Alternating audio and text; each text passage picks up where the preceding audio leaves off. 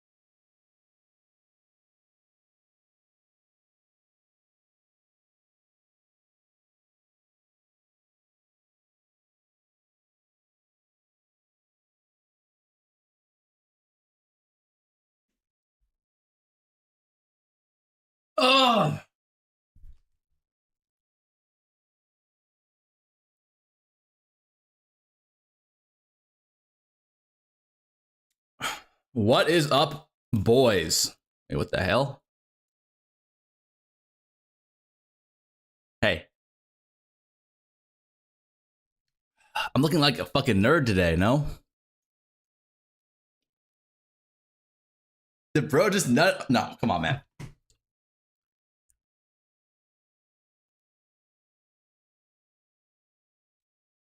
What's going on? What's the good word, boys? Talk to me.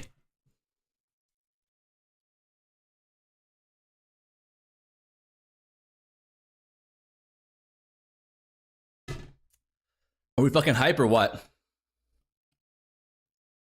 A white tear just dripped down my leg. What the hell?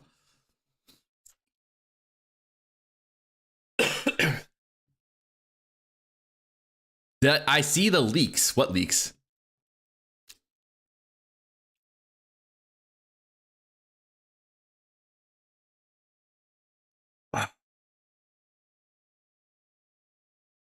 Oh.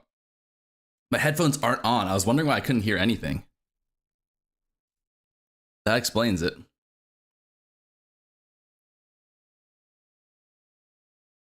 You do this knock thing.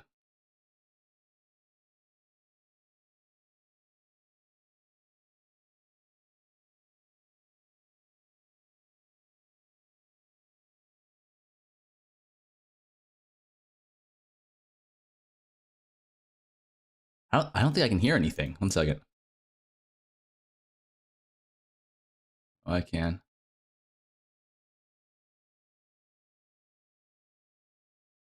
What the hell?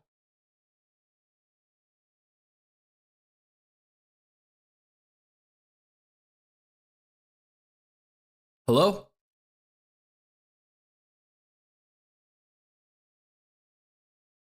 Uh-oh.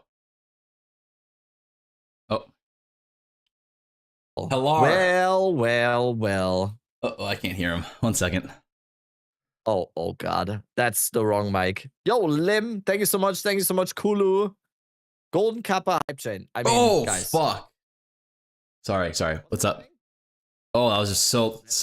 Mic, right? What happened? You are on your webcam mic. I'm on my webcam. Yeah, is this better? No. Oh. Is this better? Yes. There There we go. Oh my God. The voice of an angel. The voice of an angel. Okay. What were the chores you needed to do? Had to walk the dog, you feel me? Walk the dog, make dinner for Haley. I'm like a housewife with the amount of chores I gotta do, man. Dinner for Haley. Wait, what is the time zone? Aren't you East Coast? Yeah. So? It's 1 p.m. Yeah. So? Dinner? Yeah. So? That's just a lie. No? Why is that a lie? Are you prepared dinner? Yes. Exactly. Yo, headshot. Thank you also for the gifted guys. Golden Kappa train. I don't know. Did you share chats already? Is the Golden Kappa train in both of our chats? Can your chat also get a Golden Kappa? I've got no clue what that is. You can get a Golden Kappa if you take part in the hype train right now. If you take part in the hype train on my stream right now, you can get a Golden Kappa for 24 hours. Isn't that amazing? I think Farmer already regrets saying yes. Golden Kappa. That's funny. No, my plan is, Farmer, for I think when the actual announcement happens, I'm fine to mute. I don't want to like yell over Yeah. your stuff. I agree.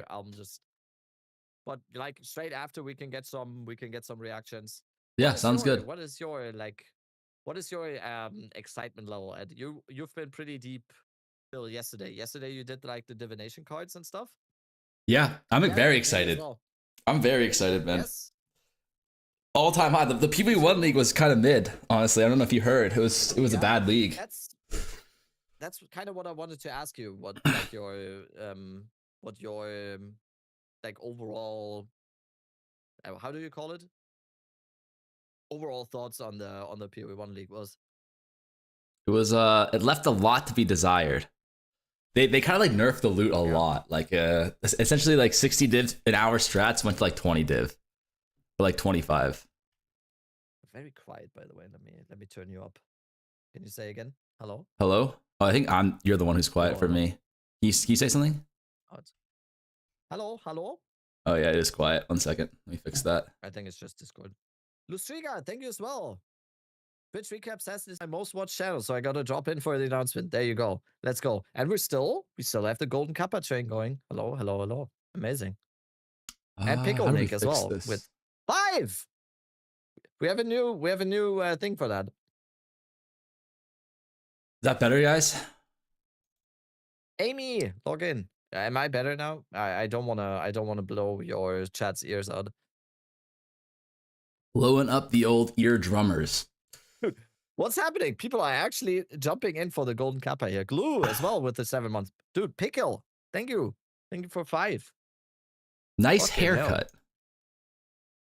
Wait, you actually do have a nice haircut now. Did you share chats, by the way? I don't I think think so. right? I think so. I don't see it shared. I don't see it shared. Oh. How do we share chats? I like this haircut much more, by the way. I like this much more. Like the longer hair, this looks good. Thank you, brother. Wait, how do we share our chats? Single all the way watch party. I wish like that would be so good. Jingle all the way watch party. I'm down to do that. I'm kind of watching it with my wife every single year, but Oh, it says something went wrong. It's not working. I can wait. But we are in the thing, right? Yeah, we're in the thing. It says, look. Or on my stream, it says something went wrong. Please try again later when I click share chat. I mean, okay. Can you try and share chat? Doesn't matter. I don't think I can because I'm not the. All right, I knocked you up. Okay. Yeah. What the hell? What the hell? What the hell? What the hell? Can't join during train. Ah, okay. We have to wait out my Golden Kappa train, farmer. Okay, I'm gonna send you a thing. Once the Golden Kappa train is. Excuse me. I'm sorry. We're on a Golden Kappa train. No. Why would you think what is your main reasoning for POE1 League being mid? I have not seen a lot. Why would you say? What I've seen is the player retention rate apparently was kind of really bad, right? Apparently, it's the worst one in history. It's bad just because the league mechanic was boring. The league mechanic was like mid, and then they nerfed everything. Like they nerfed all the loot across the board, and then they nerfed all the high end strats. It was I don't know. It's interesting decisions on their end, but I still had fun. This has something to do with this upcoming thing in 37 minutes that the league in POE1 was kind of mid and like low effort a little bit. That this is what we in 37 minutes get is going to be like astronomically huge, or rage. Why not, right? Yeah. I think that's possible because it was just like, I don't know, man. Like they didn't, like if they didn't spend that much time on it, that's fine. But I feel like they nerfed too much shit. You know, it's like you don't want to be nerfing that much shit. I didn't really follow anything POE1 related. I mean, you started in POE2, but I feel like watching your stream and just like as a viewer and stuff, I always got the feeling that you enjoy POE1 more overall, and you do, right? I enjoy POE1 mapping more. I think POE2, everything else I enjoy better. Like the POE1 mapping is really good, but that makes sense because it's like a completed system, right? Yeah. Well, yeah. Now the rooster is coming home to what? Wait, what is the? What the hell? The rooster is coming home to feed the chicken or something? You're scaring me. No, you're scaring me with these sayings. Someone has said cows come home to roost. Oh, okay. Wait, that's actually what it is? No, that's not right. Update on POE2, 1.3 gigabytes. Are you serious? That's empty access. That is a lot of empty access. They sure. nerfed it, made 0 replacement for it. Yeah. Y'all crying about 25 div an hour blows my fucking mind. LOL. Wait, 25 actually 1.3 gigabytes. div an hour okay. was like the high end strats. Before they were like 50 to 60.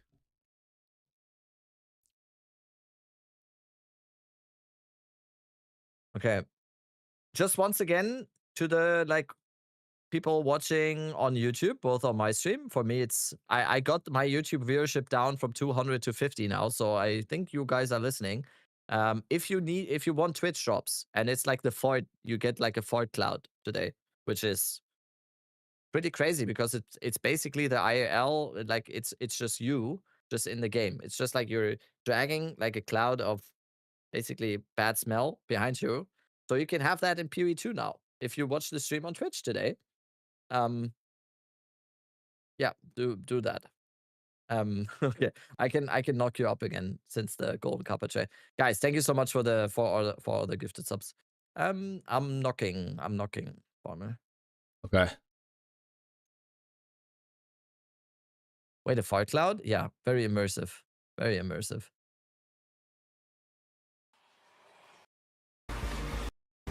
Is this MTG? Magic the Gathering? Oh, you mean because of the bad smell? Start share chat. Okay, now it works. Now it works.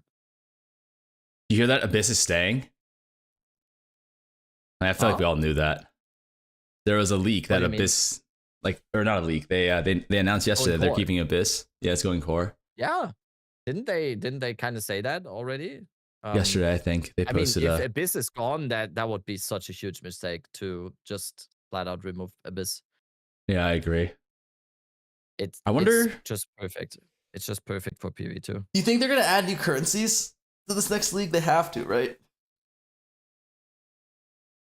I'm kind of scared because I think it's gonna be since it's gonna be Val. I think it's gonna be Val based. I think there's gonna be maybe some stuff like maybe omens, like specific Val omens that you can maybe like save modifiers or something. I talked to Conger about that. I think there might be some Val focused currency. Got you. I think they gotta do something like last league with the Abyss. You know, they like Abyss in PoE1, for example, has no currencies attached to it, right? Yeah. So I think what they're just gonna do is like they're just gonna keep on adding really cool new like league mechanics, and then they're just gonna throw in some like random currencies that like like might not or will make sense to like include. But hopefully they just keep on adding new currencies. I think that would be huge to have new currencies. Otherwise, it's like it's too shit, right? Like I think last league PoE2, right? It was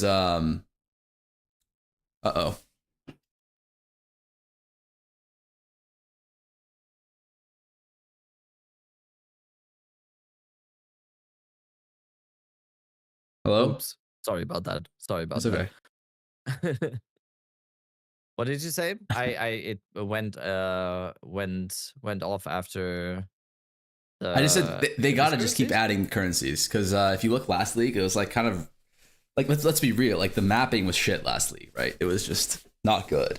A lot of things happened where a lot of people felt really bad. Like the people were really upset with the towers, and then they were really upset with the tower changes. You know what I mean? Like people weren't happy. Like it didn't. A lot of people didn't feel good about the towers. So even then, though, the player retention rate was so good, and I think it was primarily just because the obviously async trade, but async trade didn't save PoE1 either. I think it was just mostly because crafting was so good. A lot of people were experimenting with crafting and kind of getting into that shit. So I think it'd be a huge mistake on their part if they don't include another crafting mechanic addition, right? To you think at the same time that the Abyss crafting is gonna get nerfed at the same time?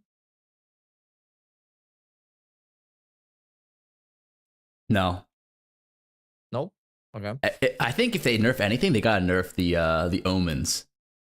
Specifically the homogenizing omen. Yeah, that's what most people are saying is gonna be on the chopping block as the first one, right? The homogenizing. The homo omen. Yeah, that's I don't know about that one. Dude, every time time in PoE2, there was this one guy in my chat who would just go, "Please, can you perfect homo slam for me?" And there's this one guy who every time he came into my chat, he would just spam that shit. He'd be like, perfect homo slam. Yeah, I was just like, please, man. But no, I don't think Abyss. I think they don't need to nerf Abyss currencies because Abyss will be a non-core or not a. It would be like a non-league mechanic. So like it won't be. You're not getting an Abyss every map unless you probably have to specifically juice for it, right? So if that's the case, then like it's already getting nerfed just by drop rate nerfs, right? Abyss is gonna be a mainstay though. If it's like most people are expecting that you just like breach or ritual put it onto your maps, there has to be Abyss on every single map you do, right? Just because of that. I agree, but I don't think like they're probably gonna play with the overrun stuff though. Like I think that's gonna be the thing that like you don't get anymore, or it's gonna be like the tablet is gonna be giga for it, right? Don't you think that there's still gonna be maps that are gonna be natty overrun?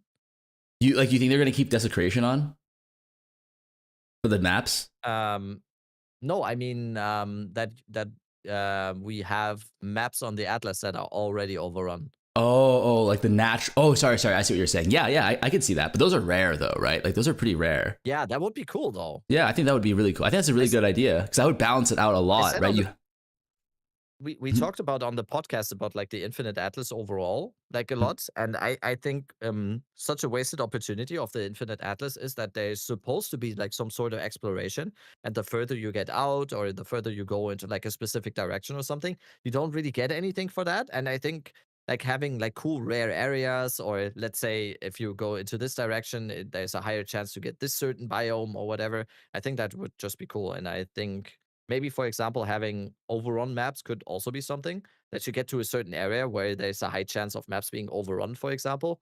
I think that's. Oh, so you're like searching for specific biomes. That I think that's cool too. Yeah. Or it's like the further you go out, for example, because right now we have the Infinite Atlas, but you don't really get anything from like branching outwards. Because I don't know about you, but for me, it was mostly like I'm just searching for the next corrupted area to cleanse the area to then do the cleansed area.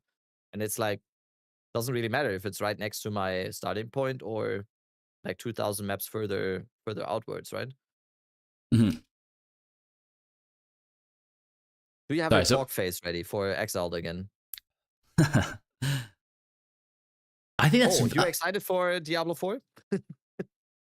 Me? What's Diablo 4? I've never played it. Like, is there a new league coming in or something? Same. There's apparently, I don't know. I'm on the outside looking in. I have no idea. I haven't even purchased Diablo 4. Apparently there's a new season. That's the drama, I think, and they are releasing the season 14 hours before POE2. What is up, big dog? And dude, that's a grief. Bad. That's a grief. Why would they do that? That's so stupid, right? That's such a grief, man. Like they're gonna kill them. They're just saying like, okay, you guys get 12 hours. That's like saying like I know that like POE2 is launching, but like I think we're gonna do better than them. Like, come on, like stop the cope, man. Stop the cope. Guys, if we cut in front of them, we might get some of them. That's crazy. That is a self-grief of like epic proportions. Dude, that's like, dude, you know that Key and Peele? Like you know Key and Peele, right? You guys have that in Germany? Yes. Okay. Yes. You know that? Wait, what's that thing called? It's like Key and Peele. It's like I'm not sure if you've seen this one. Little Brother. This one. Have you seen this? You were gonna say the guy, the rapper who confesses in his raps. Okay, no, I haven't. Wait, it's like watch it. Wait, I can watch it with you. No, we don't have to watch it. We don't have to watch it. It's just like you see this guy. It's like I think. Yes. So this is he's just like he's like the classic younger brother who's like staying at home, like really salty. Yes. And the big bro is like, I'm getting married, we're buying a house, and he's like, oh, you think you're so hot? Like that's fucking D4 right now with the league launch a day before POE2. It's like so diluted, man. Not that like the one guy is like, we have powers, I promise. And the other guy is just like, hi, I'm Jonathan Rogers from Grinding Your Games. And everyone's just like, take my money. Take my money right now. You're my god. The only good thing for me with D4 is it made me play POE2. Look, okay, I don't want to get into a shit on D4 thing. That's my bad. But back to what you were saying. It's such easy points. It is easy points. That's true. maybe we should talk about how bad D4 is for a little bit. No, the Abyss currency though, I think that's actually a really good point that you're bringing up, because if they do that though, where like if they don't nerf the actual currencies themselves and instead they do kind of like what I was suggesting, which is like nerf the amount, like the acquisition of the currencies, isn't that shit just gonna be like 0.1 where like remember whittlings were like 20 div each, and like annulments were like in 0.1, don't you remember like whittles were like 20 div each, and then like the annulments 100%. Were like 40 div each. Do you, like if they do that where they nerf the drop rate essentially of the abyssal currencies, do we think we're gonna have a situation where it's just like giga fucked and like all the currencies are gonna be broken but expensive? They have to adjust. Like for example, how rare is Omen of Light gonna be if Abyss is, let's say, I can't do math obviously, but I would say the amount of times people are gonna have the same Abyss effect on their maps that we have now, I think it's gonna be like 10 times less probably overall. So if like logically it means an Omen of Light is gonna be 10 times as expensive if they don't change anything about that. And that is dangerous. That is really dangerous. So there has to be some adjustment, right? Mm-hmm. Oh, you were typing in chat, so you probably didn't listen, right? No, I heard you. There has to be adjustment. Okay. I agree. There has to be. Yeah. So like you think then as a result, like if like by adjustment you mean we'll see less abysses because it's not free on the map anymore, but like they will probably then buff the drop rate of the currencies to make up for the fact that there's going to be. Yeah, I could see that. Then, but like if they do that though, Abyss is going to be too broken. Yeah, that's exactly what I was about to say just now, because you have to do Abyss. You have to do Abyss.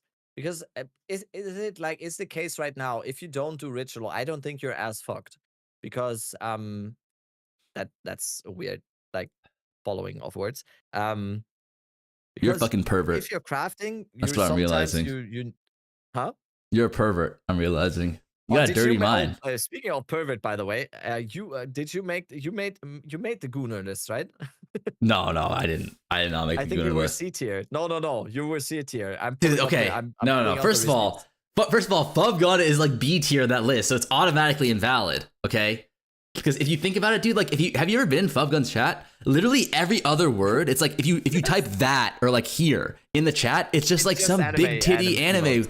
Yeah, it's like if he's not B, what the fuck is it? What does S tier look like, man? It's just. Anyways. How would they nerf the currencies though? Like lower the eye levels? Wait, I'm talking to Ru.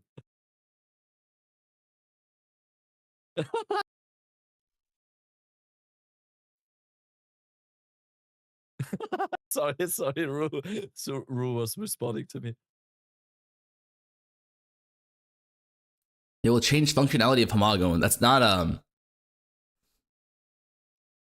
an Abyss currency though. I agree that they should, but like how do they change the functionality of the Hamag? That's like incredibly tough, no?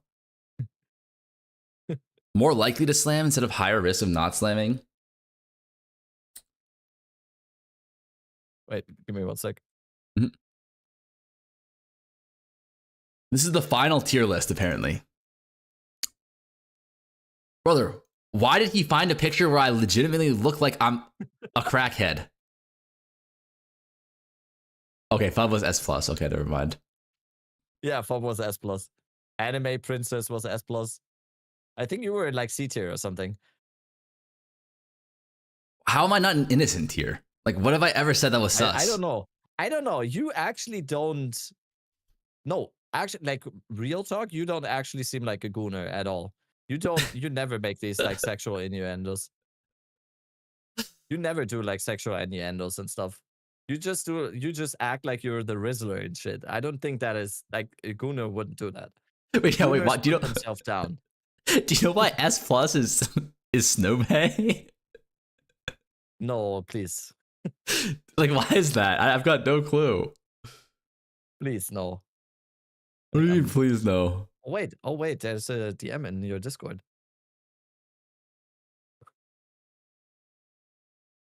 Don't? Oh, okay. Yeah. He's the Bow Messiah. And dude, 20 minutes. 20 minutes, 17 seconds. Are we hyped? Yeah, dude, I'm actually so excited for this. Wait. Okay, back to my serious question though. How do we change Abyss currency to make it less broken? The only thing they can do is reduce the eye levels, right? Add more mods, add more shitter mods to the pool. Or it's just like, or they make it so common that just gonna be. I was saying like overall, I think the Abyss crafting is, and I think we talked about that when you were on the podcast, right? I think at the same time, Abyss crafting is awesome, but at the same time, it is definitely too easy to get like very, very high tier gear for like nothing. So if they nerf the currency, it's probably fine if the drop chances are increased. So, but it's like hard to balance around, I think, right? There has to be like a back and forth, I guess. I'm like, I don't know how you could do that, because at the same time it could break it like completely. I have a question for you. Okay. Okay. If they completely got rid of homogenizing exalts, do abyssal currencies even need nerfing? No. I don't think so. Right? Because isn't it like, because abyssal currency in my mind is kind of like whittles. It's like that's like how you finish the craft, right? Yeah. Yeah, that's true. But like the reason why it's broken, it's homogenizing. Yeah, because homog gets you like 4 out of 6 mods. Just subscribed with Prime. It's just thank you, Alu. The determinism you just get from homogenizing is actually the good point. It's just homogenizing. Because otherwise, without homogenizing, it's just like, then it's kind of crazy how much it's changed when you just take out homogenizing, right? Yeah, because with the perfect augs, you can get like pretty much 2 guaranteed like this mods, and then even with just 1, it's fine because the mod can get you like another 2 or 3 minimum, right? Yeah. And then you just desecrate, guarantee a final one with the Omen of Light. What if you can't remove desecrated mods anymore with Omen of Light? Would that do anything? Like the problem though is like the abyssal currency. It's like it just gets you like that last one. I mean that's not true because you can use it to block as well.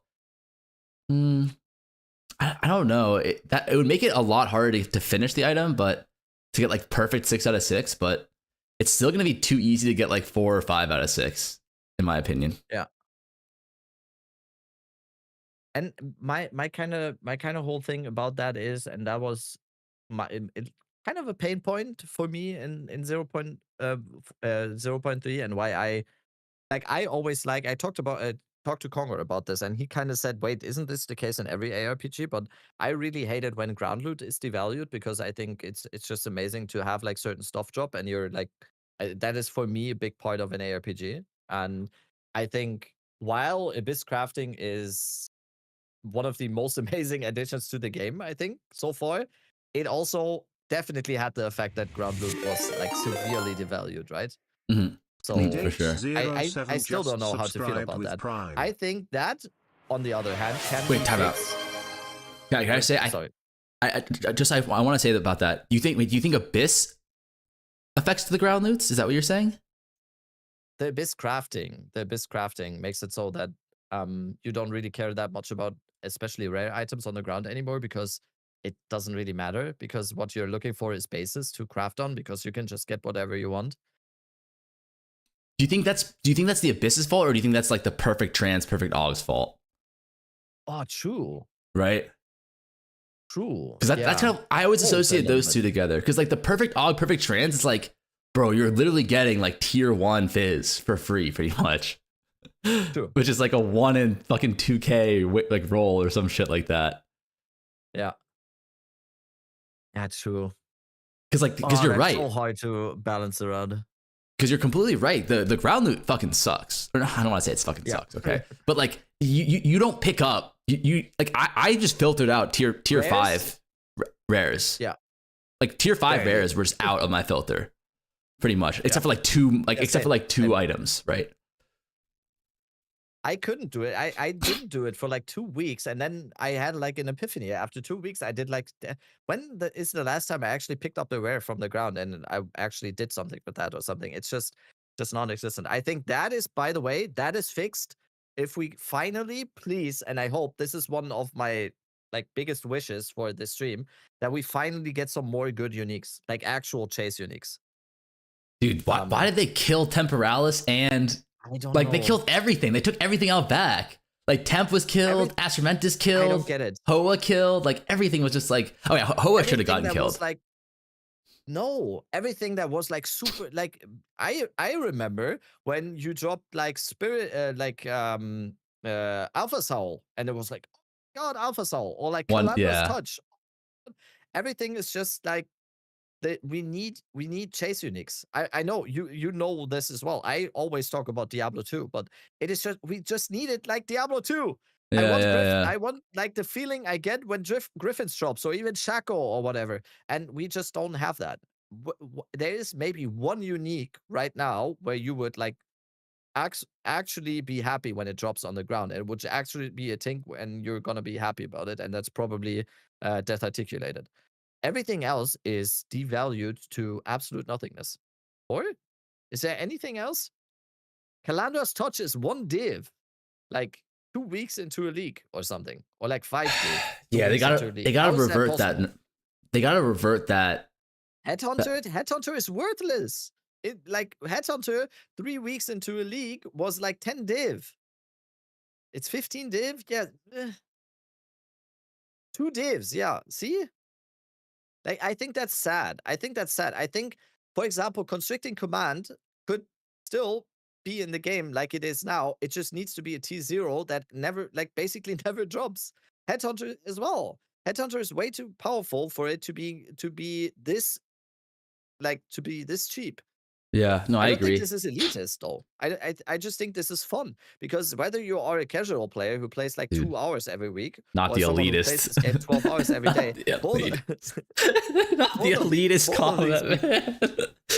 Huh? I said not the elitist comment. What the hell? How is that elitist? What the fuck?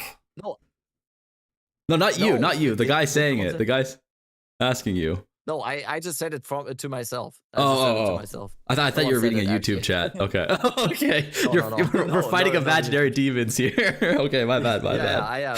You triggered me with that one. I'm not even gonna lie. Like I thought you read a comment. Yeah. You got me. Sorry, continue. I need to share to when we are on the topic of fighting demons. I need to share a few quick. We had leaks earlier today. Did you see the leak trailer, by the way? Yeah. Okay. Doesn't matter. I had some leaks as well in my. I'll be right back. I'll quick bathroom. But yeah, what I was about to say is, that's cool for everyone. Like having chase uniques like that. Diablo 2 made it perfect. We have to have it like that.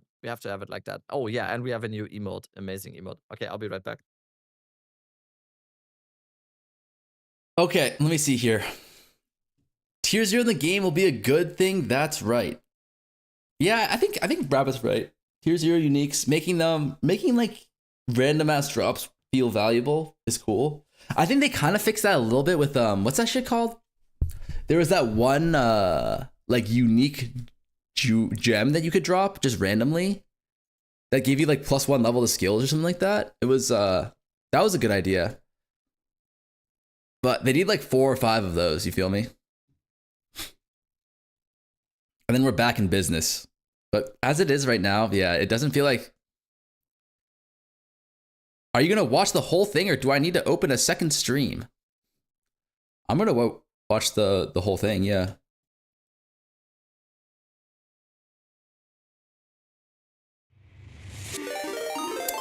Two Stoned. Thank you for the Prime, man. 2 Stone 439 you're the just best. subscribed. Thank you for the with Prime.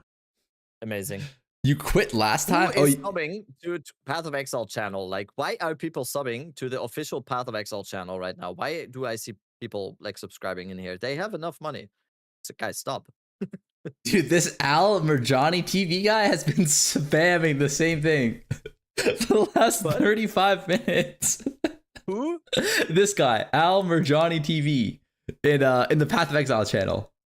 He's been spamming I the don't see same him. comment. Oh, really? Oh, there we go. It's Yeah. just like Arabic. Okay, should we translate that?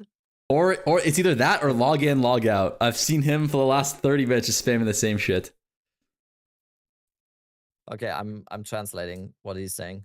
He is saying, I hope there are Arabs who play this game. That's what he's saying. Oh, interesting.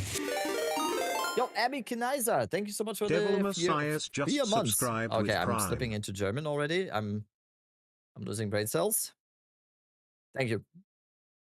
Thanks, Dev. I'm hyped. I am hyped. I'm I'm hyped. so Okay. excited. Biggest copium crazy prediction. Mine? Oh my god. Yes.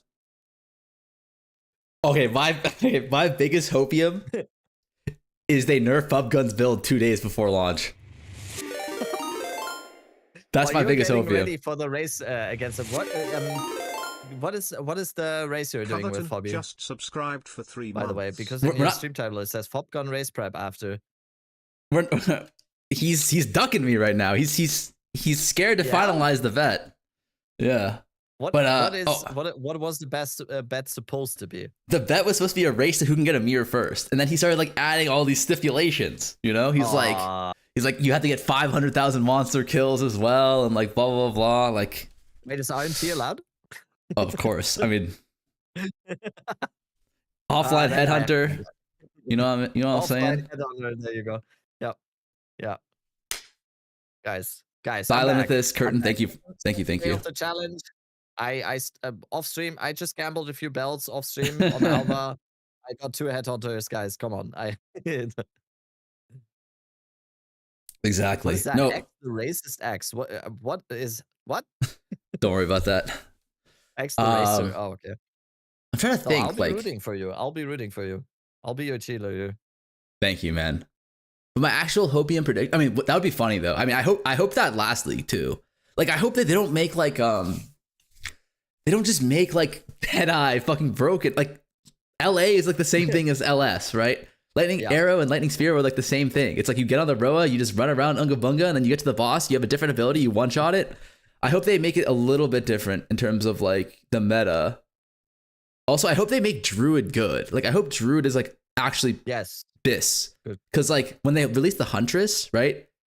She was kind of Biss for a minute, but then people just realized it wasn't Huntress that was Biss, it was Lightning Spear. And then everyone just played Deadeye, right? So I hope they actually make the Druid like the best in slot like build. But yeah. What about you? Someone in my chat earlier asked what I think is gonna be. Or no, was it Conger that asked that? Like asked what I think is gonna be like the population of Druid, and I said it might be up to 50% because it has been such a long time now, and people like just gauging the hype level. I think, and this goes into my crazy prediction. I think it depends on what else is released, because when the Huntress was released, everyone before it was like, oh yeah, everyone's gonna play this. But then they also showed other ascendancy on the other ascendancies. And I think, and my biggest copium prediction is that we get a Monk ascendancy, a Sorceress ascendancy, a Ranger ascendancy, and a Huntress ascendancy. Hello? You want all the yeah. That would be cool. Yes. You think they're gonna add? I said it's Giga Cope addicted. That's literally what it is. I said like the biggest crazy copium. Shit. Holy shit. He left the call. Okay. Like, At least okay. Sorry. Let's say I didn't know we were going that go. I didn't know we were going that cove. Okay. I hope GGG I hope there's a bug where GG accidentally drops a mirror right into my stash. Oh, maybe. Oh, also, I think this is the league where I get a mirror. Like 2 weeks into the league, I feel it. Like raw. You had one now. Yeah, raw. Holy shit. I think. I think I like that. it's you had one now after not even killing 1 million monsters or something. It was like 1.1. Prada had one. So Do you think this is your league? $5 super chat. How do you feel about minions? Buff him? Nerf him? Oh wait, sorry. Wait, we have something going on. Okay. It's like a long thing when someone super chats. I'm sorry. 4K hours, no mirror. Yeah, same. I mean, addicted. You don't play the game. Don't act like you play the game.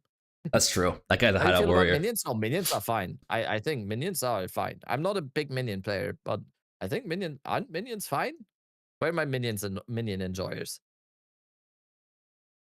Are What do minions you not like kind of fine? do you have an idea of what you're gonna league start? Uh, Or are you figuring that out later? Contagion? Oh, you're going ED Contagion again? No, I'm gonna see. I kind of want to play Druid. I kind of want to play Druid. It kind of depends what it looks like now, because if there's just a spellcaster ascendancy on Druid, I just go ED Contagion into whatever then I figure out will be the better build. But because for campaign, like testing around with skills, and especially run ads. Yeah, farmer, you too. Run ads. Good idea. I run a 3-minute ad now, so we don't get. I'm running a 3-minute ad now. Thank you so much for letting me know. I'm running a 3-minute ad now, so we're gonna be back. Also, I'm raking some money. 450 people watching a 3-minute ad. Everyone watch the ad, please.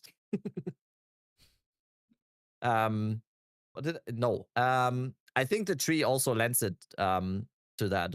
So it's like super. You can just easily go. If you look at the tree, it's so easy for ED Contagion to get there. No ad for you. Yo, thank you for the prime. I don't know, dude, because like experimenting with new stuff when it releases, like look at Huntress, for example. When Huntress released, did people really like play Huntress as a league starter, or did they just do a build that the whole lightning spear thing was not figured out till quite some time into the league? No. That was a weird league. That was the league where everyone like quit day one because it was too hard. Do you remember that? Yeah. That's so I don't actually remember what it looked like in terms of people playing the game, because I think I just remember everyone on Reddit being like, I fucking quit this dog shit game, blah blah blah. Subscribed with Prime. Yeah. It's time login. Yo, thank you for the Prime, Chasm. Yo, good vibes call as well. Thank you. Yeah, alerts, by the way, will be off during the live stream. I'll turn off all the alerts. No TTS, nothing. Everything off. Oh, that's a good idea. It's a very good idea. I'm turning them off right now. Actually. Wait, when you turn them off, does it turn off for the group stream thing or no? No. I'm just turning off my overlay on Discord. Oh, I thought you were turning. Okay. On Discord, on OBS. I have an overlay for everything, so I just turned that off. All right, I'm turning mine off too then. I'm sucking it, this guy says. Okay. It's all. I'm sucking it? Yeah. Oh, wait, here's my actual copium page, okay? Make map crafting easier. Like less steps. Like you just or if same amount of steps is fine, but like let us like what's it called? Hello, Rick. Still. Hello? We're muting once the thing starts, but we can. Farmer is putting his absolute cope right now, and it is. Say again, sorry. Just make map crafting a little bit easier. That's all I want. Yeah. Just like maybe like a bench crafting for maps or something, where we put the map and then it's just like, but yeah, you're 100% right. Or just like make it so the menu can like, you can put like as many distills in as you want for like the first slot, and then as many distills in as you want for the second slot, and then the third slot, and then you just put in maybe as many maps as you want, and then you can just do it all at once. You know what I mean? Just like streamline it. Yeah. You know what I think they should do? Like just let me right click the distill and let me click 3 times on the map with it. Agreed. Done. That would already make it so much better. How fucking great would that be? I actually got a little bit hard thinking if they do that. Thank you, Turbo. What's up, Farmer? What's up, man? What is up? Okay. Dude, 40 seconds. Dude, I'm so fucking hyped. I just woke up 30 minutes ago. I had to take a nap. I was at my sister's. Dude, her dog punched me. It's just a What? puppy. It's a puppy, Jesus. but she managed to punch me from Even like the animals excitement. know what an asshole this guy is. Oh. Okay. Oh god, my voice is dying. Muting. Guys, both on Farmer's YouTube and my YouTube. You have to watch on Twitch if you want Twitch drops. If you're watching on Farmer's YouTube, if you're watching on my YouTube, come to our Twitch channels if you want the drops. Okay, If bye. you want the Muting. drops. Also get ready later. to clip. Oh. Also get ready. Okay, let's go. Muting. Let's go.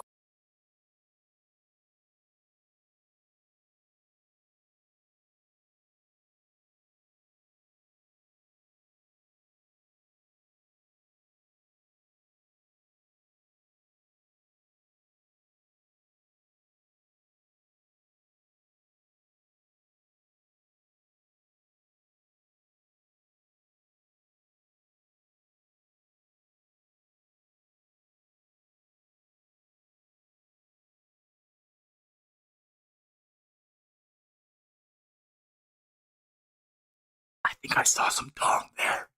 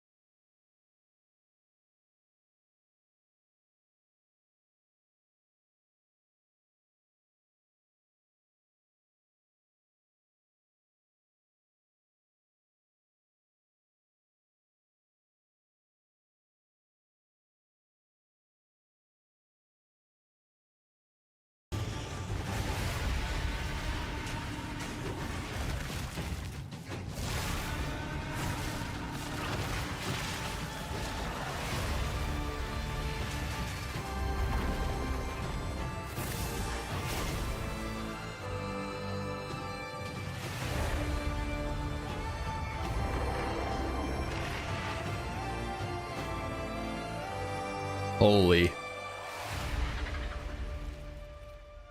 I will find you, Eve.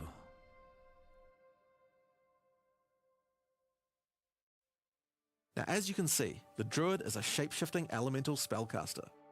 After his fellow Druids were destroyed by the King in the Mists, the Druid lost his humanity in the forests of Ogham, where he wandered for years as a beast. Now, finally reawakened, he's determined to find his lost wife and regain his humanity. The Druid has been one of the hardest classes for us to design. As well as having human spells, he has 3 animal forms, and we wanted to make sure that there were interesting combos between all of them. The Druid is our first hybrid strength and intelligence class. That means he needs to have the ability to use spells and attacks. As a human, the Druid typically uses magical staves to harness the powers of the earth and the natural world. One of the first skills you will learn is the ability to create small volcanoes from the earth. This skill spits out balls of magma at your enemies, and will continue to do so for some time. While the volcano is active, turn into an animal and wade into melee range. Many of the skills you use as a human last for a significant period of time, giving you a good chance to turn into an animal and rage out. But how do you turn into an animal, you may ask? Well, the answer is a new weapon type that Druids use, animal talismans. When you equip an animal talisman, you can choose which animal form you would like the talisman to represent. Depending on what you choose, you'll be given that animal's basic attack as a new skill to equip. For a bear, that's Maul. To turn into a bear, simply use the skill. Your character will instantly transform into a bear and attack. If you want to change back to a human, just cast a spell. You will instantly swap back and cast it. We wanted to make sure that swapping between forms was seamless and immediate. Changing forms should be something that you do without even thinking about it all the time in battle. In order to allow for hybrid melee and caster gameplay, most of the skills you use in your human form last for some time and aid your animal skills in some way. The volcano we used earlier will emit more molten balls whenever you hit it with a slam. making it perfect for use with your bear form's Furious Slam. While in bear form, many of your abilities use Rage. There are a lot of ways to generate Rage, but the easiest one is simply smash your enemies with Maul. Once you see the runes on your back glowing, it means you have enough Rage to do a much more devastating version of your Furious Slam. Your bear form can also go on a rampage, stomping the ground as you demolish your foes. The more rage you have, the longer the rampage lasts, and doing it over a volcano makes it even better.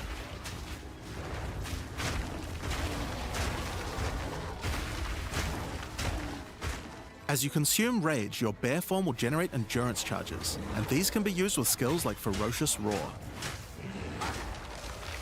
Ferocious Roar is a war cry that empowers your subsequent attacks to break your opponent's armor. The more endurance charges you have when you use it, the more empowered attacks you will gain. But Ferocious Roar has another special feature too. It's a meta gem that allows you to socket any Warcry gem from another class into it, giving you the ability to use these skills as a bear. Use the Warrior's Infernal Cry skill to make your enemies explode.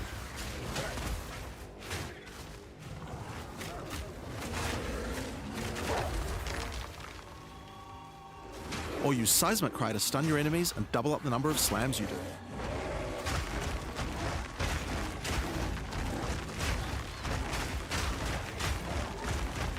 You can even use it with Ancestral Call, a skill that turns you into the fire god Khal.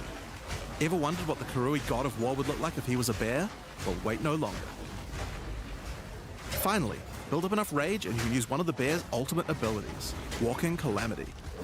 This skill summons a storm of fire around you for some time, while generating even more rage to power your other abilities. A true bear-pocalypse. Now the bear is known for being a slower and more lumbering animal, with slower attacks and heavy slams. But what if you want to turn into something a little more nimble? Well, let's check out the second animal form for the Druid, wolf form.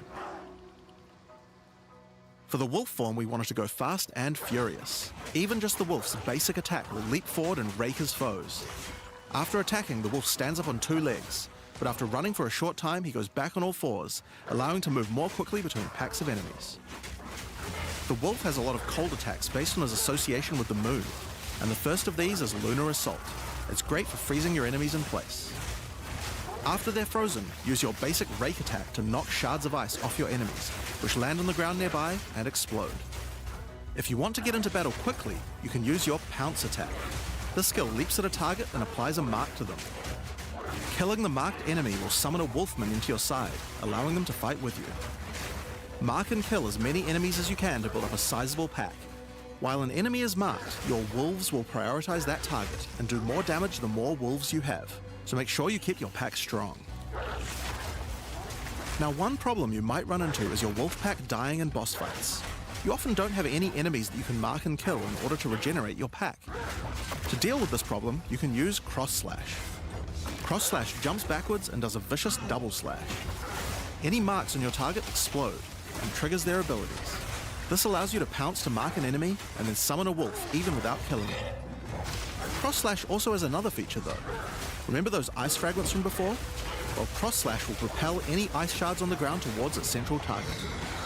First, freeze your enemies with Lunar Assault. Then rake them to create as many ice fragments as you can. Then follow up with Cross Slash to generate a field of icy explosions to obliterate your enemies. If they're still alive after that, your pack of wolves can finish them off.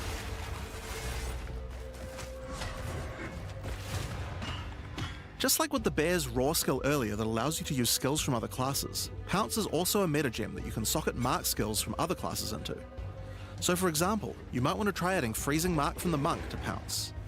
After pouncing at an enemy, Cross Slash to explode the mark and gain extra cold damage for a time. The Wolf has many other ways to go all in on cold though. Using the Arctic Howl Warcry will allow you to add cold damage and chilled ground to any slam, while buffing your pack of wolves as well.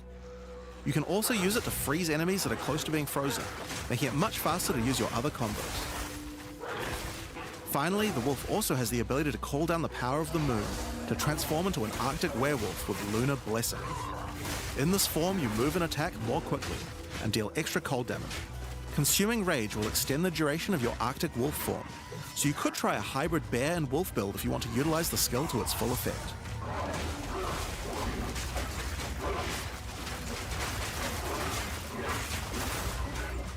Alright, let's talk about the third form available to the Druid, and I think it's a cool one, the Wyvern.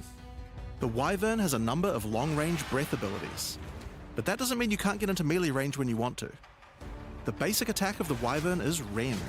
Jump forward into combat and slash your enemies with your lethal talons. If they're close to being stunned, you can blow them off balance with a blast from your wings, causing an explosion of damage. After the battle though, it's time to feed. Devour the corpses of monsters to create power charges, and this is when the Wyvern's abilities really come online. When using Rend, you can consume a power charge to charge up your wings with lightning. Not only does this do a bunch of damage, but it allows you to turn this melee skill into a much larger AoE attack. Once your wings are charged, your Wing Blast will also do lightning explosions for even more damage. If your enemies are close to death, no need to wait for them to actually die. When you see this blue marker, just devour them alive. Fresh meat is much tastier after all. Alright, so those are some melee options, but how about range? Well, you wouldn't be much of a dragon if you couldn't breathe fire after all. Rolling Magma is the first of the Wyvern's breath attacks. Spit balls of fire that bounce along the ground. These balls will trigger volcanoes as well, so it's a good idea to cast one as a human right before you start spitting. But that's not all you can spit. You have something a little nastier in that gullet of yours. Spitting a barrage of oil at your enemies will cover them in a viscous sludge that makes them easier to ignite. If you have power charges though, plant your wings in the ground and vomit a barrage of lightning-infused projectiles. The more power charges you have, the longer you can do this for. But make sure you keep your foes at range. You're vulnerable to melee attacks while channeling this skill. In order to help with that, let's take a quick diversion back to some of your human abilities. As a Druid of Scoth, you have the ability to harness the power of nature to create entangling vines to slow down your enemies. Another of nature's punishments is the thunderstorm. Creating one of these will create periodic strikes of lightning from the sky, and will also make your enemies wet. Why is that useful? Well, of course, things that are wet are easier to shock. Use it with lightning damage from your Wyvern form to enhance your damage. Making things wet also makes them easier to freeze, so it works nicely with your wolf form as well. And you know what else likes water? Plants. Water your plants to give them various extra abilities. Use Lightning Storm with Entangle to make them last longer, and attach more vines to each enemy, slowing them further. Summon Thrashing Vines to slam at your enemies for a time. Any that are created in water will be larger and deal more damage. Now then, with our enemies sufficiently subdued with our plants, time to really lay into them with our lightning-infused barrage. Now, this last Wyvern ability is just ridiculous, but we felt like we had to do it. Use Flame Breath to take to the skies and rain down a stream of fire on your enemies. You have wings, so we have to take full advantage of them after all. So fly around and burn in it.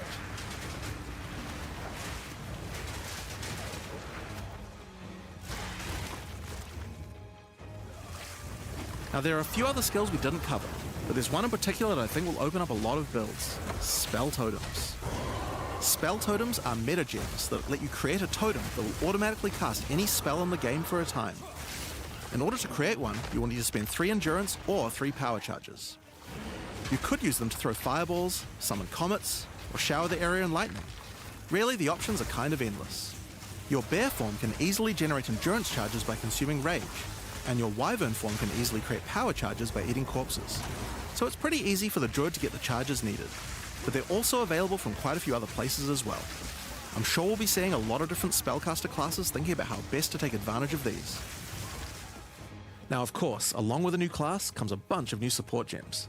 We've added over 30 new supports throughout the game, but I'll show you a few of the cooler ones here.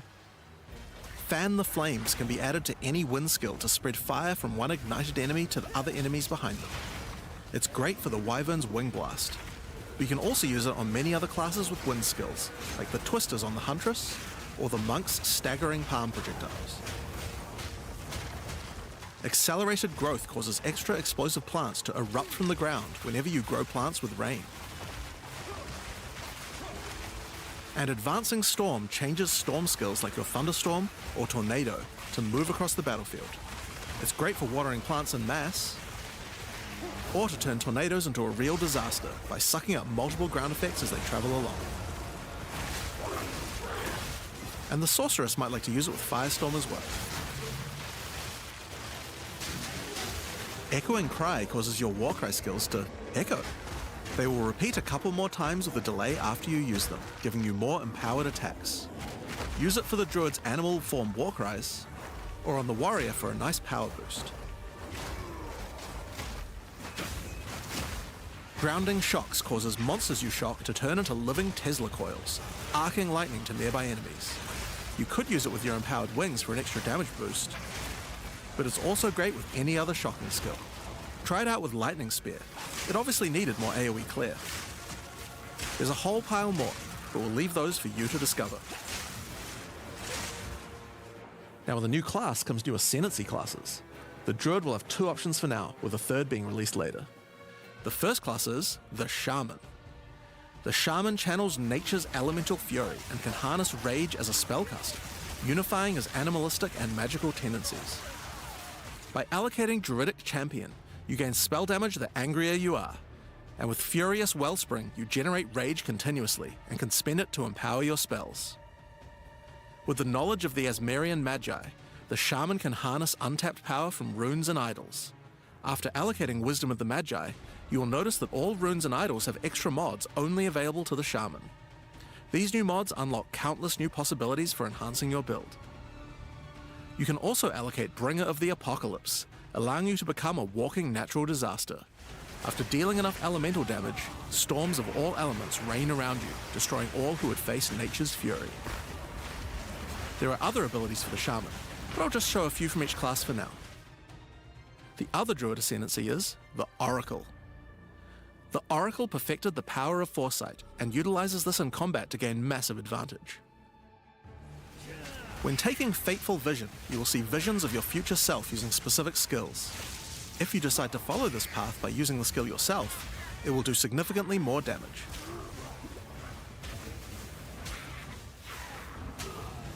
And with Converging Paths, at a critical moment in battle when a monster is vulnerable to freeze, stun, or electrocution, the Oracle can use Moment of Vulnerability to see a vision of the enemy's future, and then merge it with the current timeline, allowing him to deal damage to both. And one of my favorites, when you first become an Oracle, you'll notice over 130 new extra passives appear in the Druid section of the tree. By allocating the Unseen Path, you use your power of Foresight to learn from alternate futures and gain skills that would otherwise be unavailable to you.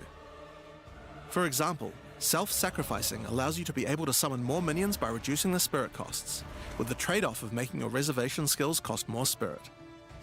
Or Corruption Endures, which allows oracles to have a small chance to avoid death. Both the Druid Ascendancies offer interesting and unique ways to gain modifiers that no other classes can get, so we're expecting a huge variety of build possibilities from these. Now there are unique talismans for the Druid to use as well. We won't spoil all of them, but this one was particularly cool.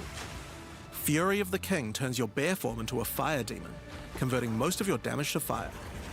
As a demon, you can also use Molten Crash, a jumping slam attack that leaves fissures around you. This unique also continuously grants glory, allowing you to use your ultimate abilities more easily.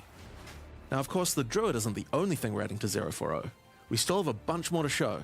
With every new release, we create a new league with new mechanics, new pinnacle bosses, and with a new story to tell. And this time is no exception.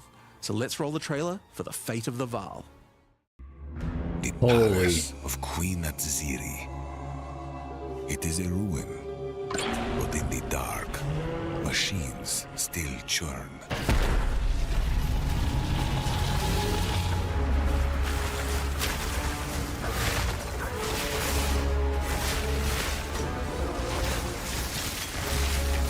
The temple has many functions, and with it, a chance to save the Vaal, a gateway through time.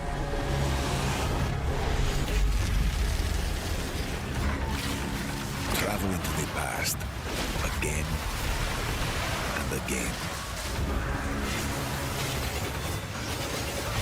Alter the temple.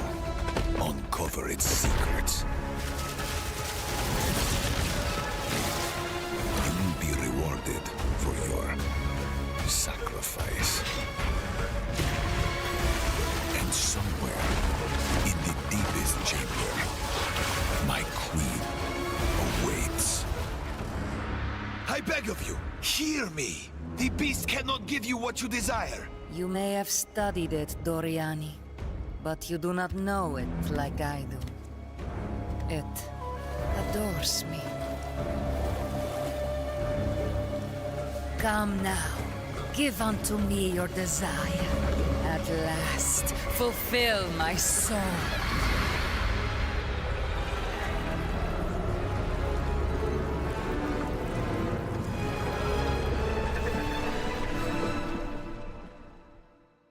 Hi, I'm Mark Roberts, Game Director on Path of Exile. In the Fate of the Vaal League, you will find remnants of the ancient Vaal civilization scattered throughout Rayclast. They seem to attract nearby creatures and affect them strangely. After killing them, the remnant appears to gain some amount of power, but not enough to fully activate it. It seems you will need to find 5 more of these arcane devices, and sacrifice the monsters you find there to fully activate one. But things don't always go to plan. These devices are old, and sometimes infected by corruption. Twisted versions of ancient Vaal may emerge, and sometimes even stronger foes. On fully activating one of the devices, you finally discover its true purpose. A portal opens and takes you deep underground to a lost temple, once the home of Atziri, Queen of the Vaal. What treasures could still be inside? I think you're gonna want to find out. In front of the entrance is a console of some kind, and on activating it, you can see a map of the temple. Atziri's personal chambers are on the far side, but how could anyone get there? There are disconnected rooms, and the layout doesn't seem to make sense. And that's when you realize the purpose of the ancient devices scattered through Rayclast. The temple is powered by sacrifice, and this energy can be used to modify the very structure of the temple itself. Each time you run the temple, you will be given 6 rooms that you can place, allowing you to craft your own dungeon to explore. Place paths to link up the dungeon, and place rooms beside them full of precious loot. After you are happy with your choices, open the temple, and discover the results of your efforts. Each room contains different challenges along with its rewards. On entering a room, the doors will slam shut behind you, and you will need to face the encounter within. But choose wisely. It's important where you place the rooms to get maximum returns. For example, when placing a commander, you could just place it anywhere along an existing path, but a much better strategy is to place it next to a garrison of troops for him to command. With better leadership, the garrison will level up, making the monsters harder, but also more rewarding. Different rooms have different requirements for leveling up. For example, if you want to fully level up a smithy, you will need to supply it with golems from an adjacent golem works, and hook up a generator to the power network to supply it with power. After doing so, the golems will be powered up, making them much more dangerous. You don't need to memorize what interacts with what.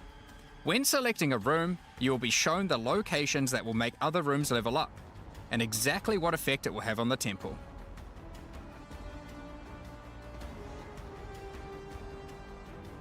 After running the temple, a few of the rooms will destabilize and be removed.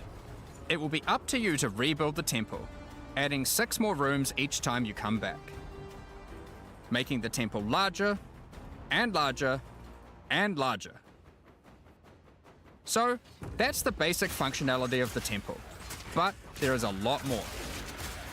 Once Doriani finds out about your travels to Vaal, he will attempt to persuade you to take on a new mission. The temple entrance contains a prototype of the time portal device. It will be able to take you back in time, but only to one specific point, right before Atziri triggered the cataclysm that destroyed the Vaal. He requests that you go back and attempt to stop at Zeri to prevent the Vaal from ever being destroyed.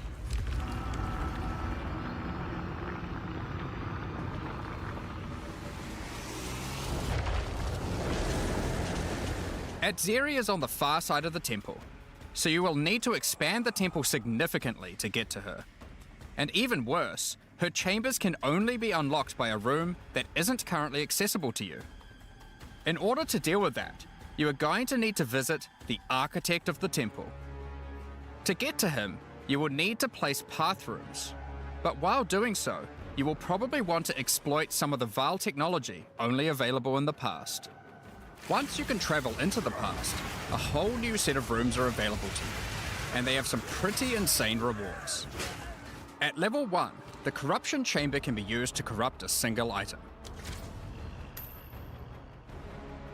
But placing it next to a thaumaturge to run the place, and a sacrificial chamber to provide soul energy, you'll be able to level it up. And it's worth it. Because once you get the room to level 3, there are some very nice rewards to be had. In a level 3 corruption chamber, you will find this mysterious device. It has a slot to place an item, and it only accepts items that are already corrupted. What will happen to them? Well, normally once an item is corrupted, you can't modify it any further. But this device allows you to corrupt your item a second time, adding another enchantment. This has the capability to craft some very powerful items indeed. But be warned, the Vaal are all about taking risks in the pursuit of power.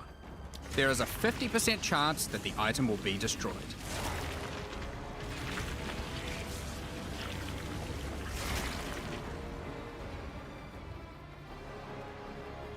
Each room has its own interesting mechanics and rewards when it levels up. Many of them contain bosses to fight, special drops,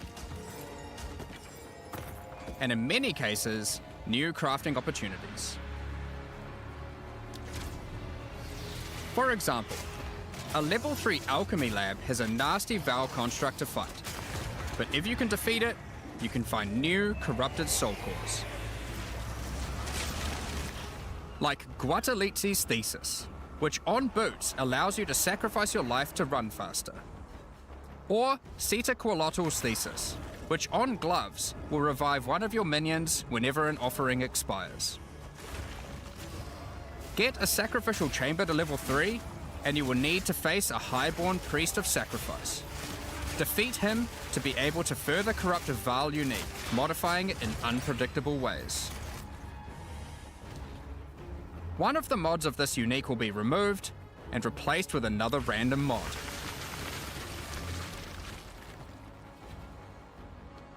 For example, this Soul Mantle. It gives you an additional totem, but lowers your totem's life and curses you when they die. By using the machine, this could result in a terrible item if you remove the good mod, but also some amazing items if you replace the downside. Now, one extra thing to mention about these Vaal crafting machines. You don't have to take the items you want to craft into the temple. If you don't have the item you want to craft with you at the time, then clicking this button will allow you to create a currency item instead, allowing you to do the craft later or trade it if you want. Now, there are all sorts of interesting rooms you can find in the temple, but the last one I want to show you today is the Flesh Surgeon. A Vaal Flesh Surgeon can be leveled up by placing him next to a high-level synth flesh lab.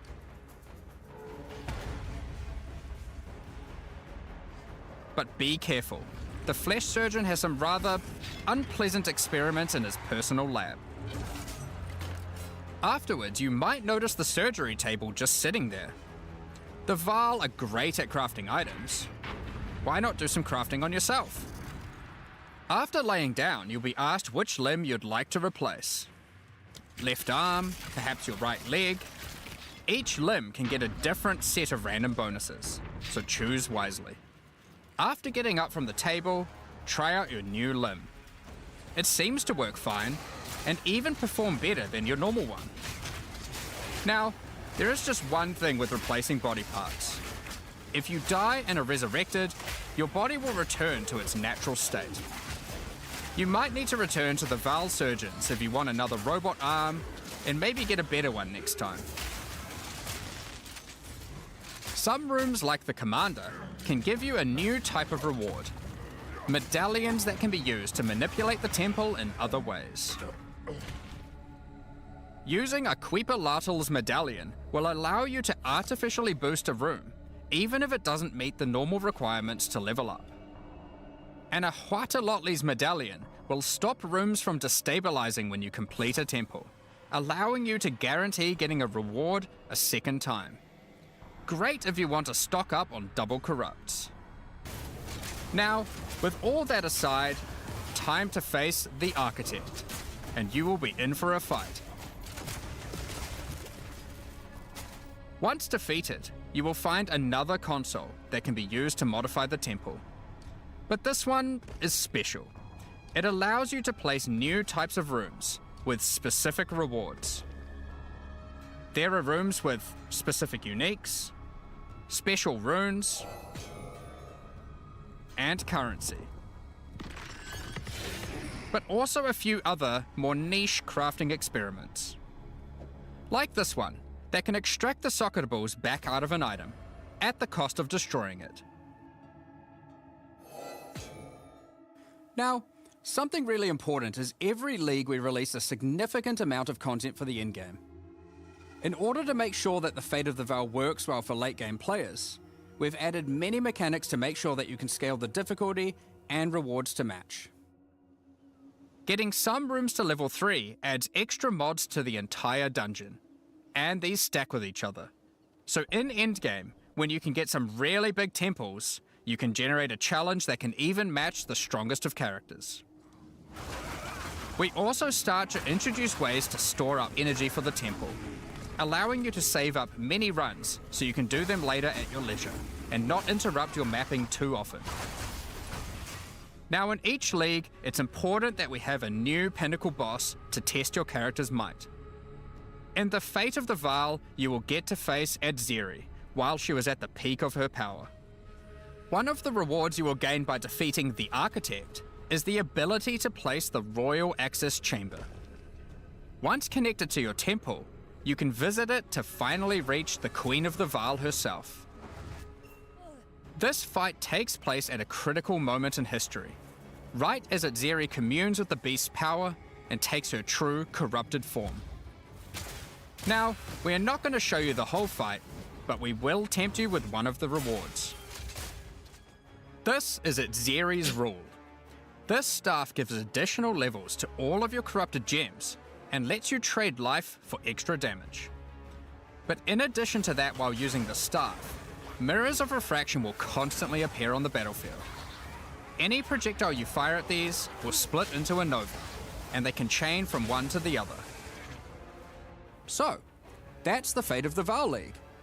But we are also bringing the previous league, Rise of the Abyssal, into the core game, along with a few changes. Now, for those of you who haven't seen what happens when a league is over, it's important to understand that you will not be seeing abysses in every area anymore. Rise of the Abyssal is now one of the league mechanics that can show up randomly in endgame. If you want to specialize in running abysses, there is now a tablet that will allow you to add them to any map you run. You can also craft the tablet to add abyss-specific mods to enhance how they function. Now that Abyss is core, it also needs its own Atlas tree. You can gain your first points by completing an Abyss. But there are more available for doing depths and killing certain bosses. And there are a bunch of different options. You might just want more monsters and bosses.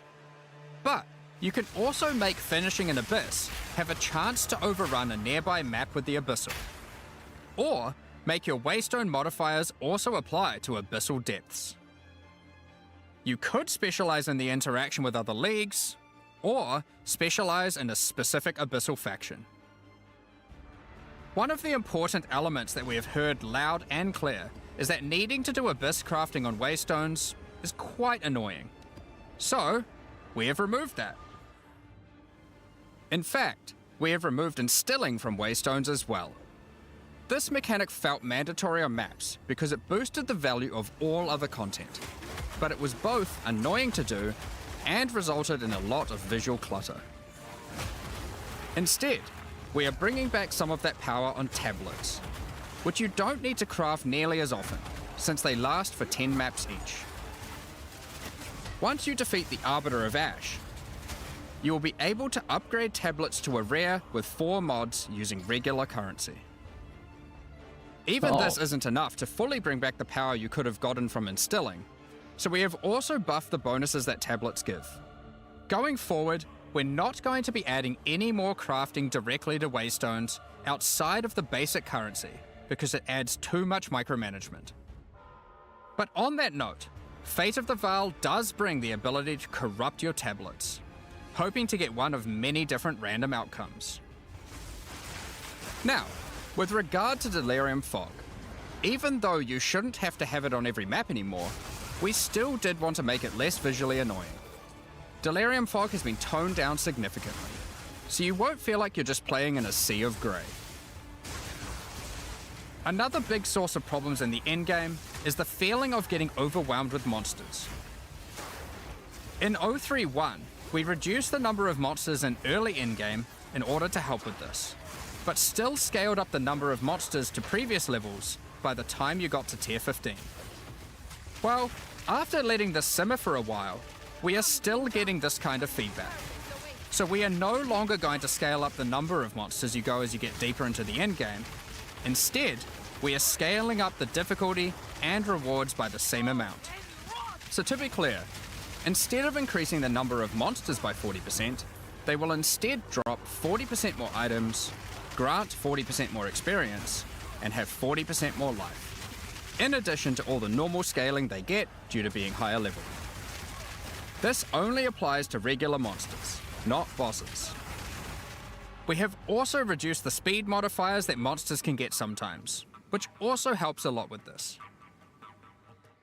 Now, we did have a large amount of content for endgame planned for 040, but unfortunately we just didn't get time to finish it.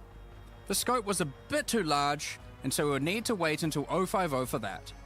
But rest assured, there will be a ton of upgrades for the existing leagues, as well as new pinnacle bosses, and a significant overhaul to the Atlas passive tree coming soon. Now, another problem that becomes a much bigger issue in the endgame is game performance, and we have done a lot of work here. The primary issue is CPU load, and to address that, a lot of things have been optimized, and we have done a lot of work to take advantage of more of your CPU cores.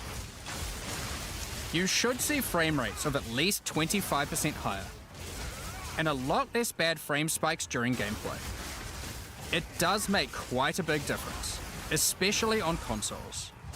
A lot more work in this area is ongoing, and you will continue to see performance improvements over the next few months.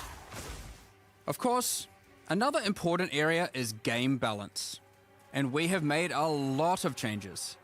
Now, most of these we will save for the patch notes, but I'll do a quick summary of some of the numbers.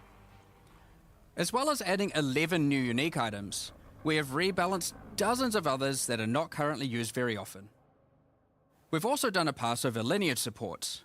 21 of them have been rebalanced, as well as adding 9 more. Alongside the 2 new Druid ascendancies, we have made balance changes to almost all the others, with some of them getting a grander rebalance, such as the Smith of Katava. Alongside the 20 plus new Druid skills, we've also rebalanced 90 other active skills across all the different classes. And to top it all off, there are also over 250 new passive skills added to the passive tree. These changes should go a long way to increase the viability of many more skills, uniques, and overall build variety that can tackle our most challenging content. Next up, we're going to be talking about our new supporter packs. Today, we're launching 2 new series of supporter packs, the Precursor and Kalgurin packs. Each tier contains the pack's full face value in points, alongside several exclusive microtransactions. As always, the microtransactions in these packs are purely cosmetic and do not affect your character's power or progression in any way. The Precursor series of supporter packs contains 6 exclusive microtransactions. First up, the Marble Statue Character Effect. Once you finally stay still for a moment, a podium rises up out of the ground to immortalize you, turning your skin to marble. When you next move, the stone crumbles around you. The Precursors had mastery over gravity manipulation. So too can you, now with the Gravity Well portal. Witness the power of its pull as you approach it. Draw in enemies with your own gravitational pull with the Awakened Precursor armor set. The Precursors designed and built many mysterious ancient beings. This one used to serve as a scout that would patrol and tase intruders. Why salvage gear yourself when the Master of the Forge can do it for you? Molten gold spills out as the Forge Master breaks down your items. The Relic of the Precursors map device is a mysterious machine that sits atop ancient colossal statues. It keeps track of the number of charges consumed on your Precursor tablets used in the device. The Kalguran pack series also contains 6 exclusive microtransactions. The Kalgurans had astounding skill in astronomy, being able to track cosmic events with absolute precision. Harnessing that skill, with the Astronomer's Level Up effect equipped, you too can now see exactly how long it took you to level up as it outputs the time in chat. The time taken to reach your last 3 levels is also displayed on the item, so you can link it when you have a time you're proud of. Crush unique enemies by unleashing the wrath of the lost Kalguran fleet, led formerly by Captain Heartland himself. A Kalguran seafarer needs armor fit for the treacherous seas of Rayclast. This set has you covered with the classic tricorn and, of course, a peg leg. The Lost Treasure weapon skins top off your appearance of a true raider of the seas. These gilded weapons can be applied to wands, two-hand maces, and shields. After a long day of plundering loot, retreat to the Kraken's Cove hideout, a home of some of the most deadly, ocean-dwelling creatures in Rayclast.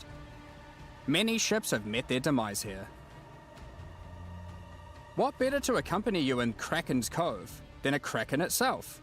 Replace your stash with a dormant kraken, waiting for its prey. As you approach, it will awaken and terrify both you and any guests in your hideout.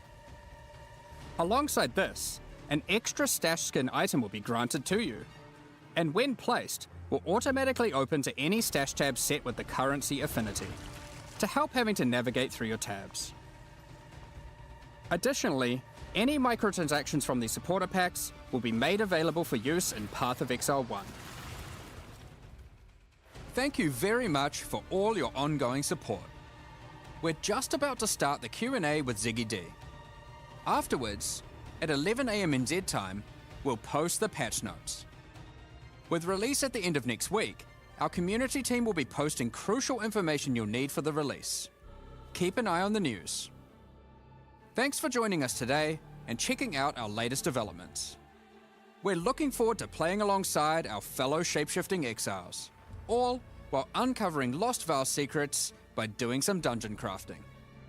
We'll begin the Q&A shortly, so please get your questions ready.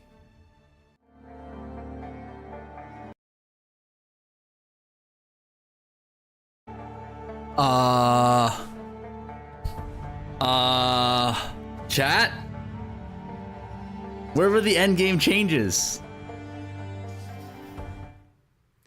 Welcome back, Exiles, to the Q&A portion. I am your host, Ziggy D, and today we're going to be touching on the design of the Druid and the fate of the Val League while we gather some community questions. Then we'll deep dive into endgame, balance, and other game design topics. I am, of course, joined by game directors Jonathan Rogers and Mark Roberts. How you guys going today? Oh, very good. I mean, you know, it's been a great one to work on, this one. Like, I've really enjoyed it. So yeah, it's definitely great to see you again. And it feels like it's only been like no time at all since the last time you were here with the POE1 release. It feels like only several weeks, and that's pretty accurate. yeah. We get to see you twice as often now, so that's fun. Yeah, I'm around every 2 months or so now, roughly. It's great. I love it. Let's keep going.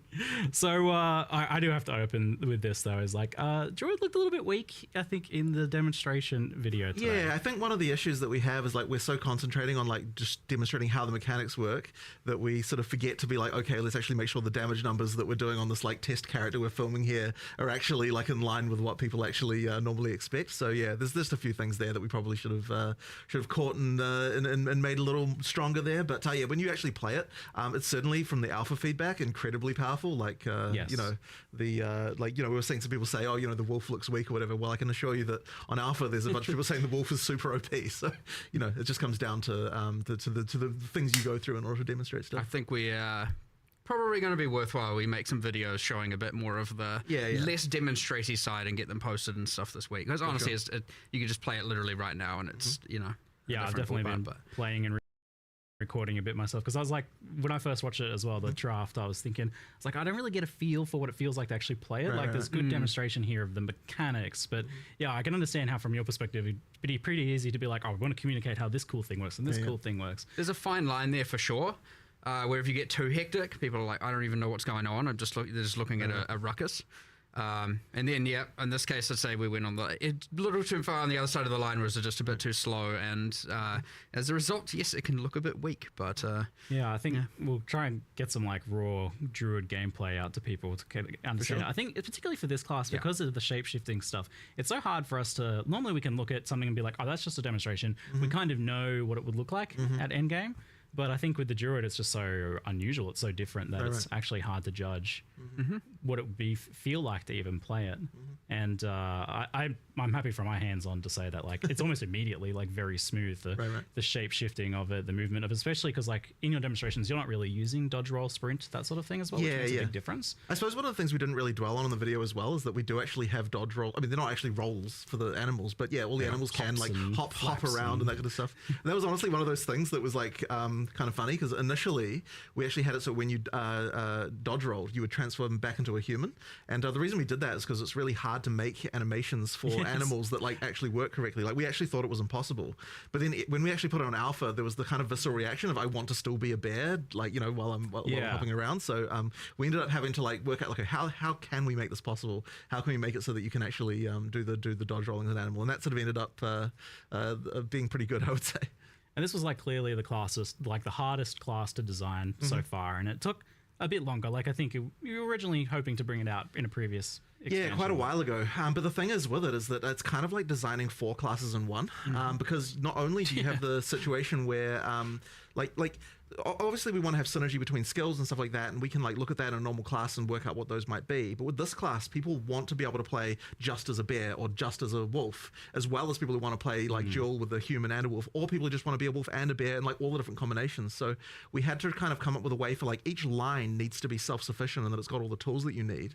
But at the same time, you have to not have it so it feels like there's just duplication between them. We're like, oh, like this is just the same thing as what a bear has, but you know, you are a wolf instead. So we kind of have to like, it's like you need all the tools, and yet you also need to have them feel different. And that just made it really, really tricky to get all of the things right with it. And then it didn't also help that, since the last time we were working on the Druid, way back when we showed it off in Gamescom 2023, we had WSD. And that is a whole other complication because, you know, like how can we make that work with the animal forms? It's like a whole thing. You know, like I'll tell you the wyvern, for example, like we had a hell of a time making it so that you could do the ranged attacks because you need to be able to walk while you're doing it. The wyvern's sitting there with its arms like planted on the ground, you know, like being able to walk while also spinning it. Yeah, it's like we went through so many iterations of that. So yeah, it was just a very tricky class overall, like just crazy. I remember seeing some very goofy looking like wyvern like months and months ago. Yeah, we were like trying to, this is not working. Right. Like, well, I also remember like for a long time the wolf was just like a dancing dog. It was just like it looked really silly. And like man, the wolf as well. I mean, it was really hard to get right, and because one of the things we really wanted to avoid was I didn't want that too much of that whole like man in a wolf suit vibe. Like I wanted to actually get this the feeling of like this is an actually different animal, which I think with the bear and the wyvern's way easier. With the wolf, it's like it's really hard not to just go back into that. So we had a lot of questions about like what even the.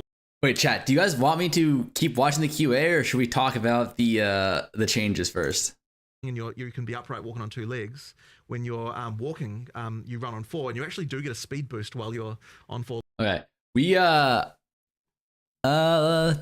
Talk. Moving a bit faster.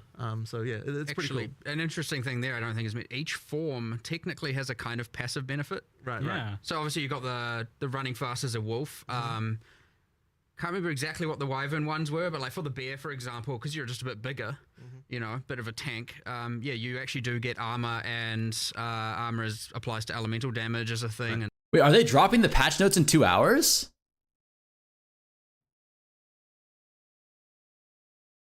Oh, they're dropping the patch notes in 2 hours. Then what's the point of the QA? Am I right? Make sure that each of the different forms had things. There was a that, giga crazy announcement can on benefit stream. The other forms. So like it was really tricky to think like, what Are the you resources blind? that What a bear happened? Can generate? What are the resources the wolf can generate? What are the ones the wyvern can generate that the other ones can then use in order Where to is get it? that cross synergy? So yeah, that's kind of like one of the reasons why we had to kind of come up with all that stuff. And that part of the trickiness. And that caught me by surprise as well, because like technically it's mentioned, but I never really fully understood the idea that you can swap between the Brother, I'm reading chat. To animal and back.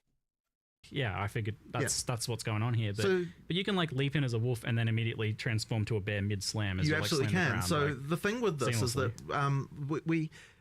you want to present a fantasy to someone as far as like what the UI is pushing you towards and all that sort of stuff. Like there are going to be a lot of people who are like, I want to be a bear, and they just pick bear stuff and they go all bear, right? But at the same time, we're unconstrained in the sense that you can pick all the other stuff. You can use it at the same time. So one talisman, like effectively when you pick on a talisman from like wolf, bear, or wyvern, what that's giving you is the default attack, right? That's what you're actually picking, and that's all it is, right? And that often will guide you, like what skills you're picking and so on, but you can just use with that same talisman as many different animal skills as you would like. That just means that you've got that sort of free flowing, like, is there a compromise where sort of combo game, like I can play this quietly in the background, and if we hear something, we can just tune back in? A lot of people who just pick one thing, right? Like I absolutely expect Because they're just talking about the bear wolf thing right now, like experimentation to do there if you want to do it. Yeah, so you've tried to hit like making it so like people who just want like a simple straightforward, like I just want to run out as bear and slam the ground, like that's so. All right, how about this? We're gonna pause this now, and maybe if someone in chat is gonna be watching the QA, tell me when to go back into it. Like if they're announcing anything like Giga. But I have some basic notes. I mean, truthfully, the league mechanic, I don't know how I feel about it.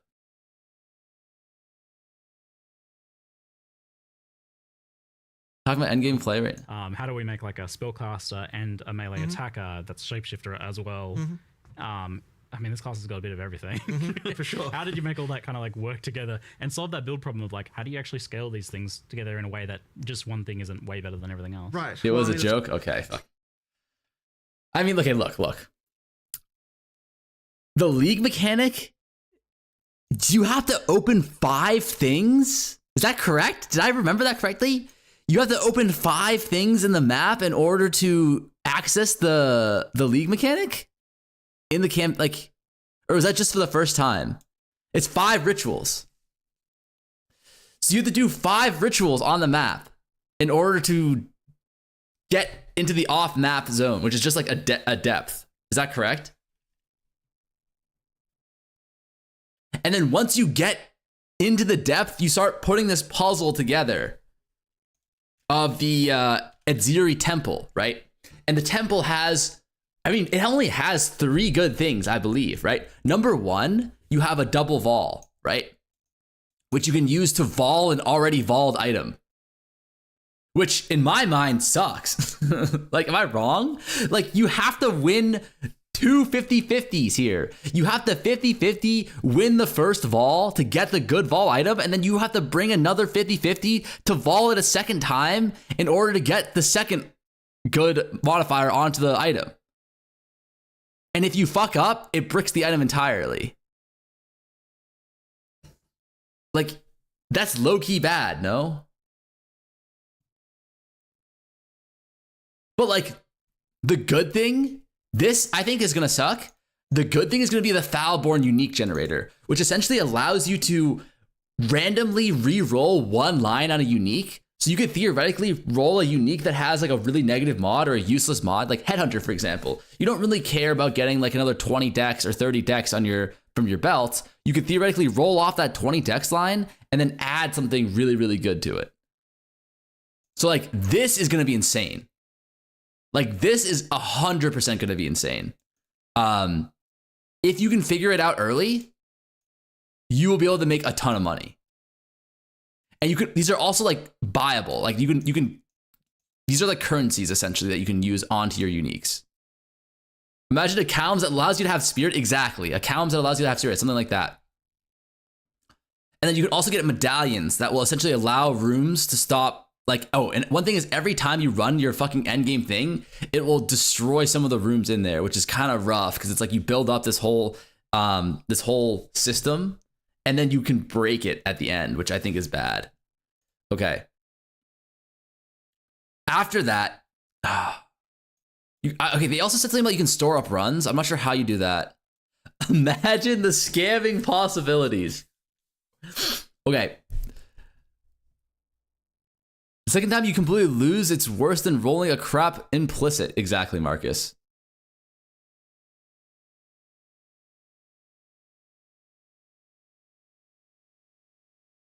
I think all this ends up in being fine if the juice and rewards from running the juice temple is good. Here's the thing. Did they say specifically that your map modifiers don't apply to the temple?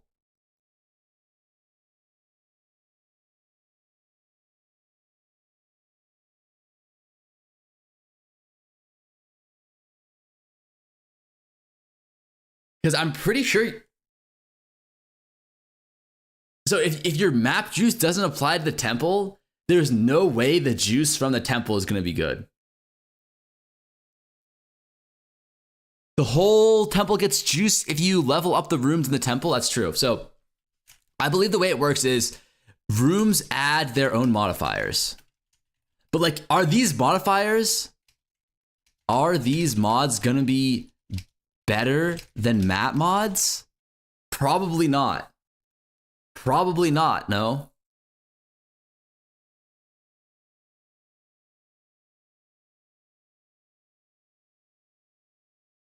Why probably not? Because it's like,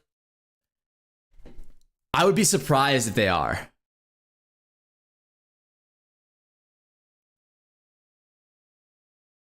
They can be insane from what we saw from the trailer. I mean, think about it like this. You can get 100% rarity on a map very easily. Right?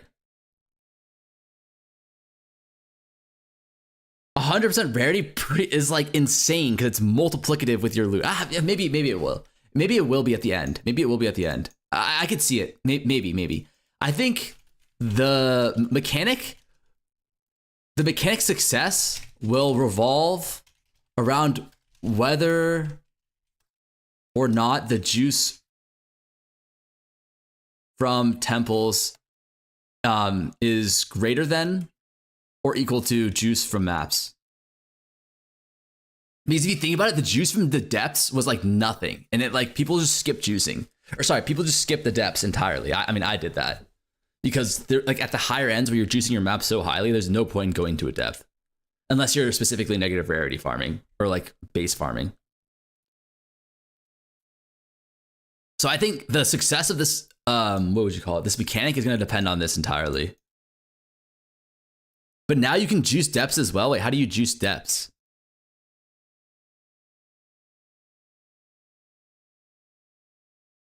Are you talking about the temple? Right now, they said any class can transform in animals. By the way, if you put on the talismans. Any class can transform into an animal? Okay, chat. Am I crazy for this? But I think there might be a demon mommy. There might be a demon mommy totem build out there. I wonder if Lock will work on the second vol chance. It won't. It won't. If any class can transform into animal, what is the point of the Druid class? That's true. That's true. That there is no point to the Druid class if any class can do it. Because then wouldn't everyone just be going Deadeye Wolf? No changes to Abyss crafting?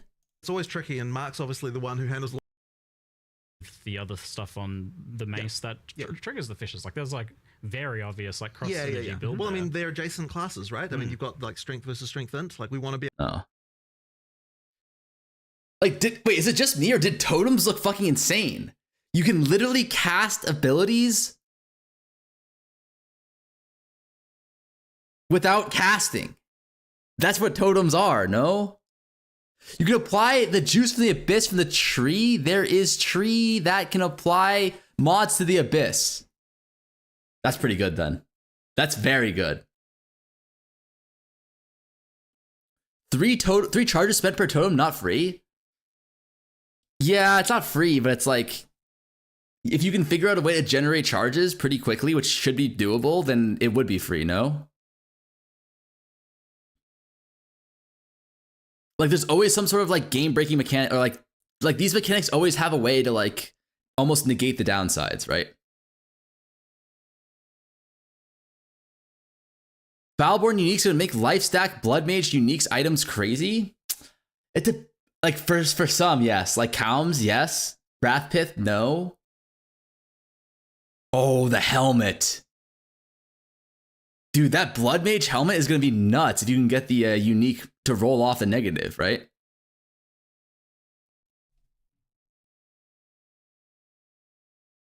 What is this? As you know, improvements to the endgame are a big focus of our next point. However, we realized that it might be better to introduce some of the mechanical changes to the endgame sooner than that. Next week, we are planning to release. What is this? What is this?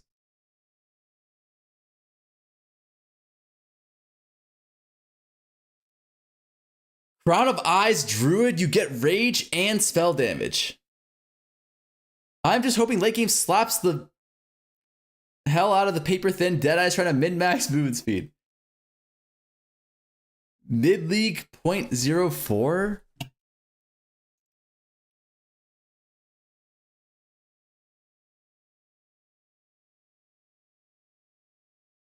Those are the 0.3, right? Bob Gun alert for Lightning Arrow Wyvern. Is he saying he's going Lightning Arrow Wyvern?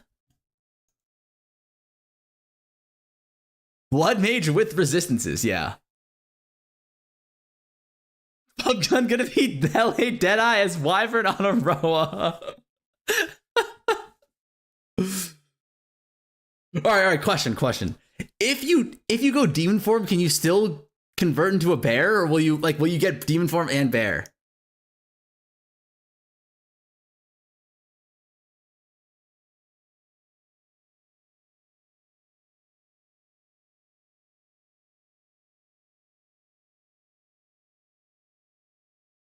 I don't know why, boys, but Demon Mommy is calling to me again. That's why you read patch notes? Wait, what do you mean? I doubt they would actually like tell you.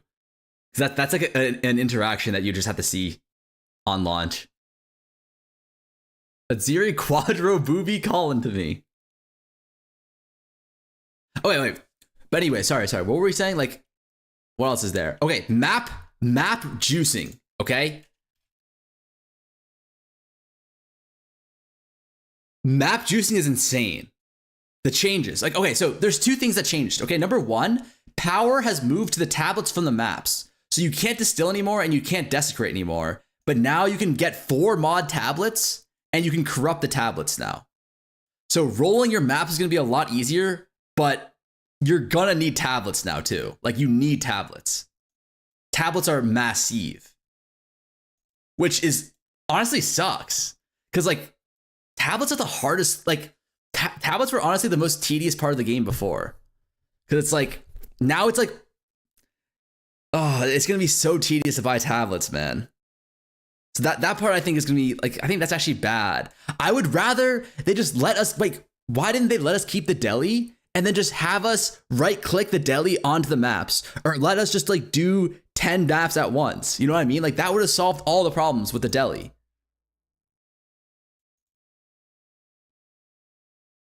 Hide out warrior crafting and reforging tabs. I like the idea of it not having deli fog. No, they nerfed the deli fog. So deli fog isn't going to be as foggy anymore. So I thought that was a good solution to that problem.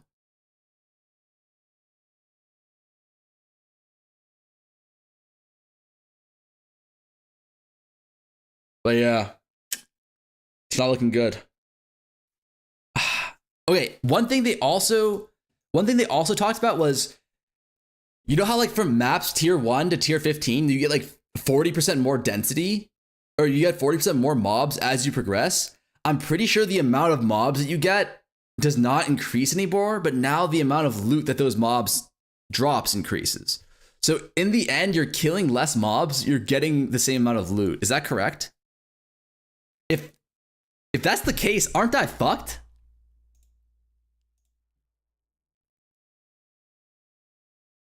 Like, aren't we unironically fucked?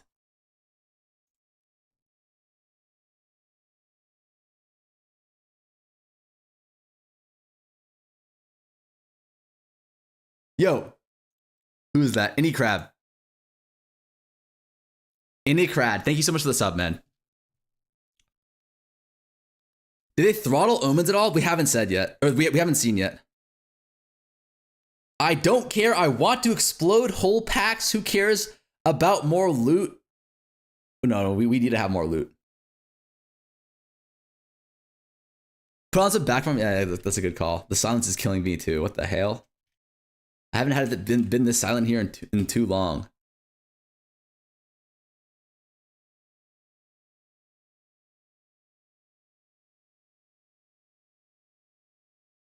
But like, oh, I don't know. I really want to see the patch notes. Also, chat, did it not look like the wolf sucked? Like, am I the only one who saw this? Like, the wolf looked bad. The bear also looked bad.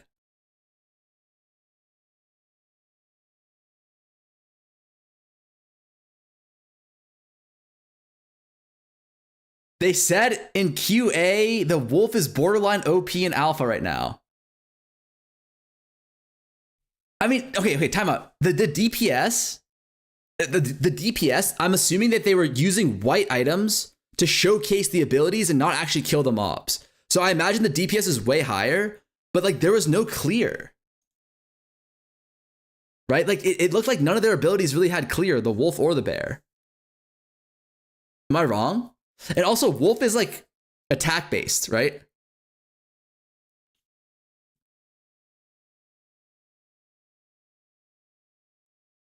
It didn't look like there was that much AoE.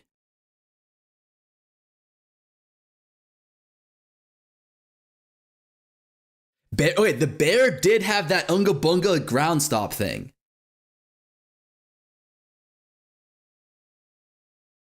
Right? The bear ground stomp thing looked OP. Because you literally just run around, you kill everything that you run over. It's actually just like RF, no? Like, isn't that broken?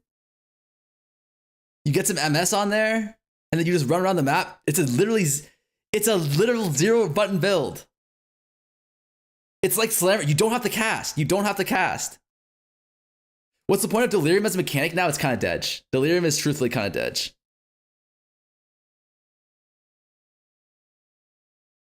Okay, Baldy. The bear and dragon look giga slow. I don't think they were wearing boots or something.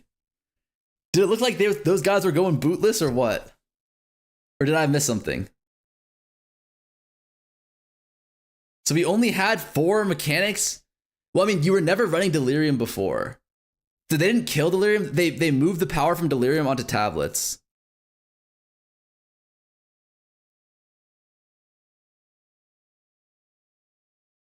Lulu just said there's a keystone to double length of Rampage.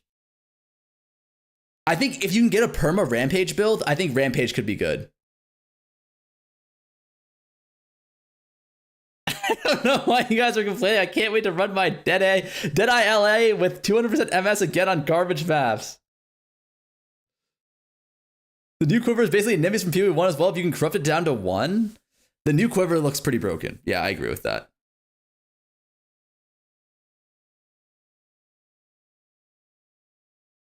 I can totally see Wolf being OP. Wait, why is Wolf fast? I don't understand. Like, does the Wolf get some inherent movement speed buff?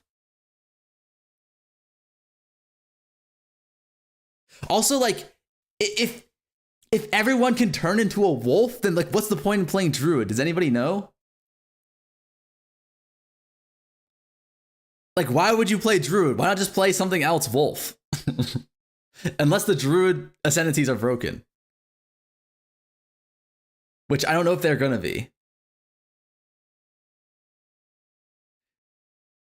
This guy doesn't have ears or eyes. What the hell? Blind Baldy.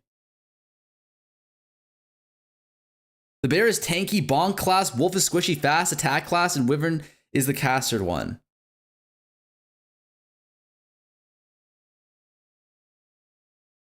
They showed them and they are broken? Wait, showed what and they are broken? Jesus. Okay, imagine you get Wrath's Globe and turn into Wyvern and Fire Breath boss the leader. But you can already, like, here's the thing. In POE1, your damage, in POE2, your damage is going to be so high that I feel like you should be able to delete the bosses even without turning into the Wyvern.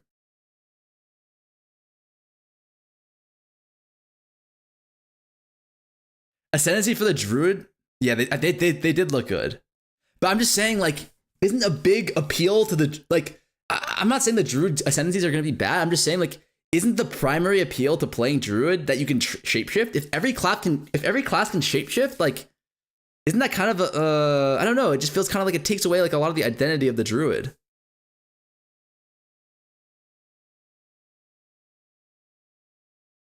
Doesn't matter at all. Without endgame changes, nothing will have any value because everything falls over if you look at it. Yeah.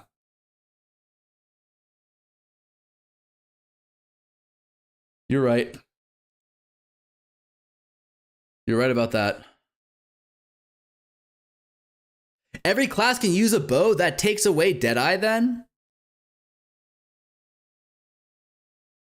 Brother.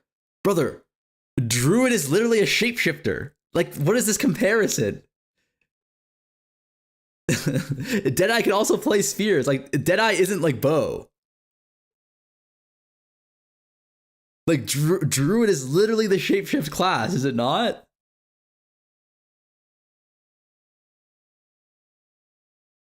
Like, am I missing something here?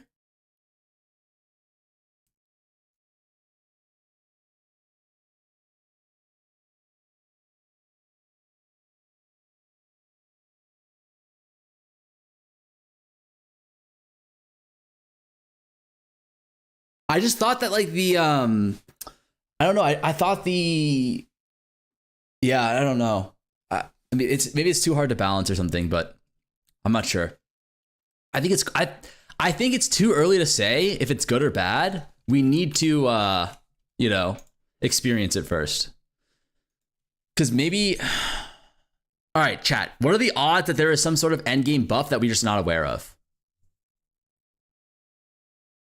You know, the thing that's really insane about the Druid is the totems, and Druid will have the easiest way with generating totems. The totems just require power charges, right? Or like power endurance or whatever. Buff more like nerfs. I believe. Hey, last league, I was the only person who said, I think they're going to make some sort of adjustment to endgame mapping, okay?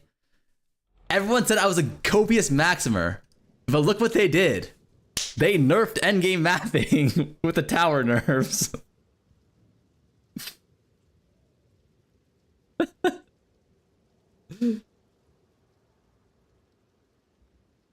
So there might be hope for us yet.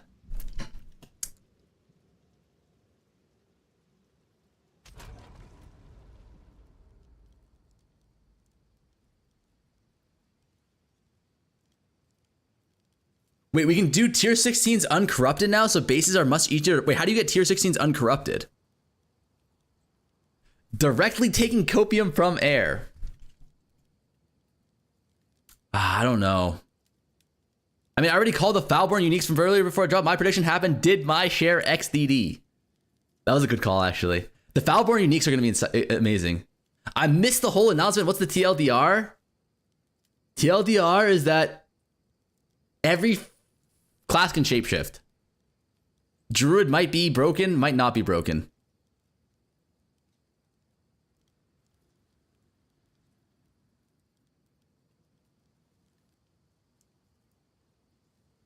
I think totems are going to be broken. Abyss, wait, why is Abyss crafting dead? I think Abyss crafting will be the same. I like the way they made uniques have value again. I like that too, to a certain degree.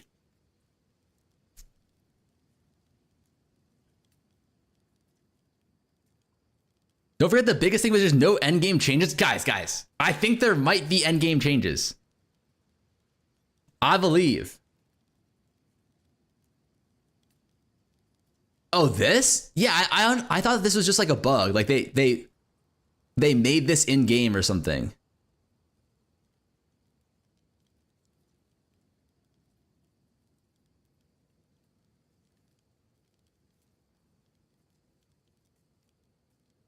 Why no one is talking about negative rarity? What do you mean? What is there to talk about with negative rarity?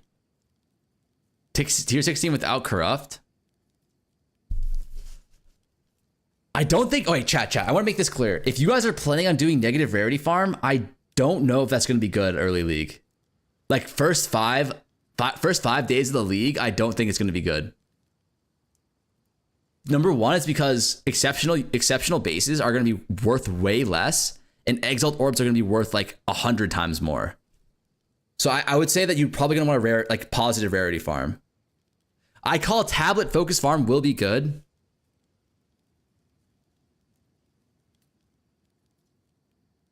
Yeah, I can see that. Probably like week 2 of the league, it'll be good. Because people are going to need tablets. It's going to be like exactly like POE1 with scarabs. First 5 days of the league, I'm on campaign.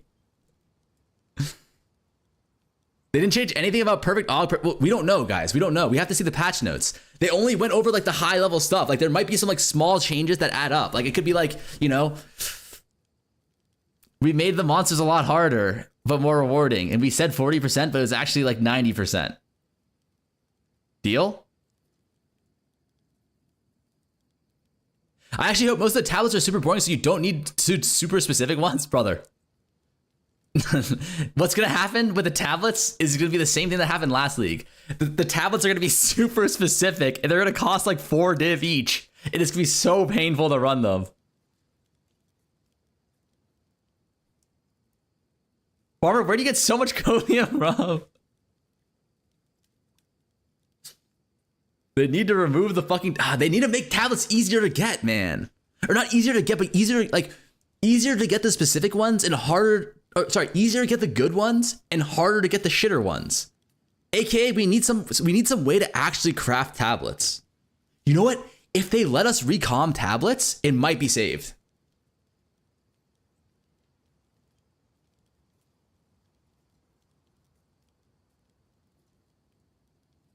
But no, it's fucked. They won't let you do that.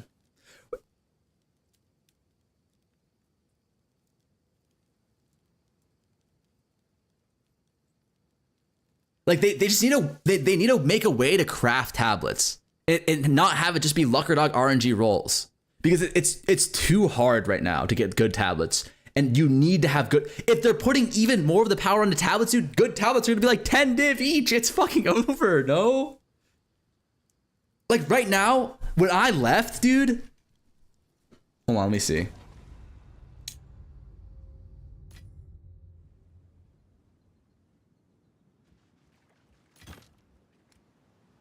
What the hell?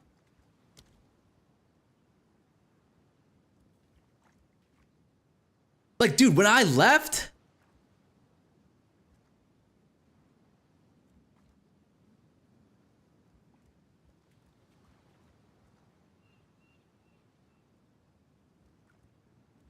I'm pretty sure we were selling tablets for like 5 div each or something. Like, it's crazy. If they put even more power into tablets, good tablets only gonna be for group players? Oh god. Please no. Please fucking no, man. We need, okay.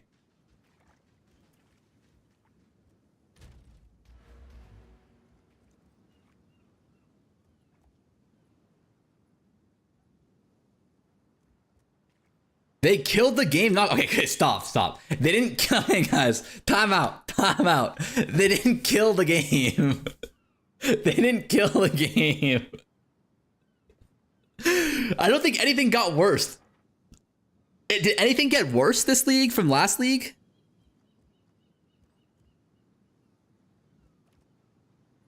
No, nothing got worse, right? Tablets got worse. No, tablets got fucking worse. Yeah. Farmer, wait till you try to buy tablets. Oh. They did not remove abyss crafting. They did not remove it.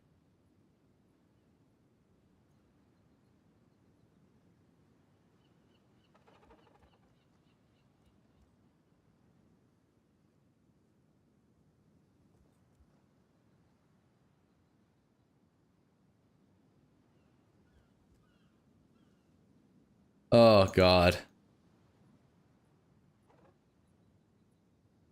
40% less monsters? It's 40% less monsters, but it's 40% more loot. So, it's going to be less monsters to kill, but the monsters will drop more. It's going to be the same amount of loot. They removed Abyss from map sat. It's fine, because you can get on tablets now. Adding monsters to the map will be so good. I don't know if that's true. Every monster you add is now 40% more effective. Yeah, but like every bit of quant you have now is 40% more effective too. Every bit of rarity theoretically is 40% more effective. Right? So it's not necessarily true that pack size is going to be massive. I have one hot take. IMO, the dev vision of the game is still so far off how the reality is. Players will play the game the slow play style explorative it's done is very enjoyable, but that is an indirect contradiction to trade market based economy focused player always be dominant. I agree entirely. They said less monster, more loot, and XP for our CPU health.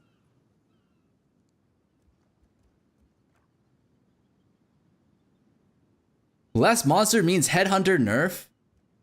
Not necessarily. It's probably going to be 40% less pack size, right? Which means you're going to see 40% less like white and blue mobs, but you're probably going to be seeing the same amount of rares. I have no clue. You could be right. You actually could be right. You could be right. Look at the Druid gameplay. They're showing slow-ass gameplay. Like, I know it was shit gear, but they need to show fast gameplay to make it exciting. But if they show fast gameplay, like, you won't be able to see what's happening, right? Like, you have to show, like, white gear gameplay in order to, like, actually see the mechanics. That's not true. That's not true at all. What are they doing? You're fucking right. These are all valid criticisms. What the fuck are they doing? They actually gaslit me into thinking that they're right. They literally explain in Q&A that they're showing slow so you can see the mechanics, but, like, you don't... I want to see the mechanic and then see them explode the whole screen with it. Less mobs, more booba. They do it purposefully. I think they can. I don't. Whatever. That's fine. They could show. Yeah, I think they should show the mechanics slow and then show it fast. Right? Show like the slowed down mechanic and then show like what it looks like with juice.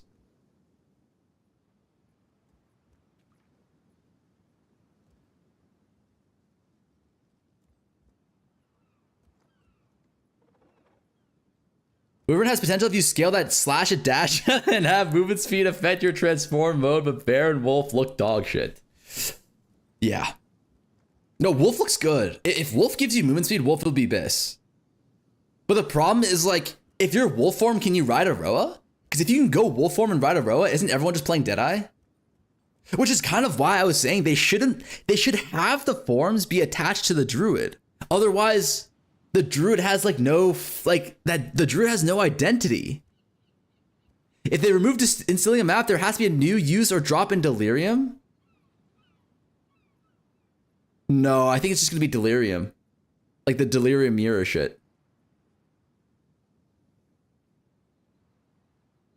No, you can ride with form.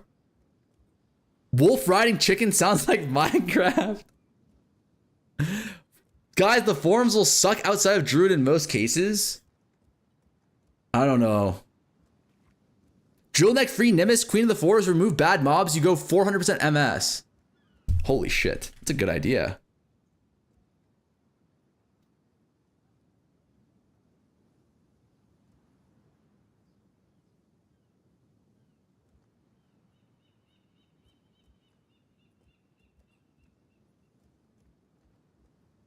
Werewolf Tailwind meta, probably. If they do not remove Tailwind, everyone's doing Deadeye again. Listen to what they are saying right now for late game temple stuff. Okay. challenging in-game scaling tier of stuff. Because one of the things we were sort of concerned about is that there is some in-game content that just doesn't really scale as hard as it needs to scale in order to make it properly in-game viable. Yeah. We wanted to make sure that this was not the case here, that it actually does scale enough into the in-game. Okay, so like designed to be pretty farmable and to be pretty late game relevant. Of course, yeah. It gets pretty hectic with all those mods. Yeah. With how many rooms are on there and like. Yeah. But also just other things that you want to do, like so for example at the start of the game you can only you can't like store up temple runs, as it were. As you get into the game, then now we start to have it so that you can store up more runs, so that you can like map for a while, then like do a bunch of incursions. I think we have it that eventually you can do 60 maps and then temples, and then 60 maps, then temples. If you want. So you can, if you want, or you can do 6, then a temple, then 6, then a temple. So you can effectively store. If you don't kill Aziri, it's going to stay. You don't have to start over every time. Wait, so you could literally just spam the Foulborn unique thing? No? Isn't that too broken?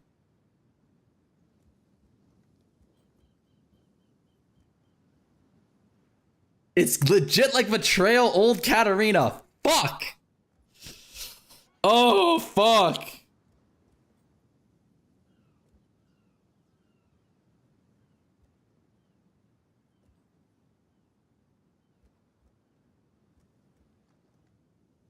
I don't know, boys.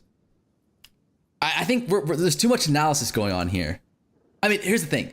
We have to wait to see the tablets, right? If the tablets are fucking giga and they're easy to craft, that would be a positive end game change. That would be amazing, no? He literally just says Betrayal Katarina. Why? Why the fuck would no? We don't want Betrayal Katarina. We are POE2 players. Not gonna lie, I've never went flaccid so quickly before. Brother, think how will they be easy to craft? It's just orb slamming. How will it be giga?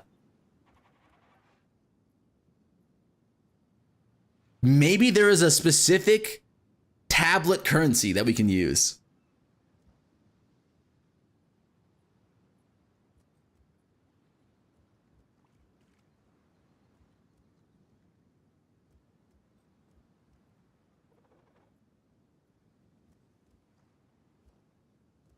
How did your chat get that Fubgoon Giga Mimi Reddit like after playing one time POE1? Wait, what?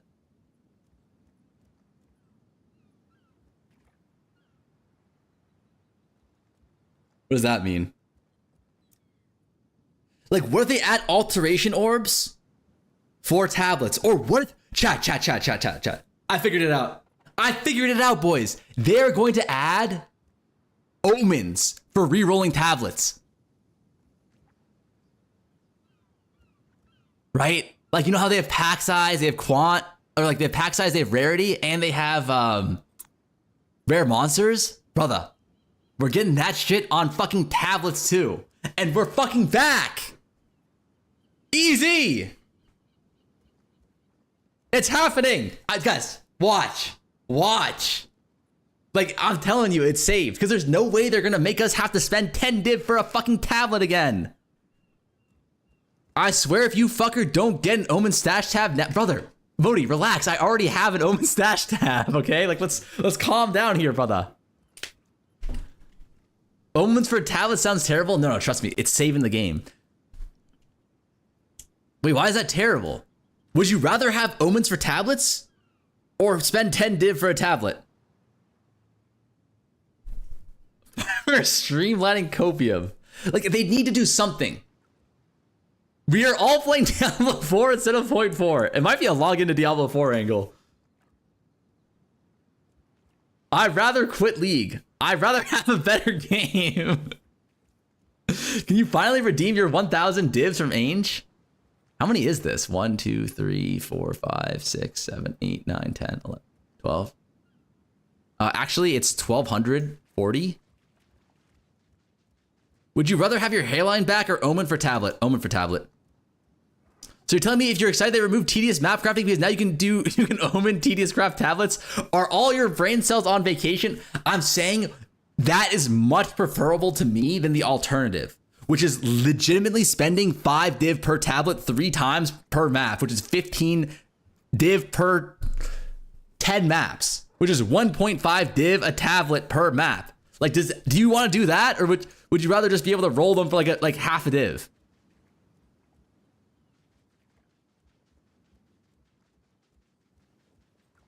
Just chaos spam tablet and call it a day.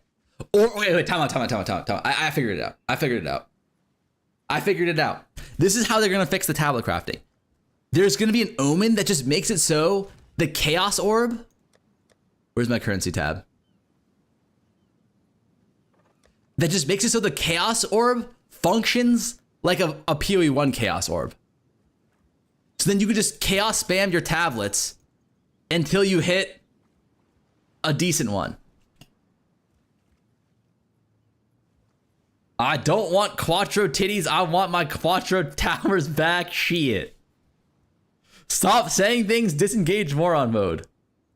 Like, my point though is they have to do something that makes the tablets less tedious to get. If it's like, I can't. If it's 5 div per tablet again this league, I can't do it. I actually can't do it. Is LA dead? We don't know.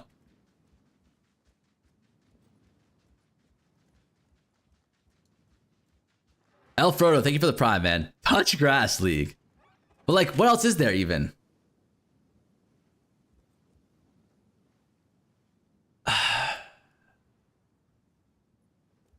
Not gonna lie, perfect league for me to focus on studying. Oh God. It's almost like they didn't play test it. Oh God. Wait, chat. Also, did they not add any currencies? Holy, I'm actually gonna lock in at work and get a promotion this league.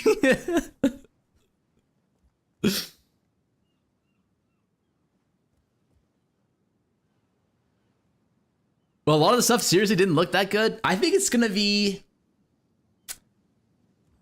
where were the endgame changes? The endgame changes were just the tablets.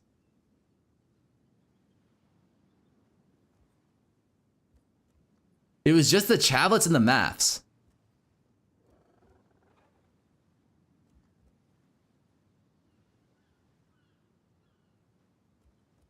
That's it?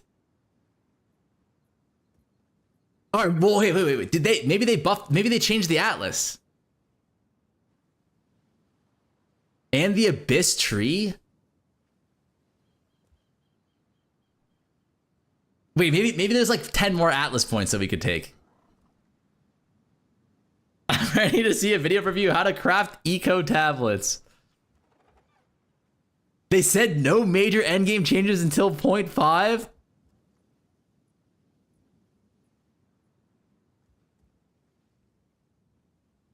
They looked you in the eyes and said the endgame overhaul is not this league. They said that about 0.4, you're right.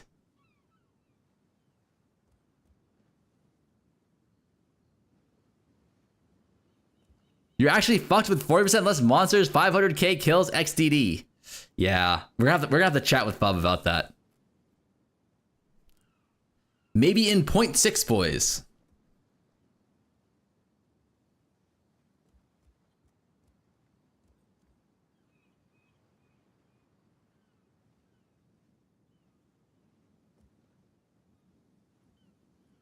Everyone wants to play Fubgun's Cookie Clicker. Wait. Not everyone wants to play Fubgun's Cookie Clicker build for 1 week for divines per hour and log out in 2 weeks. Everyone should have an opportunity to play how they want, even if there are not many changes in endgame. Many people are happy with changes. I love new changes to density. Maybe they'll need to tune it a bit, but this is the right direction. I'm happy GG doubled down their vision. I'm here to enjoy it. POE2 is very popular now. Many RPG players need to understand that many people want to play something with meaning. There is no action in ARPG if you play LA Deadeye. It's just vampire survivors with better graphics. Wait, why? That's exactly what I want. Many people don't need to play the best build for 30 divines per hour. Many people don't even think about divines per hour. LOL, have fun running through new empty 40% of the map.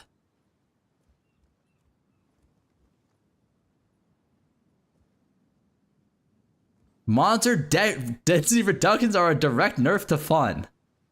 What did this guy say? It's going to be fine and better for performance.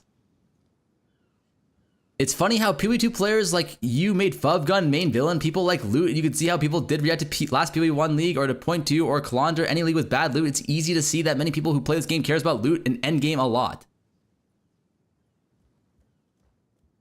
I love the new change. I love you, man. Exactly my same thoughts. Fubgun shouldn't be the standard as playstyle. Shouldn't be considered the right way to play the game. For me, it's exactly the opposite. Wait, what?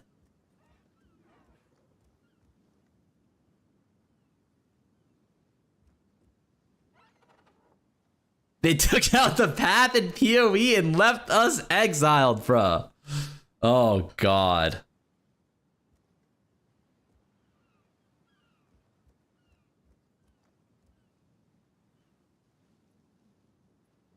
They took out the exile and left us path.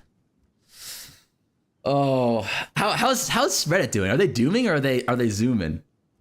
We did it. Delirium fog massively reduced. So endgame barely got changed? Let's see. This should be good. Looks disappointed. Which one of you guys wrote this? Gror, are you in chat right now?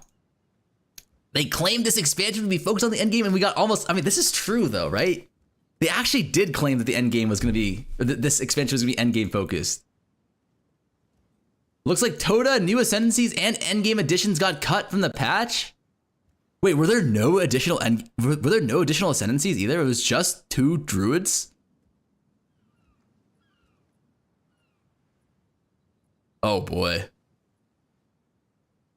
For sure, it's funny. I'm extremely aware of the 40% reduction in the monsters with 40% more loot. Not sure that's going to feel very good once you get a character fully online.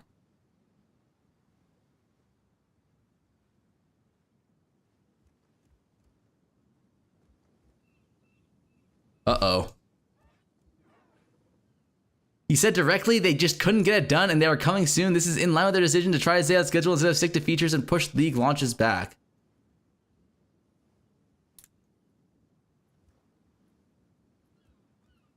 I would have preferred a new endgame than a new class. Chat, is that yay or nay? Would you guys have preferred a better endgame or the Druid? That's kind of a yay for me, to be honest. That's kind of a yay for me, to be honest. Because, like, here's my thought process, okay? If you fix the end game, then everything you add on top of it will be good. But if the end game isn't good, everything you add on top of it is just gonna be like it's gonna be worse, right? You are lying to yourself if you think otherwise. 90% of players would pick the Druid. I don't think that's true. Because if that were true, then 90% of players are going to be logging in Druid this league.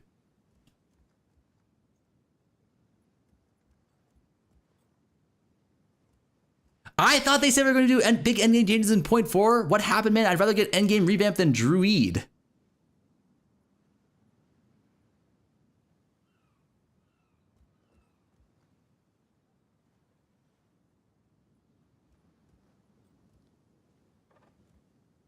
I lost my shit when they showed the same Atlas map. It's over.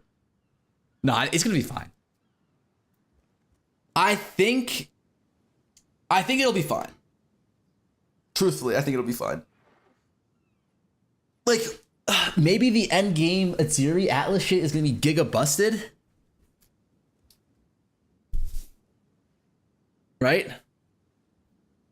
And we're gonna be logging in.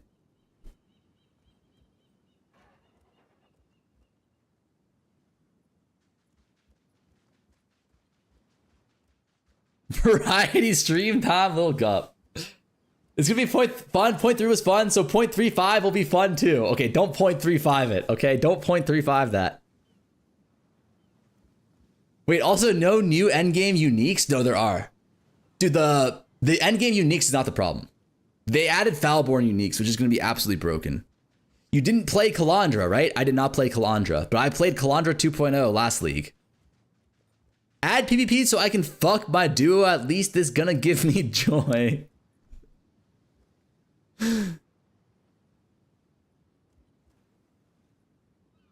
To fix Endgame, there's no simple fix to it. Just takes time to build content to farm.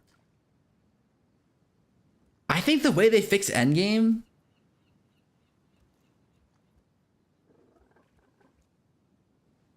is by buffing the amount of loot. Tune into Endgame Q&A. Okay, let's see. So I've been enjoying all the foggy memes everywhere.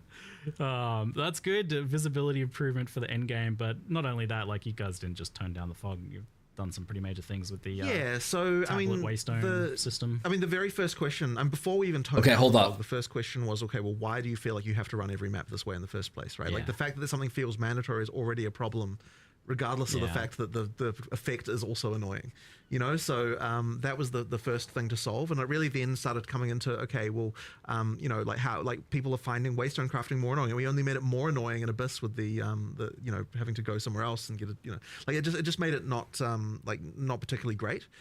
So yeah, the first question is, well, how can we fix this problem, right? Like, and effectively we were kind of like, we can go two ways with this. We can either make it so that every league has something that feels mandatory that multiplies with the rewards, or we can say no leagues do, in which case it's more about you know, like which league do you want to run for different, you know, for various different content that they can provide. So we decided to go with no leagues do, because I think that it's probably just like less busy work, less annoying. Like if every league gave you something that you needed to like craft and do something with, it just would have been a pain, which is why even in the live stream we're like, you know, from this point on, just like waystones, they all get regular, they'll have the regular crafting, just regular base currency, but we're never going to add to them again and like a thing that requires you to do more crafting than that.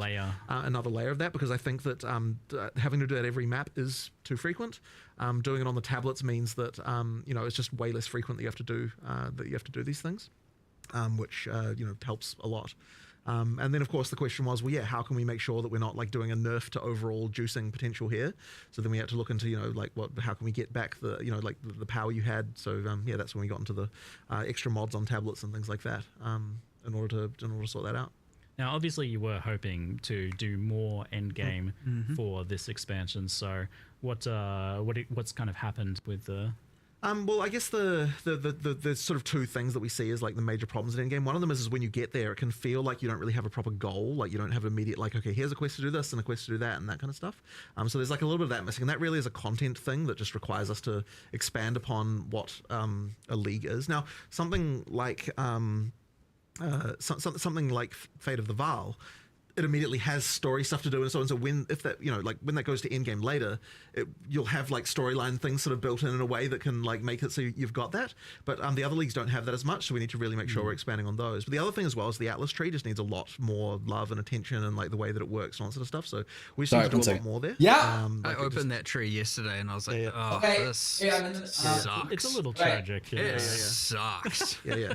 Like, so, oh but the thing is that in order to make it good, you have to spend a lot of time and attention making new notables that are cool, that require like actually modify things in cool ways and like actually really meaningfully do something, and that's just a lot of time and work to do that. So do you have an idea for what you want to do with the ascendancy tree side of things? Like, is it kind of angling more towards what you've done in public? Well, which has been pretty successful. Well, I don't think we should be talking about that yet, just because, you know, that'll be it's more for later. But yeah, I mean, there's things we want to do.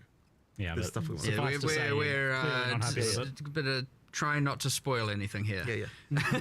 we obviously are spoiling the fact we are doing something. And I'll tell you, it's not even. It's not the same. It's not similar. Yeah. It's like, you know, it's in a whole different universe. Wait, what happened? They're doing so what? It's kind of like, which makes it a little bit hard because obviously we're in this state where we want feedback about the end game. Yeah, it's and so I do want to put, like, people should keep giving feedback because I don't want people to think, they're reworking it in game anyway, so I'm not going to say anything. Just in case. You never know. There's and also different parts of the end game that kind of are like independent of the, you know, just things like how the Atlas tree works. Yep. So, yeah. But, yes, that tree is effectively Atlas tree revamp? Okay. So it's that will get a full drastic change, and then when something not this league, that, like POE1 with the whole complete your atlas being a very clear, very obvious goal. You just complete all the maps and you get your atlas is complete, and then there's heaps more beyond that. Of course, there's all the boss farming and all the different progressions, and even that has like multiple quests throughout the main quest line with the different pinnacles and all that. We just don't have any of that really. It's just immediately into this infinite unguided adventure, and there's a little bit of things with the corrupted zones and bit of that, and like, you know, the burning monolith, but it's still mostly unguided. You don't really feel like you have like, I've completed the main thing, now I'm going to farm, you know, at the moment. It's pretty unsatisfying, I'd say. So really trying to drive that home. And then the other thing that, honestly, we spoke about upgrading the leagues and adding more bosses is like... Dude, who is this guy? Druid is delayed again? Brother, the only thing they added this patch is the fucking Druid. Was not our end goal, you know what I mean? Like, they're a bit sad as pinnacles right now, and like, honestly, we need to up the epic a lot. So we've got a lot of that coming, and then just general upgrades to all the leagues. Like, some of them are too, you know, Ritual has the whole omens are too good, and others are just like, well, why would I do this? And, you know, there's a bit of that going on. So just a general balance, and via adding more content and different axes and all kinds of stuff. So there's heaps coming. But based on all that, to answer the original, is that's how you can see how it didn't make the cut, because it is a ton of work. It turned out to be way more than we had anticipated, and it was just like, oh, damn, we kind of talked about wanting to do an in-game upgrade, a big revamp in 040, and now we've got too much work, and we still believe it's the right thing to do, so we're going to commit. And normally we often get faced with the option: do we cut it down to make it fit, or do we commit to it all and do it? And I don't think in this case we could have cut anything without kind of just honestly making it look half-assed, to be honest. So we were like, no, we need to do it all, which means, unfortunately, yes, it's not going to make 040. But then we were like, well, we can't just now do nothing. So no, what Zach. can we do? Exalt Divine Prices, they need a currency sync for that. We're doing it in 050, we'll just leave the fog alone. Yeah. Obviously bad, which was a bug, by the way. Really? All fogs, like the volumetric fogs in the game, have a cutout around the player. Yeah. That like cuts out and then tapers off. And all fogs in the games, there's multiple different fogs, had it except for Delirium Fog. It was the only fog that didn't have this. So that was, well, like... Dude, what is this comment? Jonathan Rogerts. I have frostbite and there's gunfire outside your studio. Can you let me in? And you're like, oh, damn. Oops. It was just broken the whole time. But either way, like, you know, the player doesn't know if it's broken or just intended. So obviously, fixing it is the important thing. But yeah, I know there's that guy on Reddit doing a post every day. And they can finally rest. Thank you for your service. Your watch is complete. Wait, dude, this guy's so salty. It was just hilarious. So Endgame will still be dog shite. Great work. Mid-league, let's force this down players' throats so we're prepared for the next league. Next league, just kidding. We have no idea what we're doing. Wait, how are these guys so salty? So you mentioned that, but there was also another kind of key change that you wanted to make sure to get in this one, and that was the kind of like monster density getting swarmed issue. Oh, okay, this is important. This is important. That's a very interesting one because so when we were doing 031, this was actually already a thing that we were tabling and talking about. We kind of thought that players probably wouldn't like it because the Stop saying he's right. We haven't even seen the fucking patch notes yet. I mean, he could be right, but he's not for sure right. Like what we actually sort of heard more was like, oh, we actually liked what the improvements were early in game, and we actually would wish that the rest of the in-game was more like that. And we're like, okay, well, if that's the case, then like the main thing we have to do is not like nerf rewards, make sure that experience gain doesn't get lowered or anything like that. Who gave that feedback? But, you know, overall, we don't necessarily need as many monsters as what Who gave that feedback? This is actually going to also just generally improve things because it makes when monsters have more life like that, it makes no, Jonathan, I need the name of the man he's talking about. Who said this? Give me his fucking name. Who said we want less monsters? Who said that, actually? Lightning speed. Right. So effectively, by making it so that monster life's a little bit higher as you get up there, it sort of actually means that like higher damage builds become more useful. The need for having to target so many enemies goes down. Exactly, and thus right. You aren't just now funneled into the highest AoE thing possible. So it means that like things that are less AoE focused and more like, I mean, obviously you're still going to want AoE, you're still going to want to be clearing like that sort of stuff, of course. But like effectively, just by tweaking it down a bit, you just don't have the like so much need for everything to target quite so many things.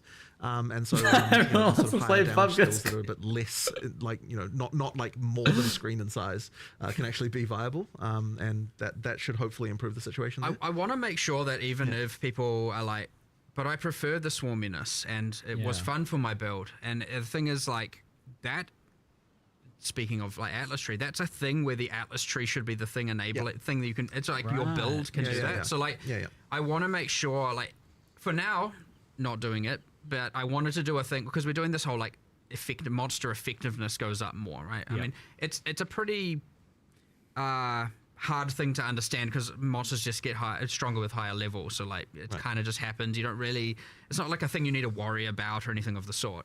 But I want to do a thing where you can spec into making, like on the Atlas Tree. 70 minutes for patch notes. I guess this is a little bit of a forward spoiler, but we're adding a little bit of it in a few places. But I want to make sure that you can invest into making monsters tougher without increasing the number of monsters, where like often it's just been pack size, pack size, pack size, and stuff like that. So, but then I would love to do a thing later where like you can convert that effectiveness increases you can get into like pack size. So it's like, you know what? Nah, I want the swarmy, you know, weaker monsters thing.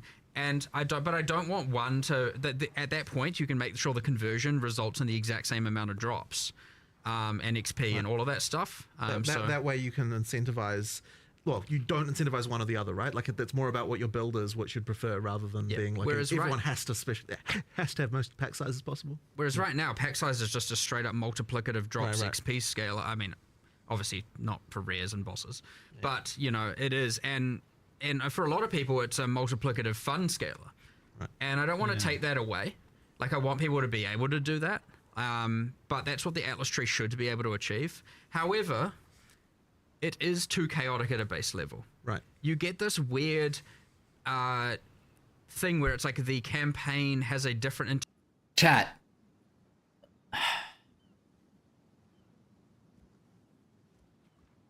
Oh no, who gave that feedback?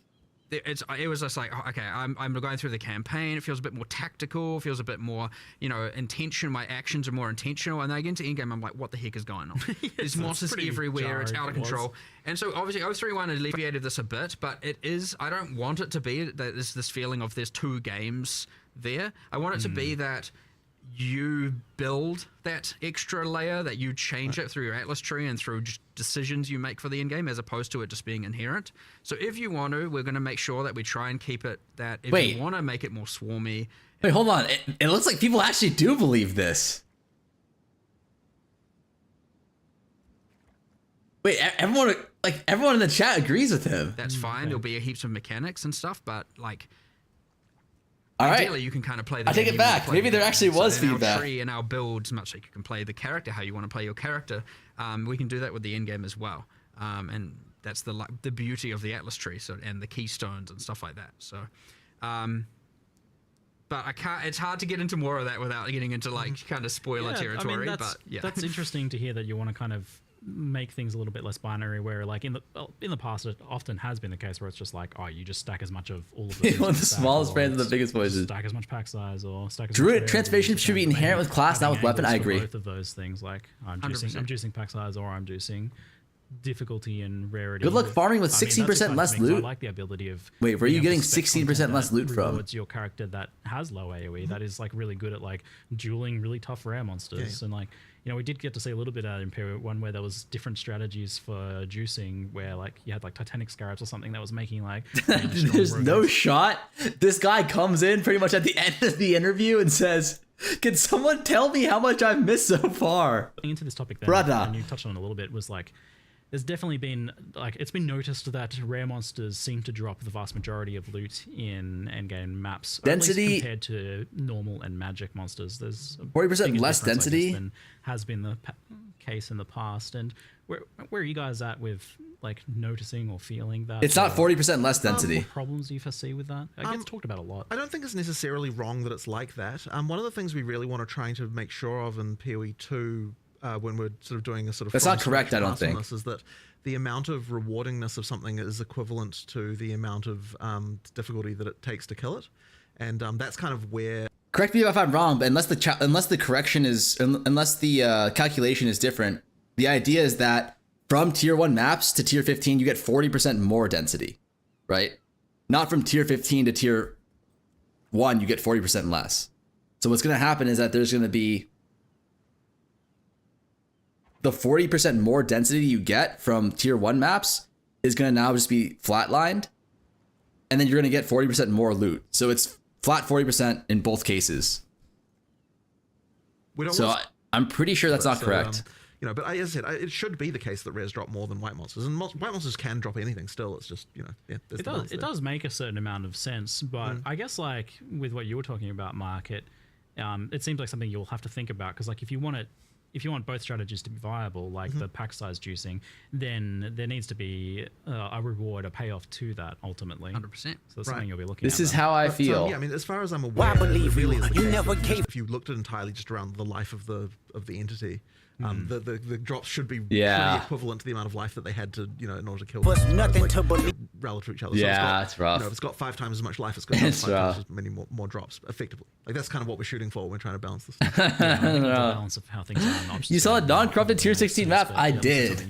That is moving forwards then. Good, I think. But, there's a bit of a parallel with how do you acquire the those issues I see in Path of Exile 1, where like everything is in reward icons, little floating symbols, and that seems like something you're trying to avoid. Who made this? I need to know. Who actually made this shit? Now, there was certainly a period there in POE1 design where it was like every single league was just like those reward icon type things. And in 4 months, guys, we couldn't get the changes in time. Wait for 0.6. Is that real? It's not real. Like, look at this. Look at this. Does this look like a wig to you guys? Change your duel with Fub Gun first to 600k will be ass. I know, we had talked about that. You lied about Endgame. You lied about balance. You lied about the loot being fixed and Druid being fun. Dude, I'm getting kind of scared. Kind of didn't really like. What is it? It's just nothing. It's a clear and just obvious game mechanic. I see some like floating, glowing cash money dollar bills above your head. Guy's loaded. Whoa. Don't kill me. Don't kill me. You can't have my loot. Zero to mirror is impossible because no one has mirrors. About rare monsters, and I was like, hold on, did we? I don't think we deployed or spoke about this change, but I know that taking away all the rare minimap icons was a bit anger-inducing. We are at the mode of patch note cope, but after they're out, it's pure doom. Alright, guys, I think Druid's gonna be really good, right? I think Druid's gonna be really good, but not really. No, I think it will be. Checkpoints in the map, which sometimes is 4 too. You know, the things for fast traveling and respawning. Then all of the things appear on the minimap. You know, the funny thing is I thought we already deployed that. I don't think we have. Okay, right. That's what I was just remembering. We intended to deploy that back when people were complaining about it, and I feel like maybe we just kind of forgot. But so that was implemented a while ago. Play your map. You generally find the checkpoints. If you're in a straight line map, there's one at the start, one at the end. Yeah. How the heck are you missing rares?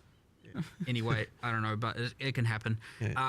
But it doesn't just reveal the rares; it reveals everything. Every icon. So strongboxes you missed, rogue exiles you missed. Okay. Just so basically Real you life find craft art content that you still wanted to grab. Now some people might argue, hold on, I'm just going to run around the entire map, activating them all, and then go clear. And I was like, well, okay, if you want to waste time. Right. But you're going to clear the map while you're doing that, right? So you probably clear the whole map anyway. Yeah. So it's kind of meant to be a like, look, you've explored at least. I mean, like, if there's generally speaking, if you've got like a big square or circle map, you're going to have 4 checkpoints. You activate all 4. You've at least explored probably 75% of the map, right? Yeah, it's about getting those last things, and and then it's like, okay, look, you're now allowed to see if you missed anything. But then you can also 70% the closest place where the stuff you missed was, which is that's not a lot. So it kind of helps with that. So we did finally find a solution. I'm hoping this is a good middle ground. Because so then at least you've done 75% of the map, probably without just doing. Wait, I think he said that if you complete the map and all the checkpoints, you can start seeing the yellow icons again. It should actually maybe overall be even more helpful because it's not just revealing the rares; it's going to reveal even more. So you'll know about everything else you missed. So we'll see how it goes. But yeah, I understand that was a bit of a aggravation for a lot. What the fuck does plus 50% surpassing chance mean?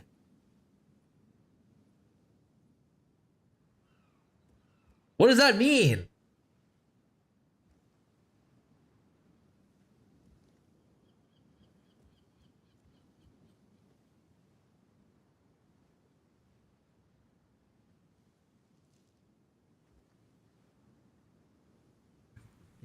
That's why I don't want people to not give. What do you mean LA dead? That's fine. No, like you don't even use the Gemini bow at the higher ends. Just double corrupt it. Feedback, because like this kind of stuff still should be fixed. And waste a bunch of time, so that's just kind of saving them that. Sounds like a good compromise change. Then nice little extra bonus reveal there. Good stuff. Good. Yeah, you just said rare monsters, and I just had this random like. Good. Wait, what more words can I say? Probably should have put that in the live stream if we hadn't deployed it yet. But yeah, everyone forgot. It's in the Q&A. Good stuff. Yeah. We shall move on to kind of gear and passives, and this is in the topic of balance and character power, and this sort of stuff has been talked about a fair bit. Okay, I'm back. How much more over is it? Over now than before? Okay. Ascendancy and passives is much more tilted towards gear than in Path of Exile 1. And so kind of like roughly, for example, like the average POE2 passive is like 10%, whereas the POE1 passive is 16%, whereas the amounts on gears are... Look at this. GGG set the microwave to Wumbo with this amount of coke. It seems like a conscious decision to make gear more powerful. That might be the funniest but the dumbest thing I've ever read in my whole life. Probably the main thing that we wanted to do in POE2 was make it so that the tree is more like we're trying to be more stringent about how the tree is multiplicative with what your gear does. That does make gear more important. I wouldn't say there's necessarily been a thing of like necessarily wanting to. Wait, Satan, where are you getting these leaks from? I don't know. I'm kind of worried. Listening to the stream information, I'm not hearing anything good. I'm thinking about both. So that was kind of our primary goal, but I don't know if you've got a different feeling about any of that. It certainly wasn't like the passive tree. I need to see the patch notes. Like, I guess we didn't really even think about it in the point of comparison. We just kind of like went back then. We went really back to the basics and evaluating a lot of our base balance, and so it wasn't like let's nerf it compared to POE1. It was more just like what do we want gear to do? What do we want the passive? Here's the problem. Here's the problem with what they're saying right now. Have you taken a look at the Druid's announcement page? Oh, can you link it to me, Raising? They're not talking about like the changes. They're talking about their thought process behind the changes. Because they're not actually saying like, oh, here are the numbers, or here's like additional stuff that you missed. It's like, this is our thought process. Like, we heard people say that there's too many mobs in the maps, so we're gonna get rid of them. What is this? Patch note should be coming in 1 hour. It should be in an hour, yeah, at 5:03 or 57 minutes.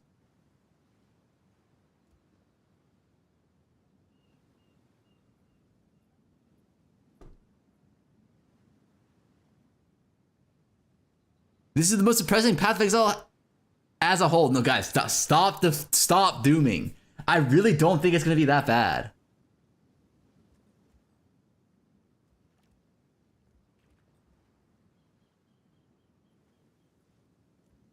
Should have just not released. It's a Christmas tradition at this point. No. Check the new quiver. Wait, how do you see this? Where can you see information on the new items? POEDV or something?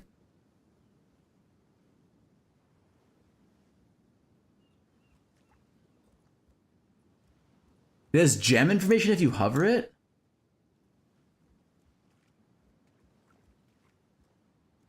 A bit up. New support gems, accelerated growth.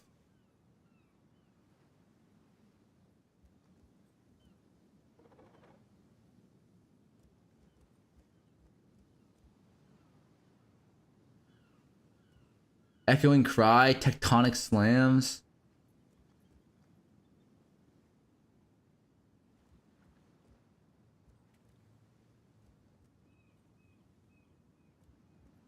Oh, the quiver. Yeah, the drill knight. This is the Nimbus, right?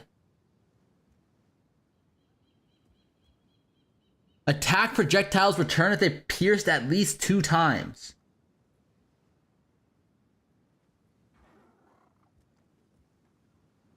Like, this is broken, no? You're guaranteed to, to pierce 2 times with a new Druid Ascendancy? Wait. Where can I see the ascendancies?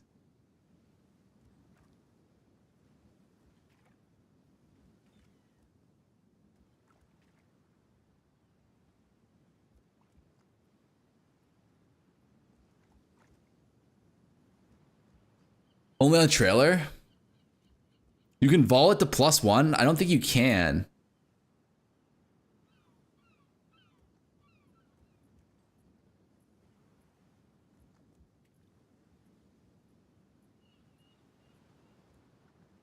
Very good items on a league. Wait, stop dooming. I think it's gonna be fine, boys.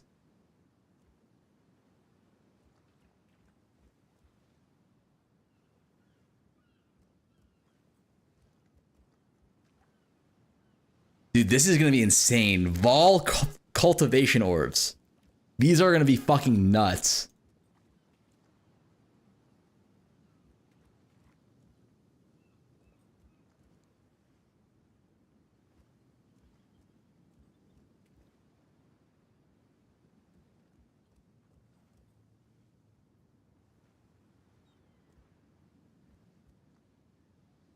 Oh, you can get your this is good. You can get your expensive whatchamacallits back. Socketables.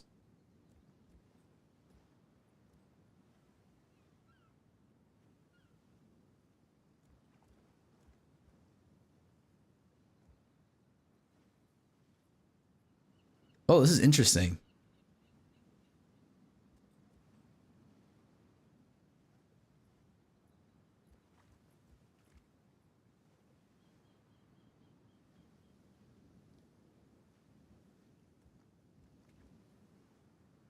Modifies a corrupted skill gem unpredictably or destroys it. Never mind, the ascendancy is shit. And with converging paths, at a critical moment in battle when a monster is vulnerable to freeze, stun, or electrocution, Why are there Chinese the subtitles? Oracle can use Moment of Vulnerability to see a vision of the enemy's future, and then merge it with the current timeline, allowing him to deal damage to both. And one of my favorites, of the trust but damage to see his vulnerable mortals. If you're just taking Fateful path, you will see visions of your future self using Only when the boss is almost frozen. This league will be dead juice-wise, but it'll be fun for 2 days length. All right. Are there any non-doomer comments that we have here? Like, does anyone have anything non-doomer to say? I would like to see one non-doomer comment. Anybody? Maybe 4 Booba? I tried. Skibidi Exile, new league so cooked it comes pre-burnt, but hey, at least you get a new class this summer. Quadro Booba? I think the campaign is going to be fun for the 8th time. The alpha sounds better than POE1. To be fair, you can juice it to the moon and not do the bosses so it doesn't destroy. That's true. If you can giga juice the alpha temples and then just keep rerunning them.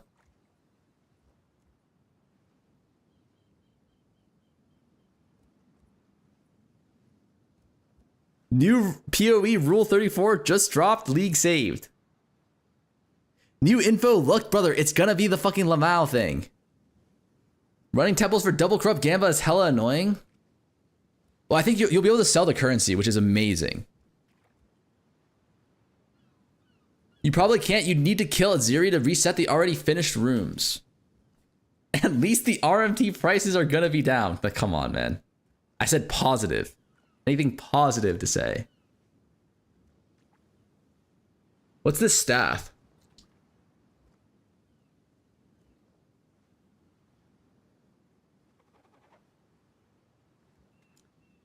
Doesn't this look kind of good?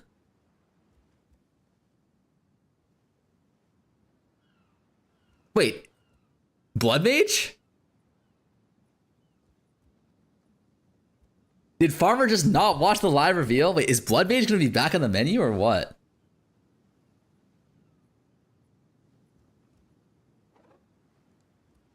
Not really, since Focus has +3 level from skills and Wand +5. But this has 20% max health and 100% gain.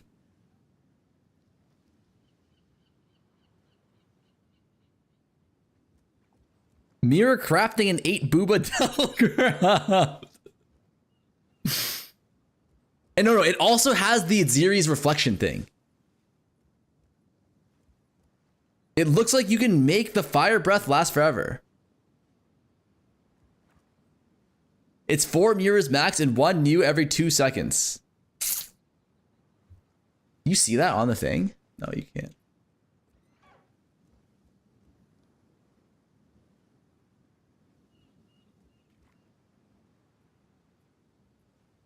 Dude, don't these Abyss tablets look like shit though? You can read the skill. Oh, it's over to the left. 4 mirrors of refraction projected with shadow mirrors are copied 7 times. Well, I don't think the max mirrors actually matter. I don't think the max mirrors actually matter. Because you're going to be shadowing them on cooldown. No?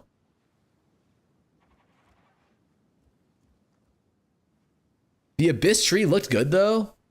Is there any way we can sneak peek the Abyss tree?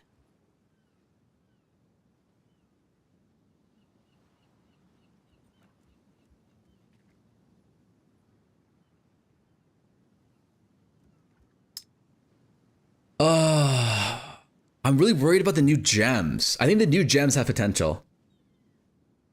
Like, I wonder what the OP thing is going to be this league. What do you guys think? Like that Firestorm shit or that Blizzard thing looked OP, no? You might just want more monsters and bosses. Bunch of different options. You might just want more monsters and Abysses in your maps are scattered throughout the area? Is that kind of like fake overrun? bosses. But you can also make finishing an Abyss have a chance to overrun a nearby map with the Abyss. 200% MS bear, 0 button full screen AoE stomp. I actually think that the overrun bear thing is gonna be OP, no? Like the bear that just unga bungos. Like, isn't that gonna be broken? The rampage? Or am I missing something?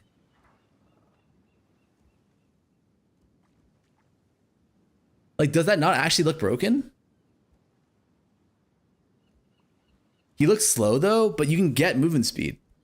Like, you can get movement speed easily, no?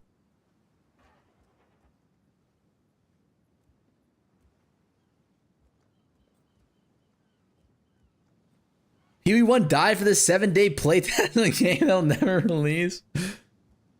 See the leak about Deadeye? What's this leak? Is this Lamau? Yeah. Come on, man. That one was too obvious. That video from the right side is more interesting than 0.4.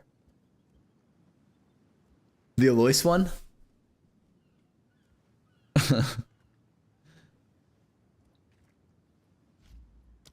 Chat, what are we league starting?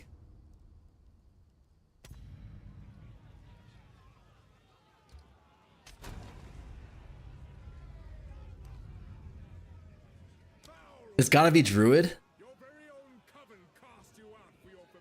Wait till patch notes. How about a 0 to Giga Chat Arc Raiders SSF run? Deadeye Wolf, surely. Let's face it, you don't have a clue would be good. We'll just follow Lance or Fubby again. XDD. What the hell? If there are not changes, I'm gonna be Blood Mage. If the at Louis is shit, are people even gonna? Is Blood Mage gonna be shit too? They straight up ripped one mechanic from a POE2 league and made it a whole POE1 league.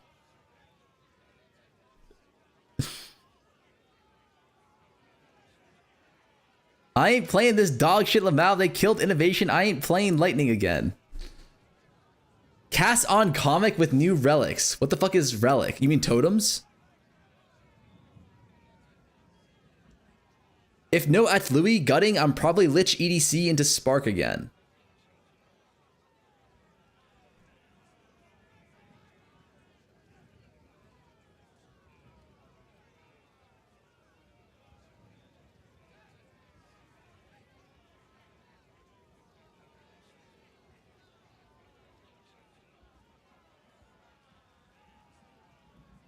The spell totem has 25% reduced cast speed, but it looks good.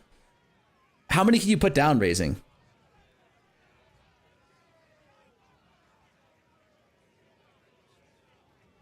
Totems need power charge. Profane ritual gives power charge. There's no way it's a fucking sacrifice your minion thing again.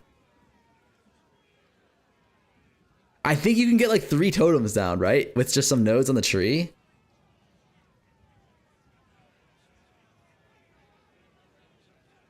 You can get 2. And then with the shield, you can get 3. You also need charges for it, so that's a bottleneck. Profane ritual.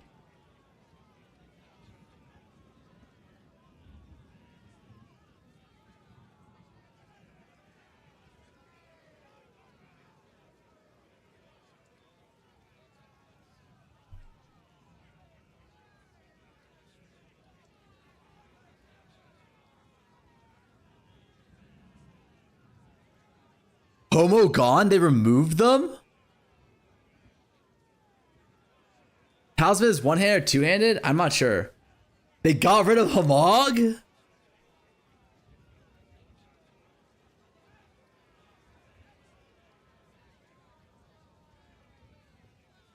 Oh no.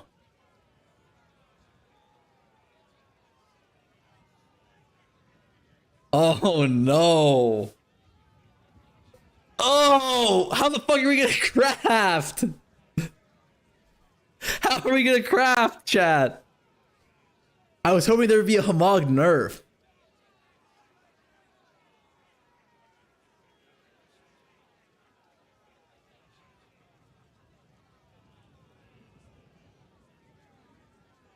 Honestly, I was calling that last league. I said Hamog is too broken. It makes everything come together. But I thought they were gonna nerf it.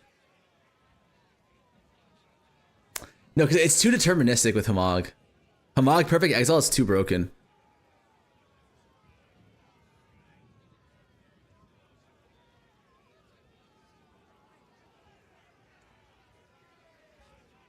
Why did they just make it 10x the Homo mods? Not guaranteed. I think that would have been better.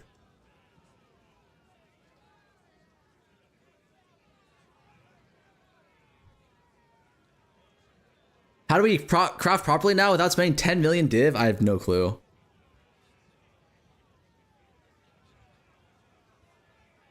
Add tax to useless shit. I'd kept it as well, not make it 100%. I think so too. The crafting is going to be really tough this league. I'm not sure. New totem skill. Totem duration is 8 seconds. Limit 1 totem socket skills dealt.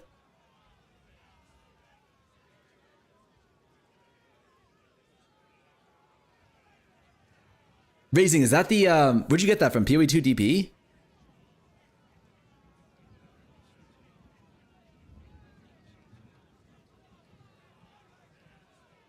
Maybe it's because like so much of that's already available in the game through other means or something. I don't know, like because that is effectively added flat damage in the same way that plus gems is. Added flat damage on caster gear doesn't exist. Extra damages, I should say. Extra damages there.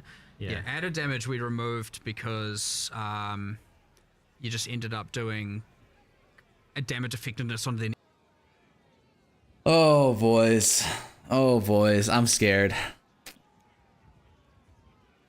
I've been waiting 2 leagues to redeem a tech voucher. It looks like I'm gonna have to wait 1 more. Oh no. Homo price rising? It doesn't matter. Who the fuck plays standard? Oh shit.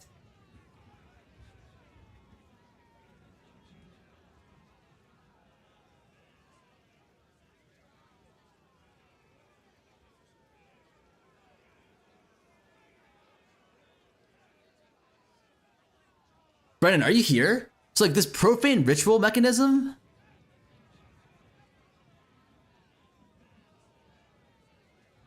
Wait, Brennan, are you here? I thought terracotta soldiers were giga nerfed. Homo gone, rip bozo. Yeah, how are we gonna craft? With no Homogs? How do you even craft to begin with here?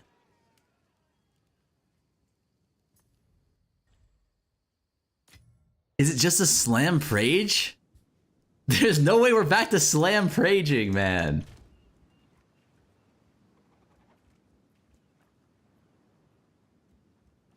Buy Hamog for standard alert.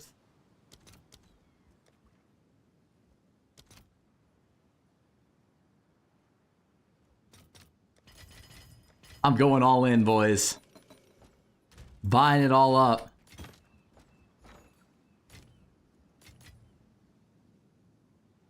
We're going full.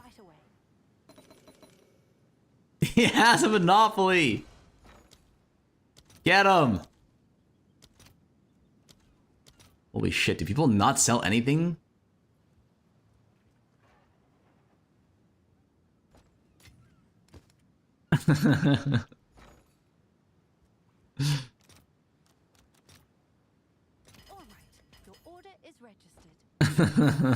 Wait, how many tabs of divs do I have? Holy shit!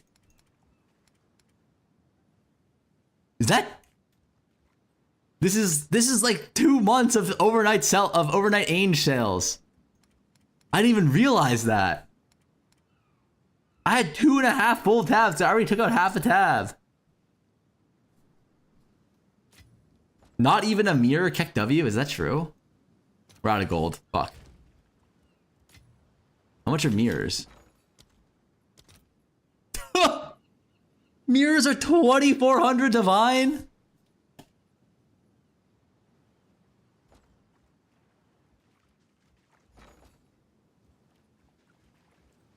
Holy shit. Are they, Webs, are you getting this from the stream? Are they saying this? The Sunlight 2 Mace 5, it's got some implicit on it, and it's like, oh, that's interesting. But the damage is actually, the base DPS of that weapon is actually lower than the one before it. That was like 6 levels lower.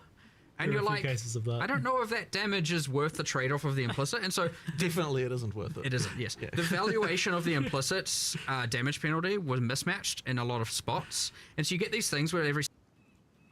Oh my god. So you wait, +3 on spells is gone?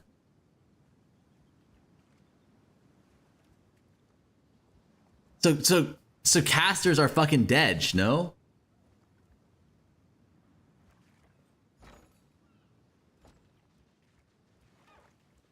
Our gear gonna be worse, but the monster's gonna have 40% more life.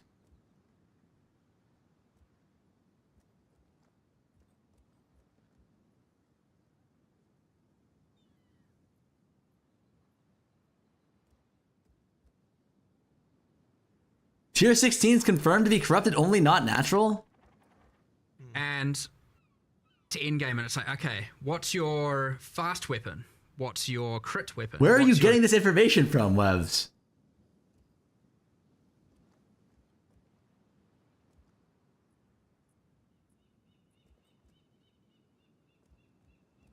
Life isn't fun anymore. I'm gonna go play Dota and be miserable. No, no, no. No, no, no, no, no. Oh no.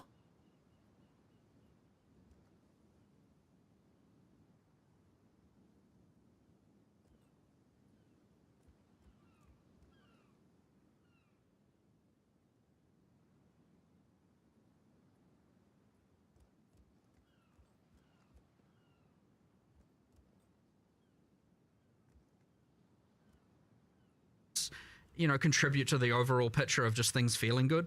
And you know, it's another one of these things where it's like, yeah, we just in the process of adding the druid weapons, we were like, well, let's go do the rest of this right as well while we're at it.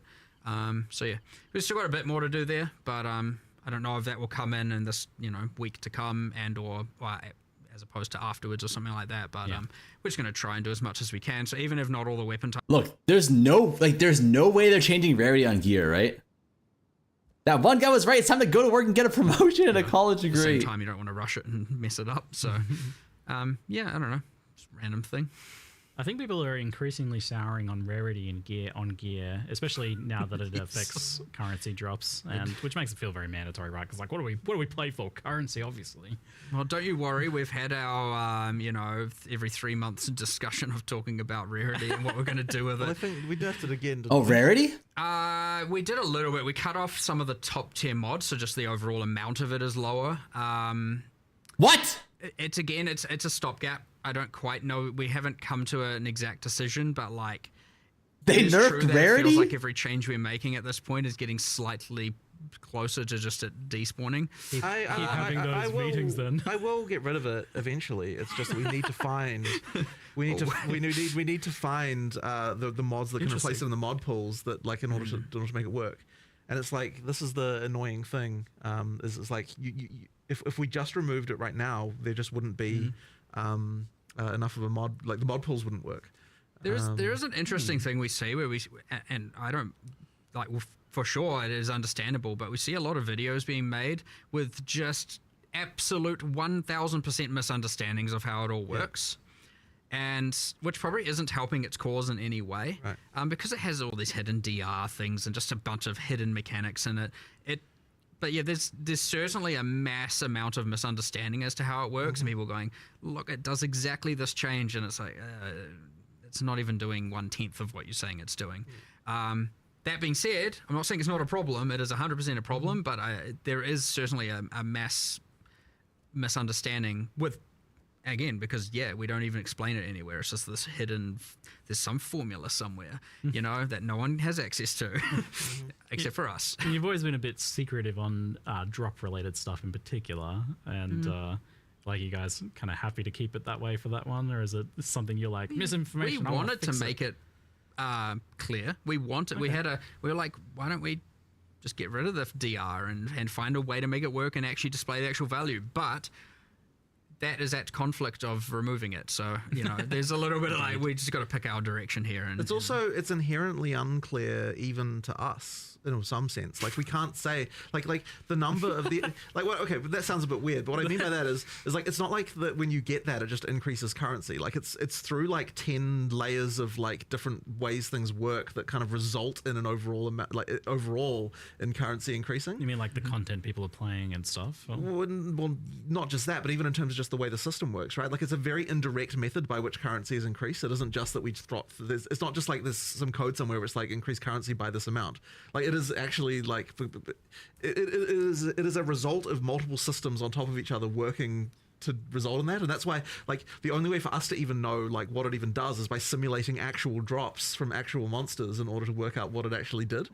So yeah, it's like they don't know how it works. Yeah, I understand that might seem strange, but it's because like the drops are complicated. What? And there's like so many things we've done over the years to kind of like massage them in various ways. And wait, they don't know how their own system works? Like, what the relationship between one number and another can even be. So but yeah, I think the takeaway is Jonathan said he's removing it. I want to get rid of it. I'm pretty much sure he just said we don't know how it works and we have to like run the numbers and like keep on tweaking the numbers to see the end result to figure out how it works.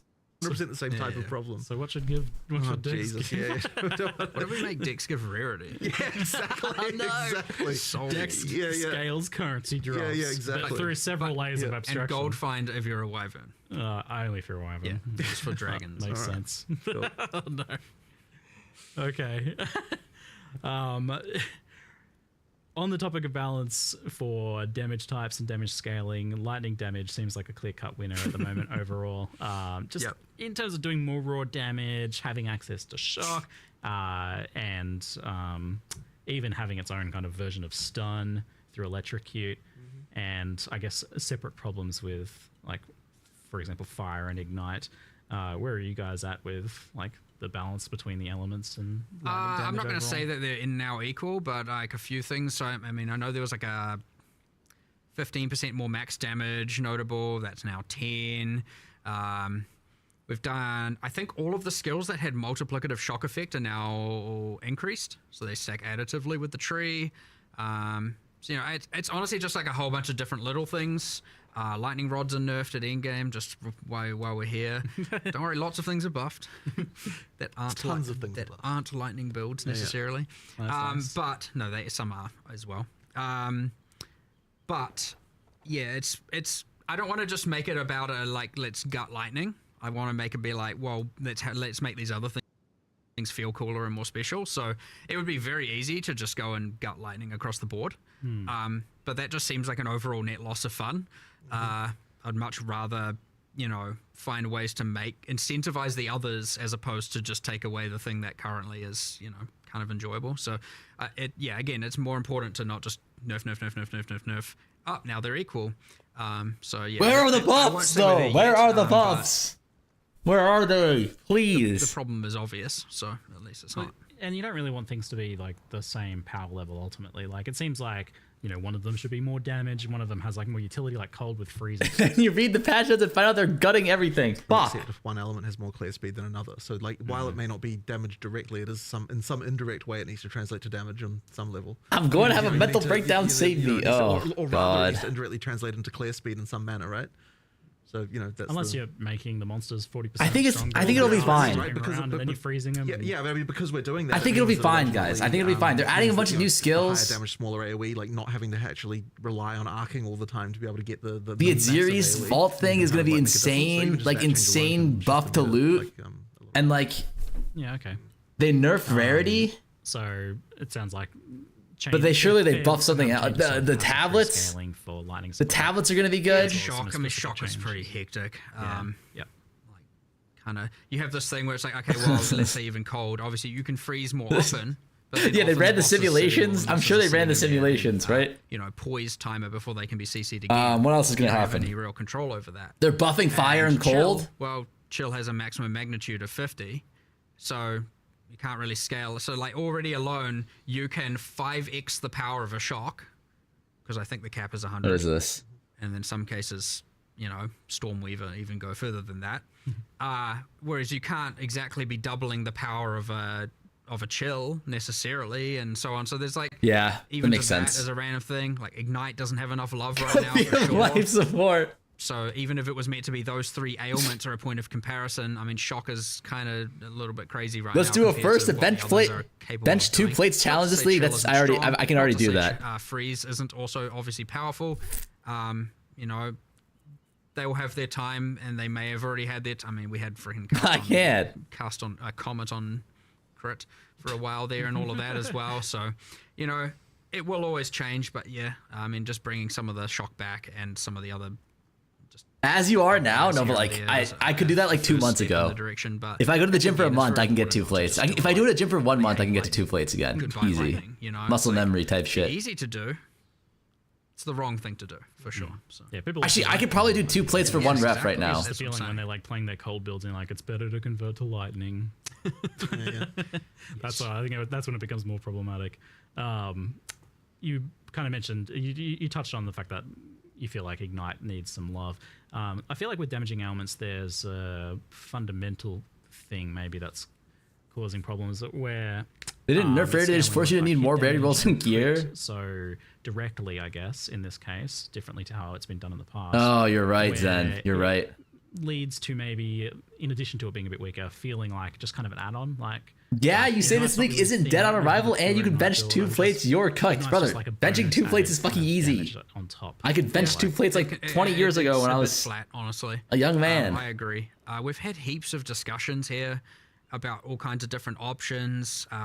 We had some boil down to whether or not we're going to do keystones. We want to do something. We just haven't landed on exactly what we want it to be and how, whether or not it's like we change the base versus change it through, again, a keystone or something you spec into. But yeah, it is a bit flat and it doesn't have enough. It's not, but for a twink like Mr. Streamer, I'm almost 6'4". Okay? Like, what do you mean twink? I can assure you, Farm was not benching 2 lanes at 10 years old, brother. You don't know what I was doing at 10 years old, okay? Is patch notes today? Patch notes are in like 26 minutes, I believe. We're so close. See, it's just backtracking a little bit on the like gearing. We touched on crafting a little bit, and okay, crafting. So I love 0-3 crafting. Like it was such a huge change from like a game that some would joke didn't have crafting into some of the most powerful and interesting crafting we've had ever in Path of Exile. I think like it's right up there. 0.3 crafting was amazing. Like the combination of the core currency changes, the changes to essences was really good. And how these things interplay with some of the omens and the abyss crafting even. So like definitely felt like some things were a bit illegal, and just the overall like how good it was. Hold like, on. Like, oh no, I feel like this is illegal. So Get to it, Ziggy. What the hell? What of that was illegal or is illegal or is being? Well, you said essences. So we talked about essence of sorcery. It's not like we're covering anything like that, right? There's just a few illegal things. It's a few. Are you pretty like you like overall like where it ended up? I mean, I think it's way better than it was before. Yeah, like 100%. Great. Yeah. It's what I found playing, and obviously and collating a little bit of data, but you know, it's the kind of thing where I don't have enough data to go and or enough feedback to go and make some sweeping change. Is that the mods are gone, people find removed. that getting the it's too easy now to get to the absolute upper echelons of gear. Is what I kind of honestly, and I assumed that there'd be a bit of a public civil war about me saying that, because I could see people going, no, that I love it that way, and a bunch of people going like, well, I'm completing my characters way too fast, right? I got nowhere to go. I got no, I want to play for longer, and I have nothing to spend my time doing. Like it's done, my character's finished, and I could see people being very binary on that for sure, but then it's like, how much of that just comes down to homogenizing, for example, and a few different axes like that. Yeah, it is homogenizing. It's all homogenizing. Yeah, I know there's other problems, like for example, because of the high tier currency, there's a little bit of like you don't even need to pick up tier 5 rares anymore, because yeah, that's a good point. What you actually want is I made a video on this. I said all of this. And so in some ways it's wrong in that regard, for sure. Like if people feel that way, that's probably not good. Yeah, and then there was some other things with the essences that went wrong, like for example, the essence of haste, being able to craft melee tiers of attack speed onto bows. It's not alright, right? That's better than what a bow can even yield. So like now that wasn't a problem. Bow can never be that actually wasn't a problem. In the game, because there's an essence that can go in high value. No one ever used that essence. Like the essences should be good, but they shouldn't be giving illegal mods, as we keep. Yes. No, that one wasn't a problem at all. Yeah, it's a because bit no one that, used that but, essence. I'm pretty sure. I want to see how it goes, but I definitely feel the thing that like definitely hit me the most that I want to get more feedback on is the people just going, it's not you. There's no point in picking up T5 rares eventually, because it, I would rather just craft from a white base and I can more guarantee that it's going to be good. And so what's the point? But yeah, there's a bit of that. And so, but again, it's very important with these kinds of things not to just like, that's obviously right. Let's just change everything, and now item gearing is just ruined, because you could very easily undo with a lot of the good that 030's crafting added. So, yeah, fine-tooth comb, being very careful with it. Yeah, okay, for sure. So it sounds like definitely getting rid of a few specific things. Omen of homogenization was a pretty clear one. I think that was like seemed hyper illegal, as well as like some of the specific essences. Like the tiered currencies, you feel like you're pretty happy with that overall? I think overall I like them. Yeah. Okay, cool. And like the essence The changes. abyss essence. Yeah. I think abyss essence is fine. Things now that that's going core, is that like changing a lot? With no homog. I think played a pretty important role in giving you some interesting decision making in crafting. It's not changing very much aside from the removal of waystone crafting from it. Yeah, sure, there'll be a few number changes around. Yeah, just little bits here and there. Well, I mean, inherently we have to, because I think it's okay. Staff prefixes, we have to go and like look you have to have some OP shits, equivalent mods, and make sure those are increased as well. And so, like either way, there's some overflow effects that just kind of happen due to balance changes all over the place. But are homogs removed? Like, yes. No significant change to that at this point, for sure. But it's still there. When you're playing through, even though it's core, when you're playing through the campaign, much like you get the world map icons, or it's like, oh, this thing's here. We've got a bunch of areas where there are abysses. I think it's 6, and each give throughout the entire campaign. Each will give a crafting thing, so you have at least 6 guaranteed campaign crafts. Oh, great, awesome. If you explore and do the areas, and you can see it on your world map if you've done it or not, and so you give it nerf crafting, nerf rarity, nerf density, buff monster life login. And then in no, game, come on, it's not that bad. Use your tablets and then start running it, and you want to get the crafting. I'm amped to hear that, like, overall it seems to be fairly intact then, because I was definitely a huge fan of, like, the direction crafting's taking there. So, and I'm excited to see it getting built upon with, like, the Sacrifice of the Vile stuff too. Well, the new Vile stuff. Excellent news. Alongside that, we had the addition of asynchronous trade, and both things obviously Patch this in 20 minutes, I think. Acquisition, raising both like the kind of floor of like what's considered your like baseline gear. What's your one exalt gear basically goes up a lot, but also like GPT, how do I ruin two games at once? To obtain the really high end gear. How much of an effect have you seen in terms of like players kind of making the game easier? Like, has the game gotten a lot easier overall for people? Are people like reaching their final product earlier? It's really hard to tell how much of it is the trade system and how much of it is the crafting changes. Like, it's actually really quite hard to disentangle. So what about as an overall picture? Yeah, I mean, look, but at the end of the day, it's like the crafting system the trading system as it is something people just need to have. So, like, we just have to, work within that. I'll tell you, like, if we have a in-game itemization problem, we're not going to go and say we need to nerf trading. Good. Right. We're past that. Finally, we can put that in our review mirror. Excellent. Yeah, so the question is, like, I guess now more just adapting over to that. I'm just curious, like, as to how extreme it has been, because it seems like it would be absolutely massive, like crazy. But it's honestly quite. All right, I'm not really that interested in this part. Wait, what was broken about the essence? The essence of Abyss again was just like the cycling that you could do to like get rid of mods.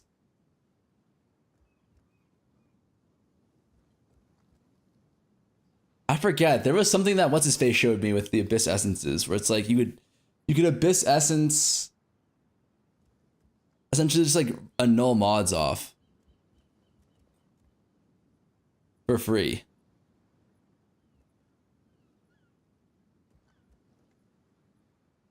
The ad I just watched was more exciting than this QA. Holy fog. 1/3 fracture as well. The 1/3 fracture is sick. But that's not because of the Abyss essence. That's just because of Desecrated mod. 10-minute sale cooldown? Then the reason we would be doing it is because we don't like the feeling that you can get of like, I don't have anything else to get. You know what I mean? Like, that would be the reason to do it, not necessarily because of retention reasons. You know what I mean? Like, it's more about the play experience, to be honest. Because, when it comes right down to it, like, our model has always been, we want to keep you coming back every league. Like, we don't necessarily care how long you play a given league for. We just want to make sure that each time you play a league, you're enjoying your experience, that you want to come back and play the next one. So, that's kind of our philosophy on that. So, retention isn't directly a thing that we're, like, optimizing for exactly in that way. Well, I might join call.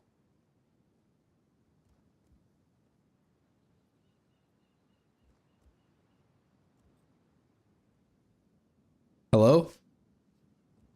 Hello? What's up? How are you guys feeling? Are you guys dooming? Is there doom going on over here as well, or? Yeah. I mean, we're kind of like. Well, like the thing is, we are expecting the worst, so I think we're just like. Yeah. Some stuff looks cool, and like. Yeah, it's cool, but like the game needs an end game overhaul, and that was like that should have been top of the priority list. I feel like, but then like we got to add Druid and make a new league mechanic, and then the end game is like shoved to the next patch, I guess. So it's like, I don't know. Am I really gonna like squeeze my balls through the campaign to like go and do the exact same shit, even though there's like a new mechanic? I don't know. Is there how copium is this? The Alva Temple mods that we can get are gonna be like 3x the juice of our maps. It's possible. Thoughts? I mean, if those are all stacking, like it could definitely go crazy, like for sure. And that's our end game. Would that be enough? But yeah, like, I mean, towers are gone. Like towers exist, but they're only literally scouting. Like now, you just tablet every map. Like you kind of do scarabs, and you can roll 4 mods now on them, which is nice. So like, it's the same boring Atlas, but like it's much better than the fucking chasing tower overlaps. So that got fixed like mid patch from last league. But I think your uptime on that is gonna be like a little weird, farmer. It's gonna feel like farming fucking Alva incursion missions in POE1. Do you know what I mean, MP? Just so that you can run a juicy temple. Just so you can, after yeah, or you can go something? run the juicer temple afterwards. yeah. You're just gonna be running dog shit maps with like 300 movement speed or whatever the fuck, just to like click the little device and farm your like temple tickets, so you I mean, can that actually depends do on the. how, yeah, like we need to know how rewarding the maps are versus the temples are, but yeah. And also the temple is like kind of this growing thing where like initially it's gonna be shit, right? But once you run enough rooms to like juice it up, delete rooms, juice it up, like then it becomes like just better over time. Honestly, I think it's gonna be buffed for group plays, the mapping. Because the group gets way more rarity than everyone else. Even though like rarity quote unquote Yeah, is and nerf now numbers. the more rewarding but less mobs. Yeah. That might do well for It might groups, make like actually, yeah. group play like even more OP than before. Which is Even insanely more funny OP to think about. Yeah, it's like it really was so funny. OP before. It was really OP. It was really OP, guys. Yeah. Wait, they nerfed movement speed, I think. They just in the QA. Just to have to move so fast as well to some degree. I think you can only have one movement speed I've rune been now. more on that side of things, like Oh like, no. some of the maps a little smaller, so move speed's less important. Oh, I guess everyone is playing Dead Eye that again. Oh no, why? They're riding the Roa. Can we just get like can we get 0.5% movement speed per level? Like, fuck. Yeah. No, they need to remove the penalty. They need to remove the fucking penalty, man. It's multiplicative. Come on. Fuck that. What penalty? They have armor the penalty. gear penalty. The armor penalty. Oh. Oh yeah. Dead-Eye Dragon, bro. Oh god. That's I guess you're gonna have to go wolf on chicken, right? Wolf on a chicken? A chicken jockey, if you will. You go wolf form and then you ride the Roa. Thoughts? Holy. What if can the bear ride the Roa? Who knows? Or is the Roa gonna like? Can the dragon fly with the Roa in his hands while flying? You're cooking, MP. Yeah, that's that's rough. How did the wings on the chicken? Dude, look at how much controller, keyboard, and mouse spam. Yeah, Oh, now they got yeah. the movement speed nerf.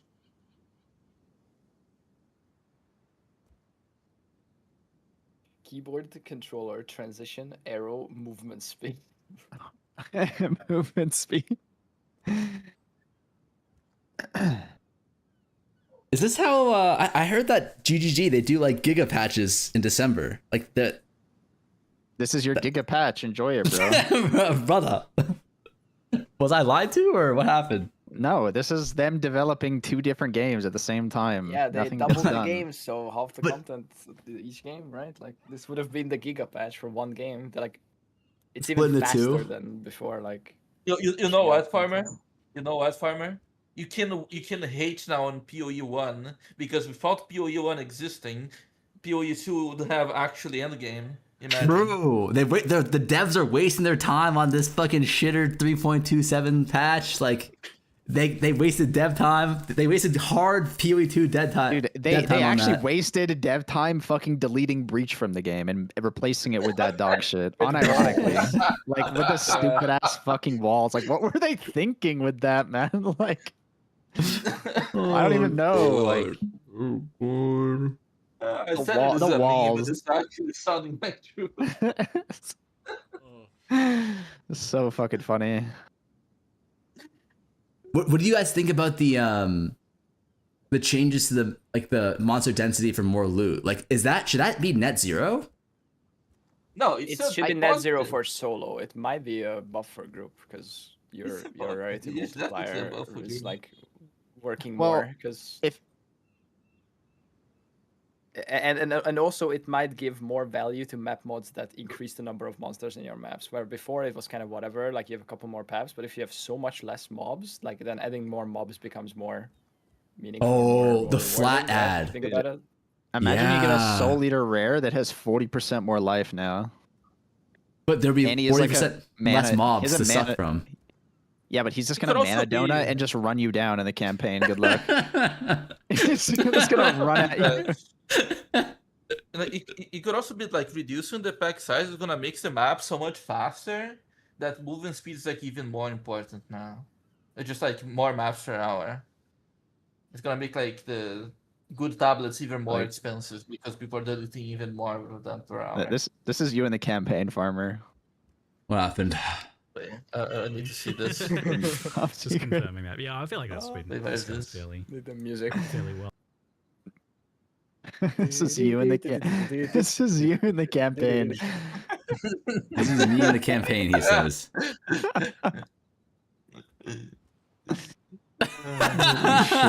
Gosh, rolling. That at the end. Oh my god. Oh my god. Cue the Benny Hill Look at his mana bar during the whole thing too. Look at his mana. Jesus. Jesus. Oh no. Bro, just stop. No. Stop inside the circle. Didn't get one shotted by the rare? No, thank you. The devious mana donut. Holy fuck. He's dead mana donut. I think you need a baby architect. Meltdown in the POE. Yeah, people in my Discord are freaking the fuck out.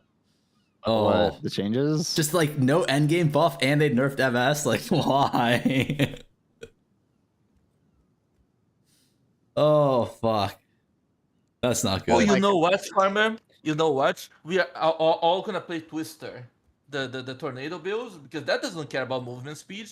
You just I'm going gain attack fucking speed. bear, bro. I don't give a fuck. But Twister, you can't be I'm gonna be a bear. I'm gonna stomp the ground. Twister, you're right, actually. Dude, 6 of the, or I don't know, 4 of those like calm bears with like the volcano splitting. Wait, can we shit, like, stomp on each other's volcanoes? sick. Holy Yeah, shit! yeah. Oh, shit, volcano stacking. That's Let's pretty go. hard.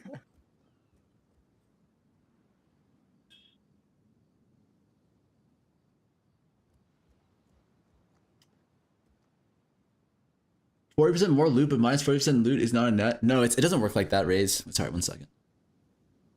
It doesn't work like it doesn't work like that. It's not plus 40 minus, or it's not times 40 divided by 40. Or it's not times 1.4 divided by 1.4. It's like it's not 40% less loot. You go from 100% to 140%. So it's like, what is that?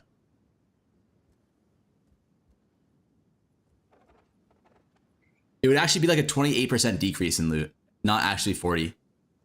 Because you're going from 100%. It's negative. Look at my math. It's not 40%. It's not 40%. You're going from 100%. So you're going from 1 to 1.4. At some point. You're going from 1.4 to 1. Which is a 28% decrease. He created the math, which should equal out to the 40% increase, right? It's like 1. I'm talking about flat values.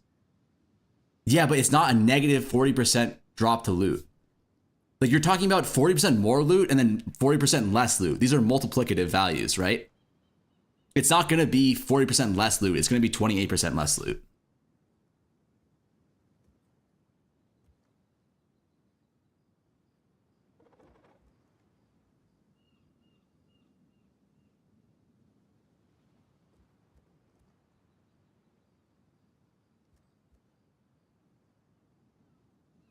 %28 less mobs, but 40% more loot. So it should just be it should be roughly the same.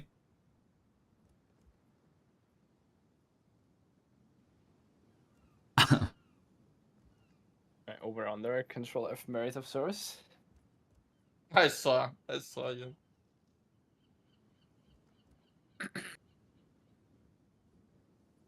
Zuko, what do you think about the no homog? Good. The shit is OP. Delete it. I agree. Goodbye. Yeah, I agree. No what? No homog. No homo. Homog. Merit of service returning. It's not minus 40 plus 40. It's 40% Why is that more. shit disabled still? And then 28% less, I believe. Because it's not like if you go from 140%, what if you go from 1.4x the amount of mobs back down to 1, it's only a 28% decrease. And I believe that's how it works. Because you had 40% more mobs. Got banned. Oh wait, I got it. He got timed out for asking for merit of service. I think everybody's getting timed out for spamming now. Why is it got timed out for that? Wait, what's merit of service? It's a shield. Wait, was that the shield that you gave me that bricked my entire account or my entire build? Yes. Yep. Yeah.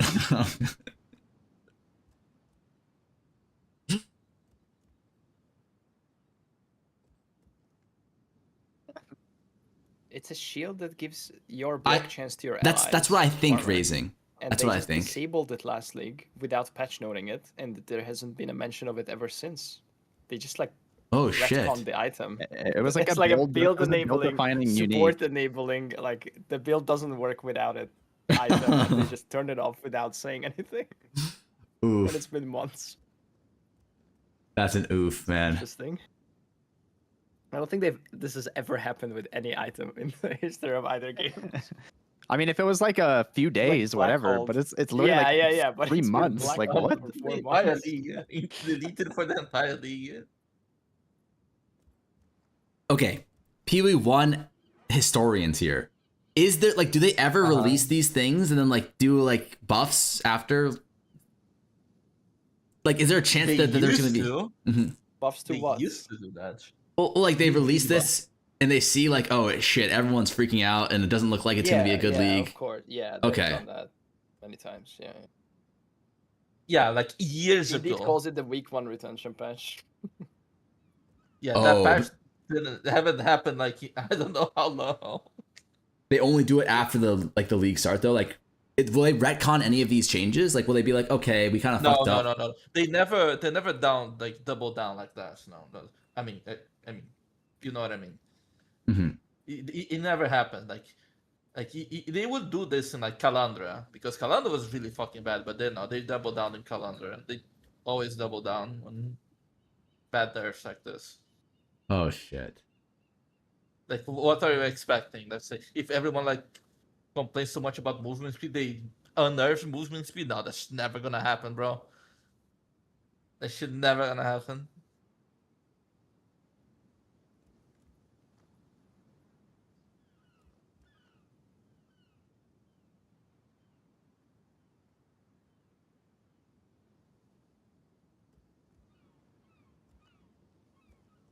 Path to Exile, last the Druid brings a new shapeshifter class.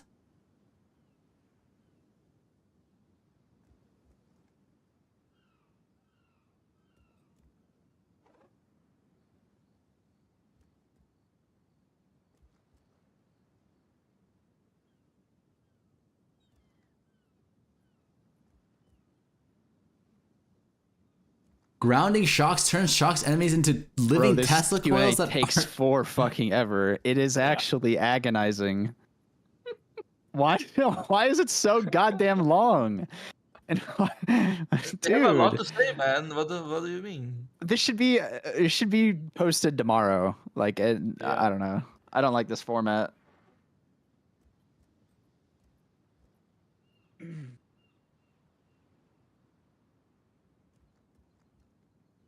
Nothing new here. Let me rage bait this. Okay. Okay, buddy. How are we feeling, chat? I feel like they nerfed some stuff. Wait, chat, did we doom this hard last league too? I think we did. And last league was a banger. Right? Oh, what's up, Seventh? Man.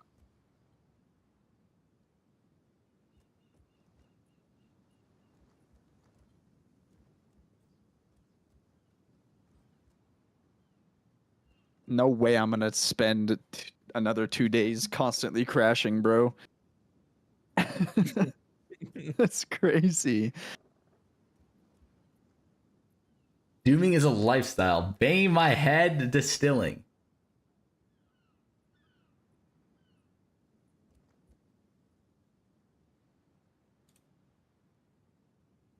The only question now is this league more doomed than .2? No, there's no way. .2 is so bad. They nerfed all the classes. I think the classes are going to be OP. Abyss Temple is like 3x what Abyss is in terms of content. No crafting materials, though. I think that's a big issue. There's a severe lackage in crafting materials.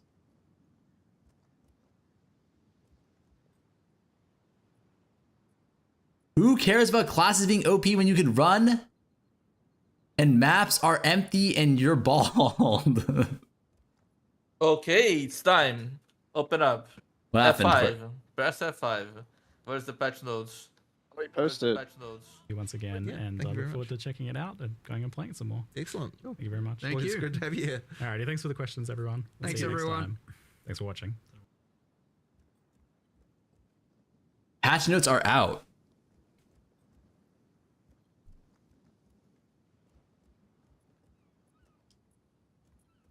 Yeah, I'll BRB, boys. I think patch notes are out. All right, let's see what we got here.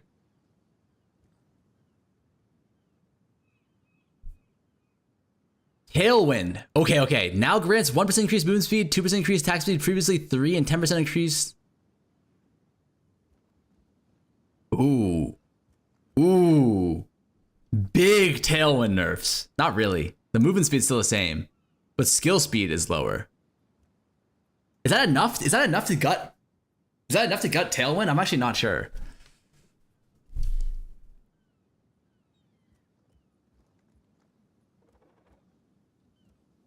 Is it really just the movement speed? How many stacks did you get? I'm not sure. Because you get 10 stacks?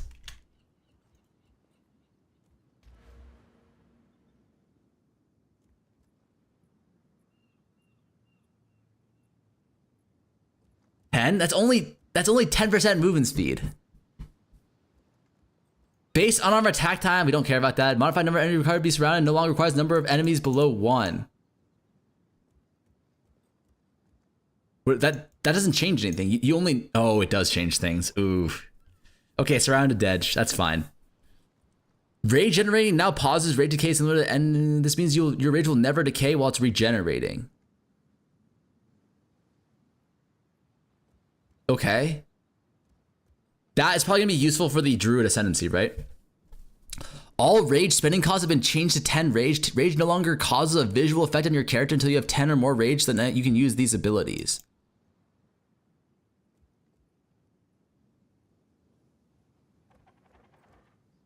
Physical damage from armor can no longer cause a hit to deal 0 damage. This multiplayer in cases where multiplayer skills can do 0 damage to armored monsters at very low levels. In these cases, the hit will now deal 1 damage. Yay. Igniting aura effects, including igniting ground, no longer apply ignites. Instead, they apply regular ignites with standard duration. They'll reapply after they expire the next time the aura applies to that target. Okay. That doesn't really feel that meaningful. Wind Ward has been removed. What the fuck is Wind Ward? Oh shit. Oh shit. Wait, Deadeye might be dead, boys. These actually might be the Deadeye nerfs that we needed. Bullseye now requires called shots. This is Bullseye.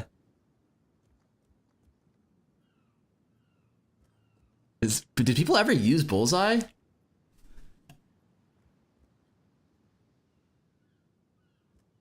Added a new Mirage Deadeye Ascendancy passive skill, which grants the Mirage Deadeye meta skill. Mirage Deadeye, when active, firing a range attack will create a Mirage that uses socketed range attack for a short duration, then vanishes. This is good, no? Like, this is actually really good. Isn't Mirage broken? Like, I'm pretty sure in its infancy, Mirage was broken in POE1. Am I wrong? Contagious Containment has been removed. Running assault also grants. Add a Path Seeker multi-choice. Fills the following choices. Path of Warrior can allocate passive from Warrior starting point. Path of Sorceress. Interesting. Increased damage. Okay. Amazon. Elemental Surge reworked. Zuba trigger element grants 3 lightning surges. I don't think this is that impactful. Oh, ritualist changes. These are actually big. Sacrifice Sullen. Wait.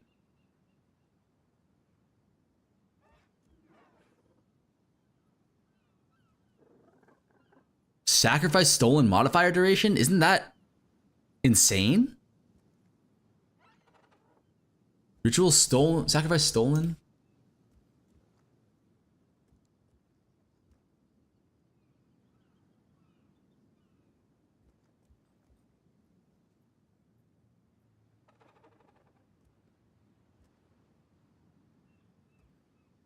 Wait, where is that?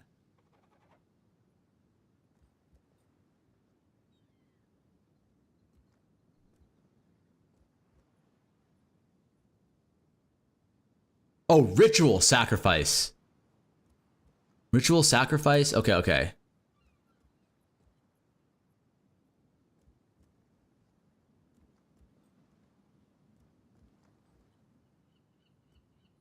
Sacrifice the corpse of a rare monster, grant its modifiers for a duration.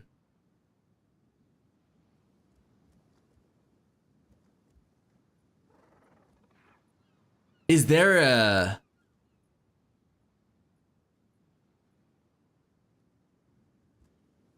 That's a headhunter, yeah, but is there a cast time on this? Or does it happen automatically?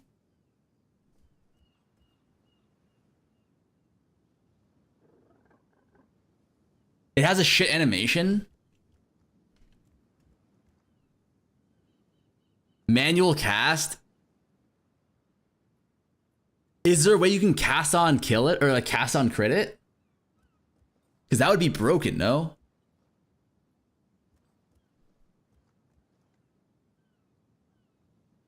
If you can like cast on whatever it, then it would be nuts. No? Skill from ascendancy, it's after the corpse exists. Okay, let's keep going. I mean, Ritualist, it didn't eat any nerfs. Ritualist is going to be insane in the endgame again, I'm pretty sure. Like, mid-endgame, I think it's going to be broken. Look at the Adorn change. Wait, how far? Adorned? Now has 0 to 150. Holy shit! What the hell? Like, it actually might be a fucking TOC league, boys. TOC might be more than 3 div per hour now. Okay, back to the ascendancies. Warbringer, imploding, no one cares. Titan, no one cares. Fifth of Katava, no one cares. Infernalist. Seething Body no longer grants while on high Infernal Flame, you and blah blah blah. Now grants Elemental Archon when you cast a spell while on high Infernal Flame. Elemental Archon does not expire while on high on the... What the fuck is Elemental Archon?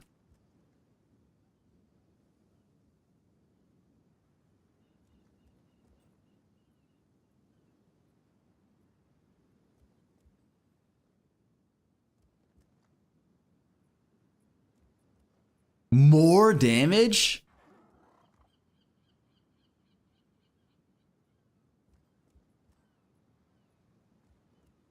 Isn't that bad?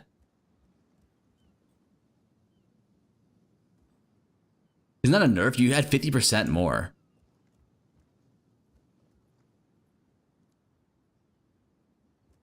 Whispers of the Flesh now grants target curse wave 100% reduced life regen. Wait, is that a Blood Mage buff? Wait, Blood Mage didn't get touched.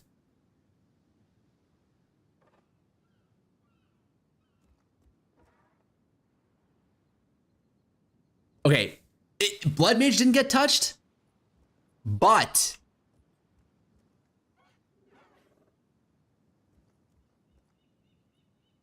if the items surrounding Blood Mage get nerfed, it's fucking Jover, right? If Ada Louise is nerfed, then Blood Mage is dead, no? Same thing with Wrath Pith. Same thing with that helmet. Same thing with comms. Okay. Stormweaver. When collecting an elemental infusion, gain another elemental infusion. Previously 50% chance. That's a pretty big buff. Multiplying Squalls plus 2 elemental skills. I mean, Stormweaver got some pretty big buffs, I think. Chronomancer now ignores the curse limit. Interesting. Gemling Legionnaire. +1 per 3. Oh, this is actually not bad. I don't know if you take that, but this is free. You could easily cap out on your resistances like this, right? Thermological Dynamism granted by the Dreams charge once every 5 seconds, previously every 8. Tactician, Witch Hunter, Chayula. Holy shit, they gave Chayula so many buffs. Is it still shit though? 250 passive nodes, gem changes. Bloodletting now grants 2% extra fizz per 20 life cost, previously per 20. Oh no. Oh no.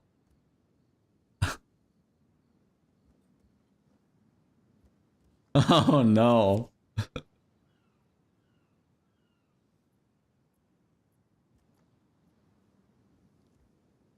Blood Mage Dedge.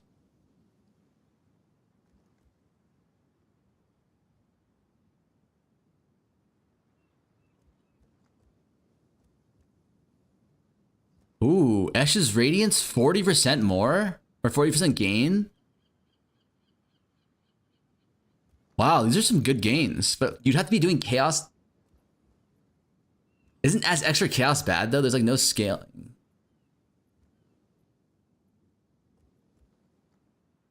They removed Quant from tablets? No, they did not.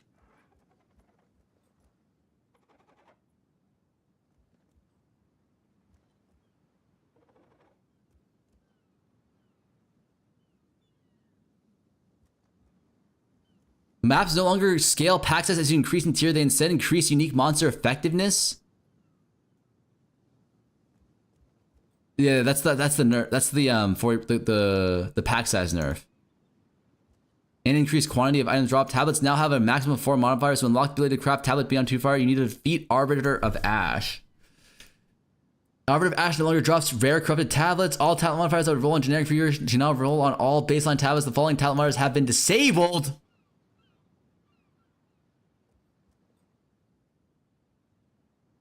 Plundering, granting 4 to 10% increased quantity of maths.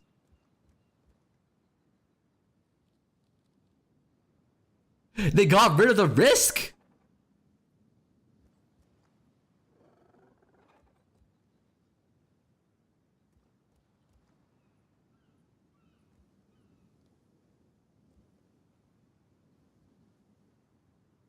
Oh, no.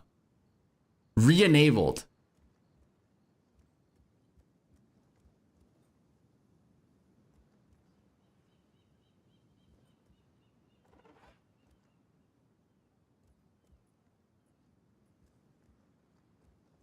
Wait. No, guys. Wait, relax. Time out. This quantity roll is replaced with this increased effectiveness of monsters in your maps roll, which I believe, correct me if I'm wrong, is quantity but better.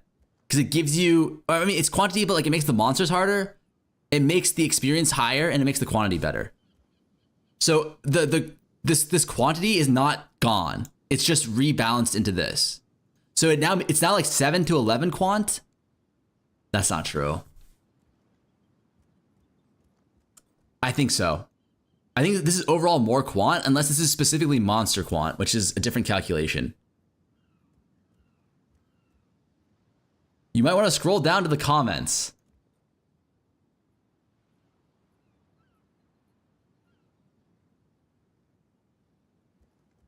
What is this? Who the fuck is X the Shark? This fucking guy, man. This. Okay, so this is fine. Like, Quant got buffed. Quant got buffed. Go to the next page. How bad is the next page, man?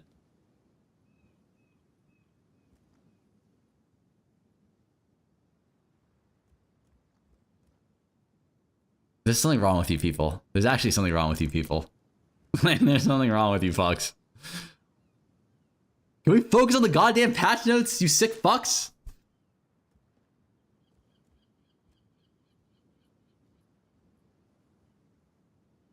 Okay. So no, Quant, it's actually a buff. I'm pretty sure Quant is buffed, right? Quant is worse? No, Quant is buffed. So that's the good news.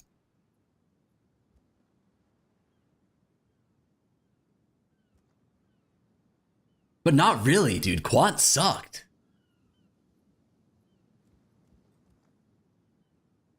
Like, didn't Quant suck? Like, people didn't use Quant last league, so who cares if they remove Quant? Oh, you can get Quant and rarity. You can get Quant and rarity now. Like, dog, doesn't that mean like every tablet you run has to be Quant rarity? Oh, it's so fucked, man. You need rarity and Quant, or you need rarity or rare monsters and Quant now on your maps. Or on your tablets, otherwise...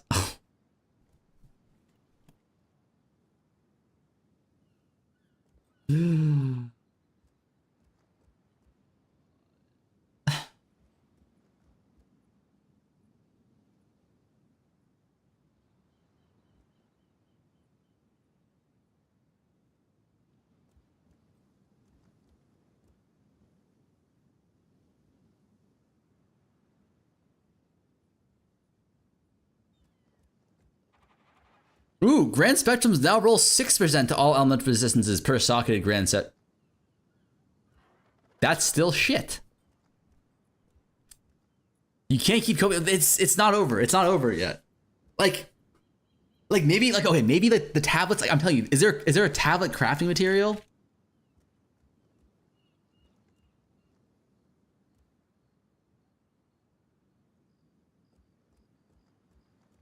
It's probably there probably is one, just not in the patch notes. You feel me? Like they sometimes forget to include the really important stuff.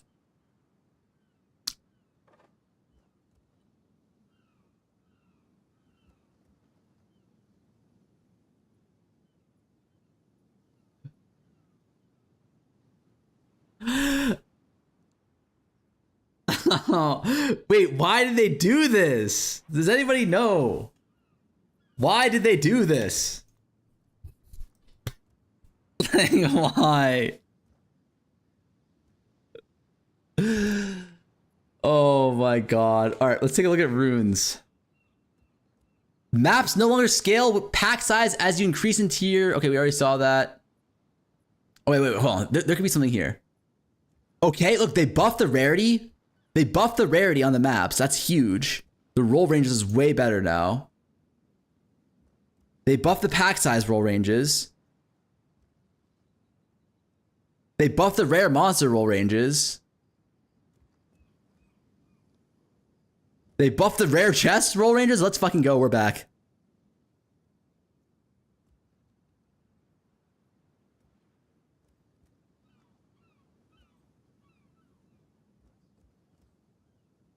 Wait, this of Nemesis? This didn't exist last league.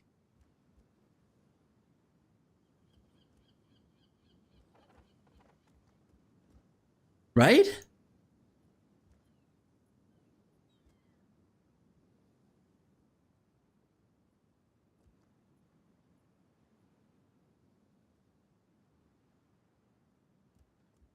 On abyssal modifiers? No, this is a tablet modifier. Of shrines, map has 70%.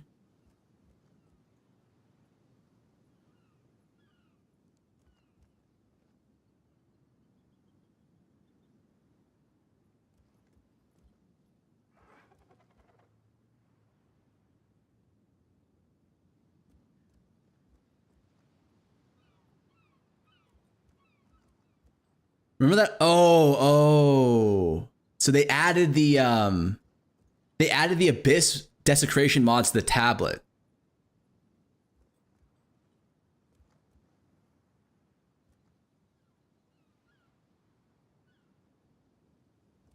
Dude,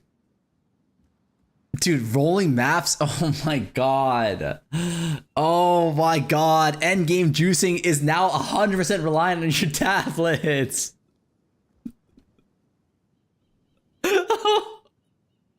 Oh no.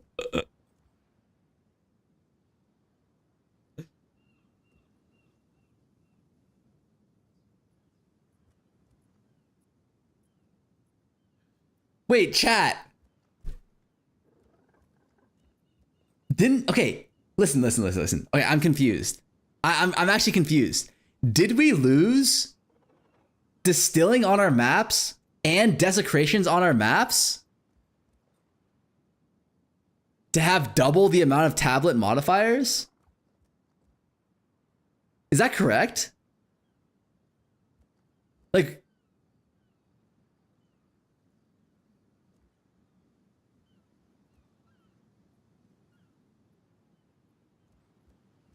but like, here's the problem. Most of us are not going to be able to afford to have perfectly rolled tablets on our maps. So the end result is most of us are still going to be running one mod tablets, which is to say we're still going to be running rarity or rare monster or quant, not both.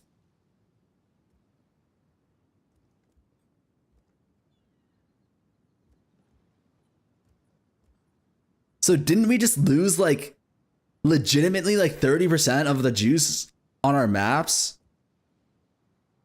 And on top of that, we're losing rarity on our gear.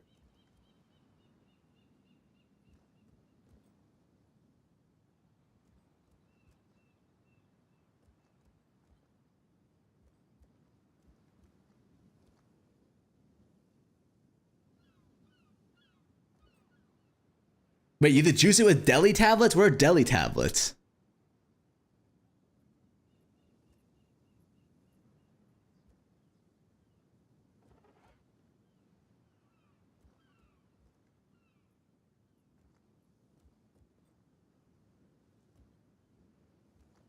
High road, waste zone, higher, get out of my head. The mirrors, Atlas notables have swapped places. Delirium Atlas has been reworked and now provides magic monsters in your map have 25% chance to have an additional Delirium.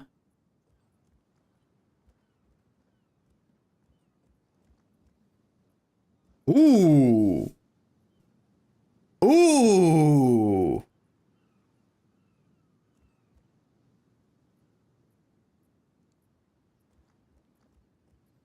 Wait a second. Wait a second. Chat.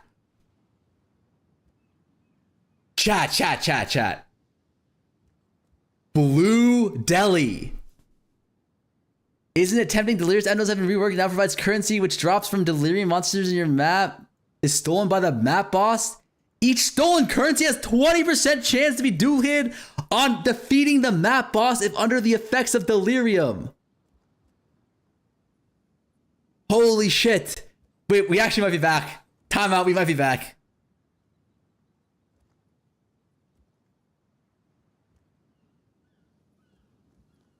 This is literally a 20% buff to loot. To 20% buff to delirium loot. Currency loot.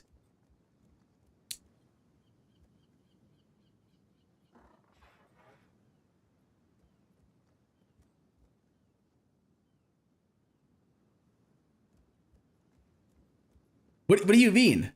This is literally 20% more deli loot.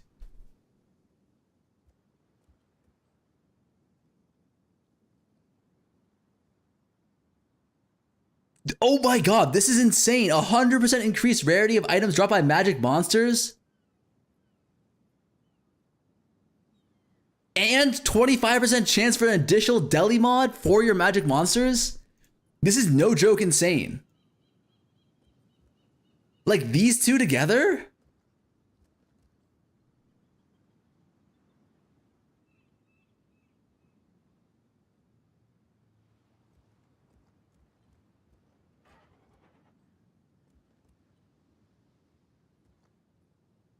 He does not know how to read? What am I reading?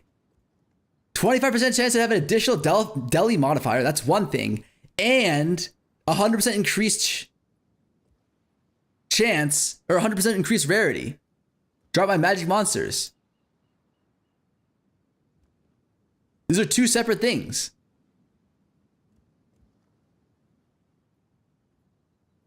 In maps with multiple delirium modifiers. How hard is that to get? Hey, how hard is that to get? You have a 25% chance to get multiple?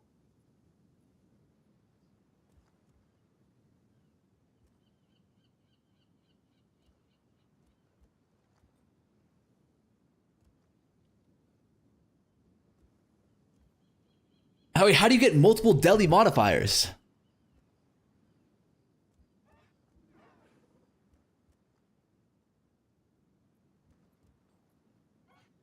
Now provides rare monsters always manifest delirium demons in your map. 10% increase.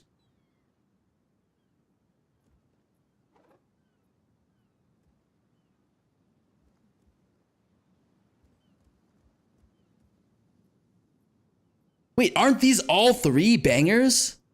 Like, I'm pretty sure Deli is broken.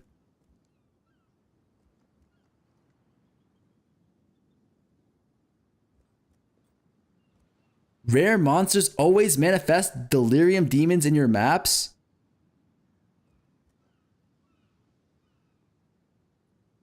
This is 10% quant of rare monsters. Does it work on similar? No, it won't. I mean, we never run Deli at all. What do you mean we never run Deli at all? We used to always run Deli.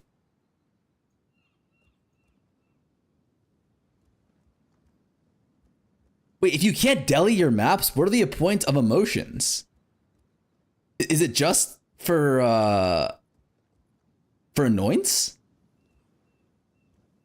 There's no shot. That's the only thing we're using them for now. The annoyance are gonna be piss fucking weak.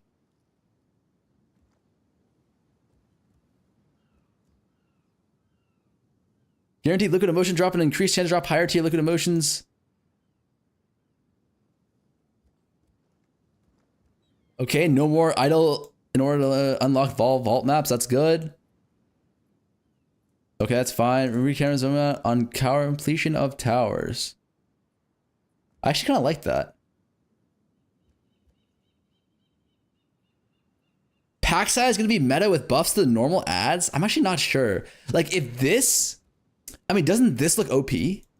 Like, be honest with me, boys. Doesn't this look absolutely broken?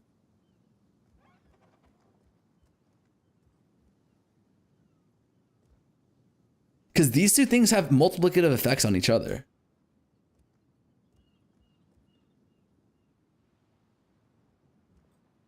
Add Deli to tablets instead of maps? No, they said that the power from the Deli is going into the maps. And I'm gonna let you know right now, the power from the Deli and the desecrations are not going into the maps. Monster changes. Boss have anti-burst mechanic. Once a boss is finished, it's emerged.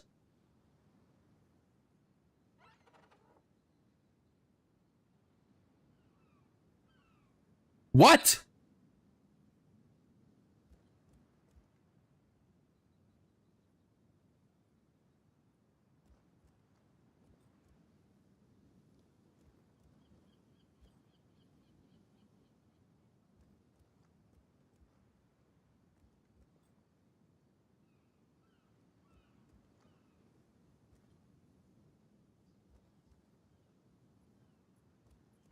What?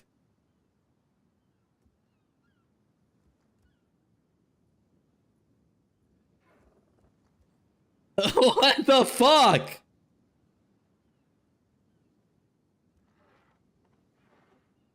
What is that?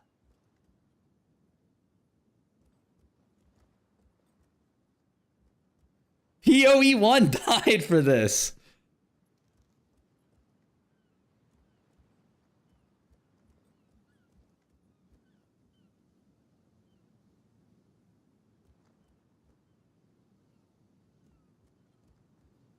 Oh God. Oh God.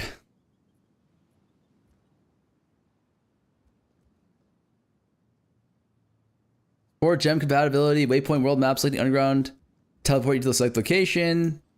These are all just like. I mean, this is nice actually for me, for controller players. Oh God, boys. Oh God.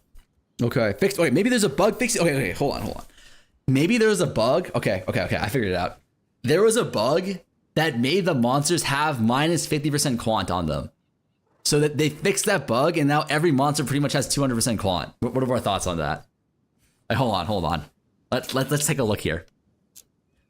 Fix a bug where nope, that's not quant. Let's just take a look at quant. That's weird. I don't see quant in the bug fix thing.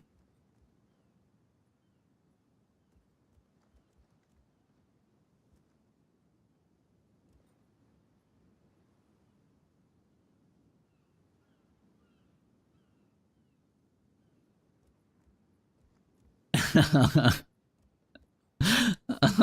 God. Oh no. Wait, demon form?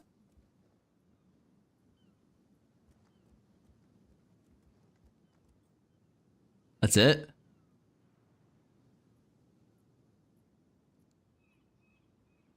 Oh God. Good breach. The Zesh's Madness Breach Atlas notable no longer provides rare breach monster map have solar modifier. Instead provides monsters have onslaught and rare breach monsters have 50% increase in effectiveness.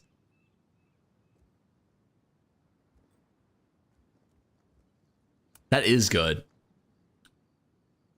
Could you please zoom into the page a little? Should I go like this? Wait. Let's take a look at breach. Breach now breaches in map spawn 70. Okay, wait, that's the those are the breach atlas or the tablets. No one provides rare breach monsters. Have 50% increased effectiveness. So 50% more quant. Increased quant. I don't know if that's better than the Soul Eater mod though.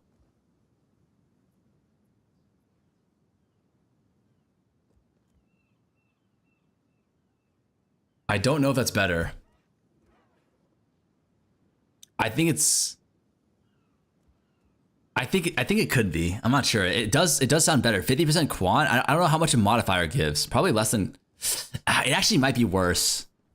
Because modifiers give quant and rarity, right?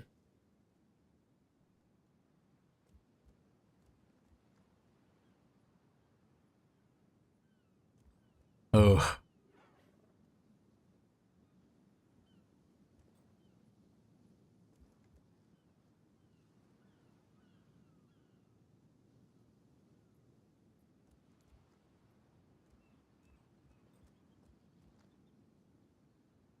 Waystones have 27% higher, do not provide 10% true.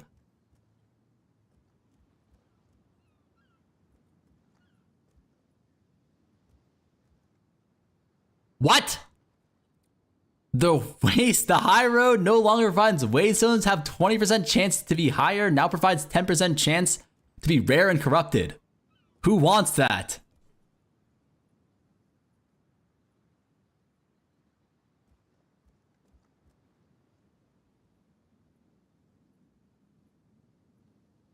Actually, who wants that?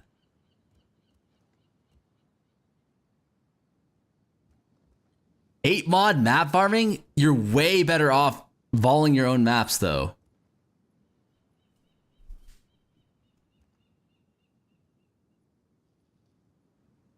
Oh, chat. Oh, chat.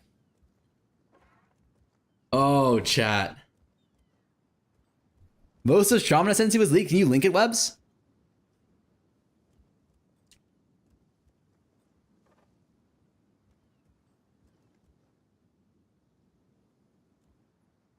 Added 4 new augment items with new modifiers that you can craft onto your items.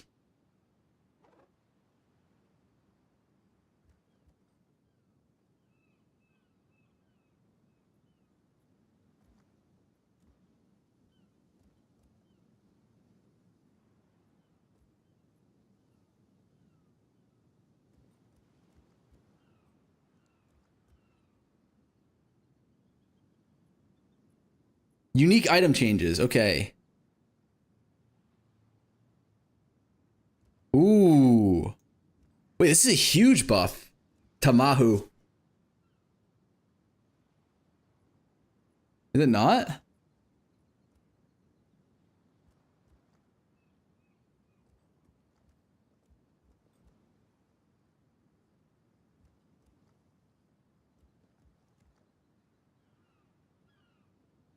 No, it was 100% before.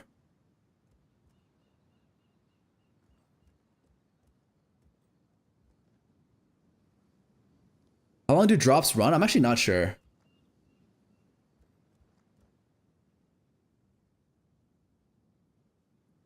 Asylum, Melting Maelstrom, every 3 seconds deal 100% mana. Soft Blood now has enemies in your presence have minus... Ooh. Wait a second.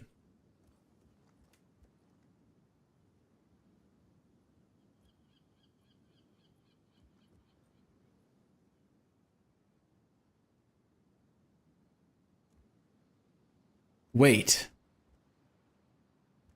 Wait.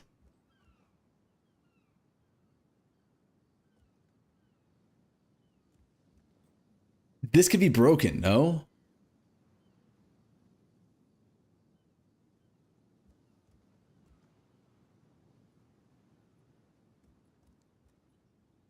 This could enable a fire. Nah, it's not. 50 to 100% fire res as well? Okay, Zoph's Blood might be back. Who cares when you can slaughter Rakianas? That's true.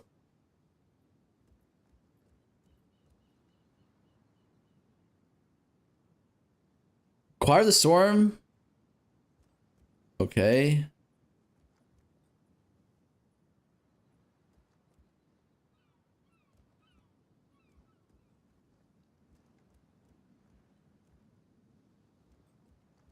Wait, Svalin?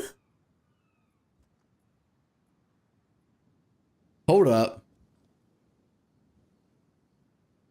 0% damage from blocked hits?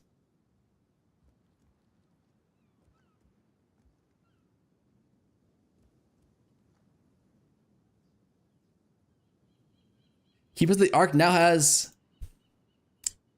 Chat, talk to me. Like, I need to hear some good news. Keeper of the Ark, Olroth's Resolve. Wait, they buffed Olroth's? That's good.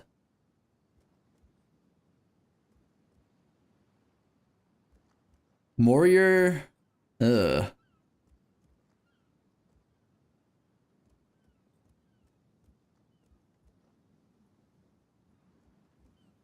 Two additional copies of lineage support gems and different skills. What ability or what soulless, what is it called?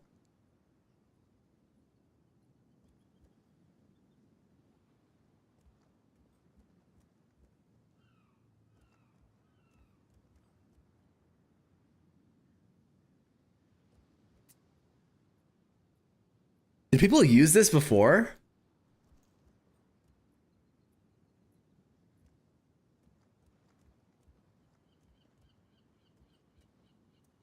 They buffed Defiance of Destiny to 20 to 30%? Dude, I'm telling you, this is actually the most broken amulet in the game. Like, I'm pretty sure you're actually more... Like, this is like the most OP thing in the game. Like, doesn't this just make you actually unkillable?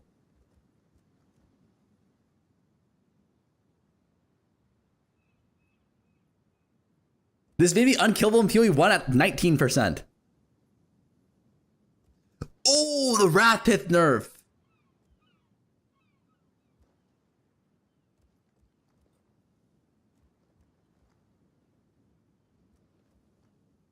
How bad is that?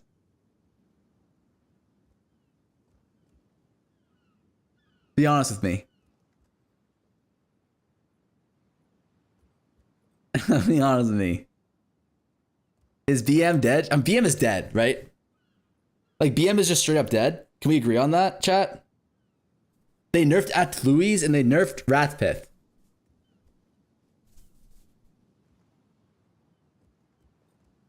Life stacking is dead.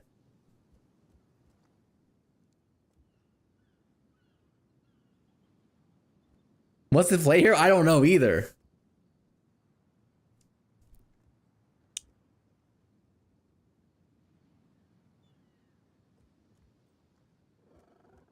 Cloak of Defiance.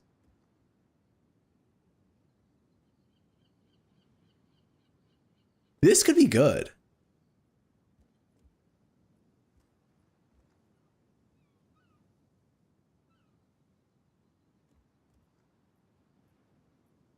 Oh, is there ads? Hold on 1 second.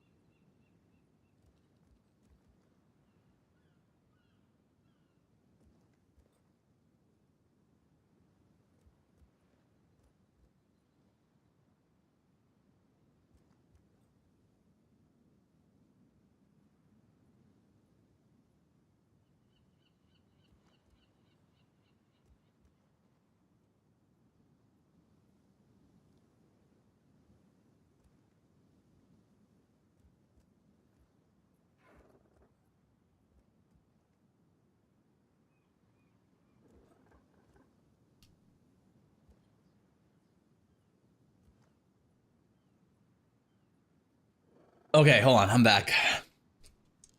Infernalist Sekima farm into respect to Retrolist. All the Doomers will be crying when they can't get into launch on... Okay. It's looking like... Okay. Guys, correct me if I'm wrong, but these are gonna be your 3 tablets. It's gonna be Breach, Delhi, and Abyss. There's no room for anything else.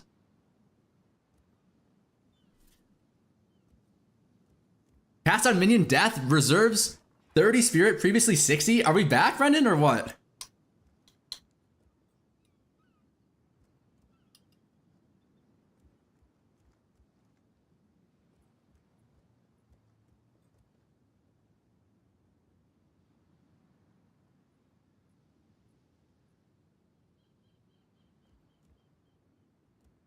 Couture of Crimson?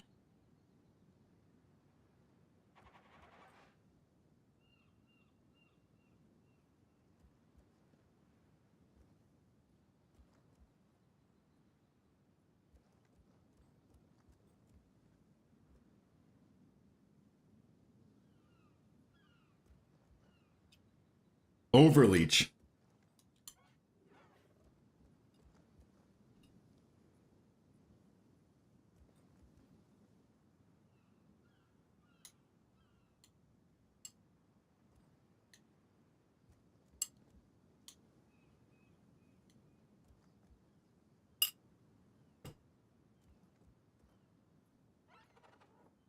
Running Assault?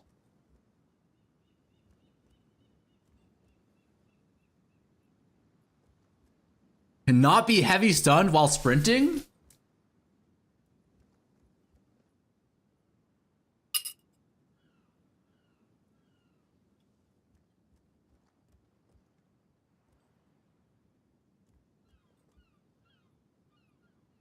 That's still shit. That's still shit.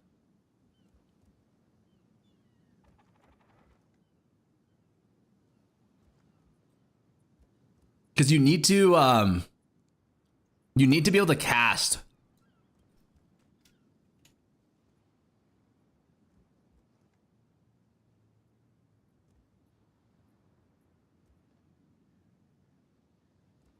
Item changes. Rune sockets. Oh no.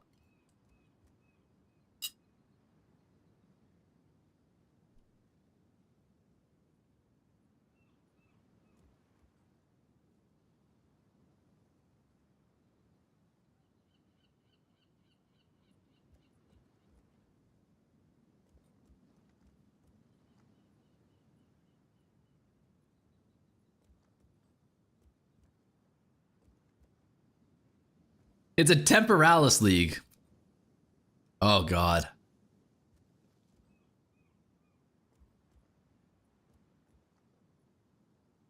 Every good one is now limit 1? What's the point of exceptional gear then?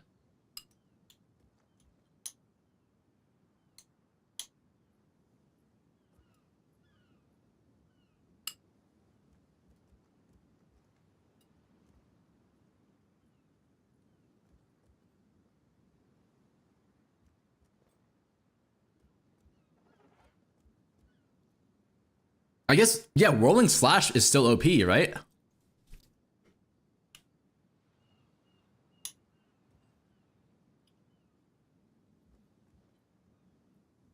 They didn't nerf Rolling Slash.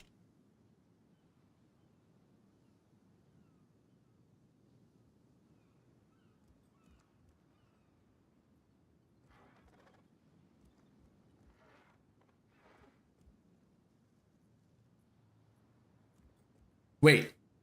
Queen of the Forest. We actually might be back, no? Wait, hold on, let's read some of these items.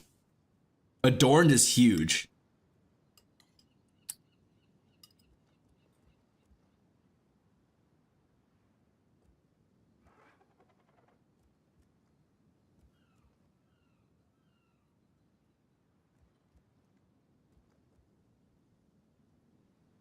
Adorned is slightly above average now? Wait, really?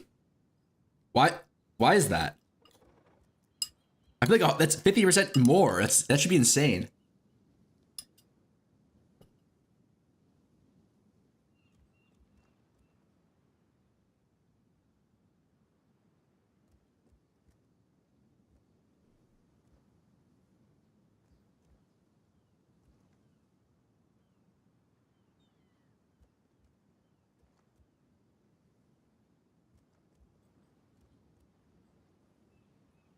I don't think that's good.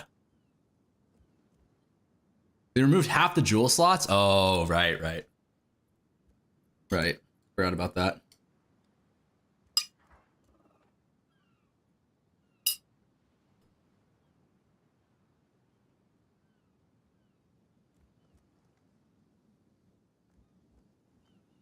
Wait, isn't Melting Maelstrom good now, too?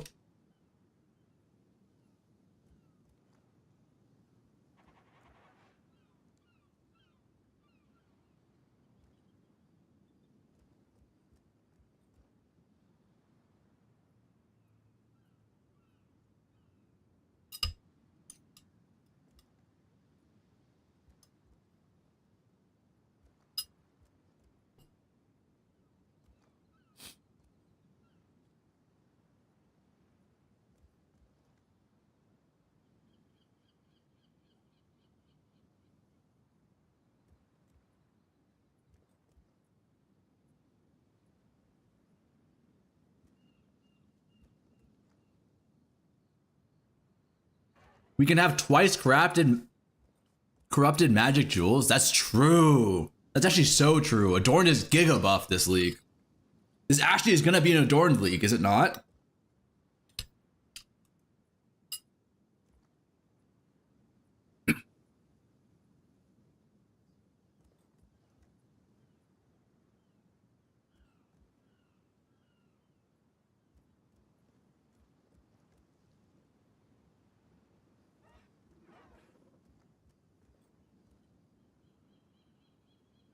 MS on magic runes with 150% Adorned?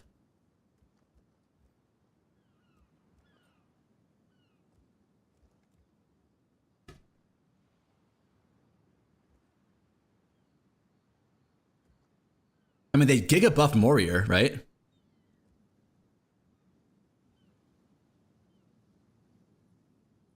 Not really. Warrior still sucks, man. Because if you can't get like, if you can't get rarity, it's like, why would you use it? Queen of the Forest Deflection Data. I think Queen of the Forest is gonna be OP.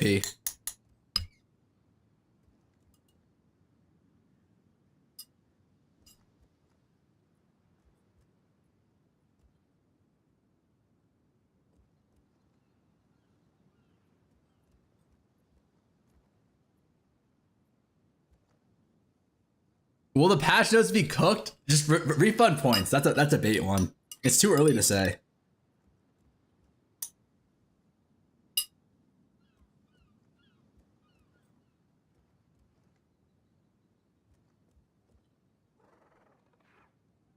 What do you need? You need 30k EV? How hard is it to get 30k EV? Not hard, right?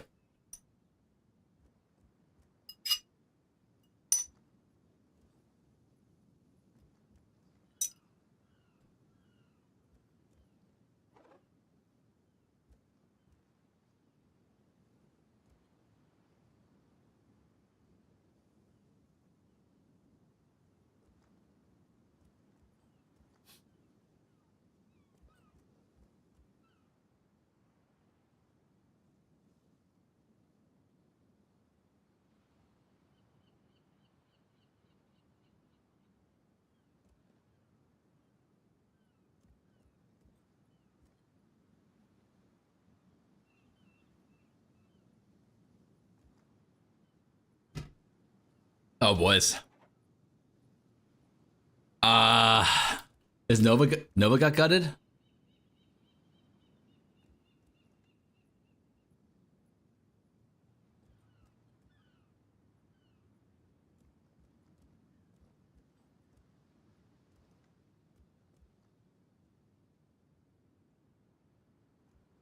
A cooldown time of 8 seconds?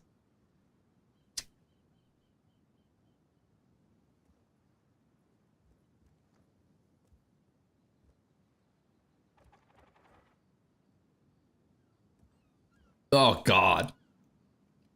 Oh, God. Chat, can someone, like, what's the good news here? Like, is there good news that I'm missing, please? Like, does anyone have it?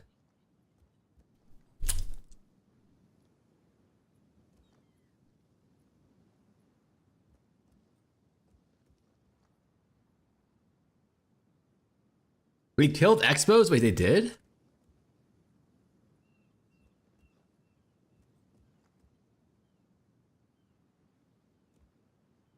The modifier bow attack fires X additional arrows on bow have been disabled.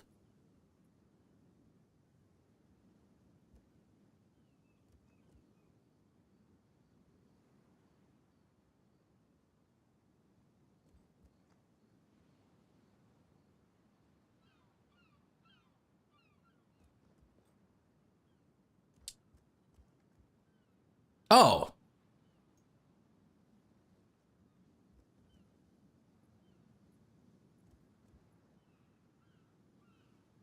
Oh, no, we're back. It's fine. It's fine.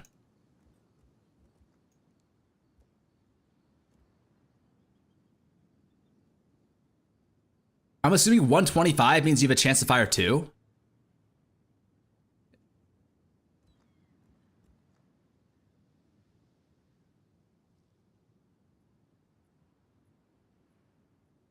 Huh, it looks like they buff staves. Not that anyone cares. I mean, actually, staves might be good now. Because they nerf shields.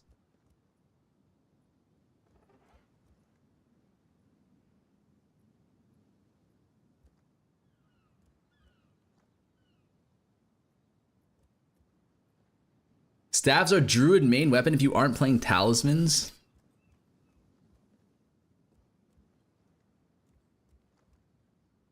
They buff focus on defenses. Oh, they nerf focuses. Wait, hold on. Let's see this. Spell damage with spells that cost life. Discard mod stabs now roll 121 to... Interesting. Focus can no longer... Oh my god! Focuses got gutted! Oh, it's so fucking cooked. Oh.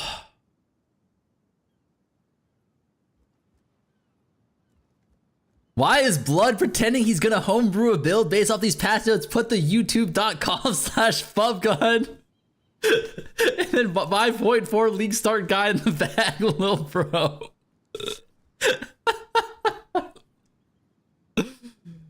Oh. They made Pathfinder Scion. Yeah, that doesn't sound that good though.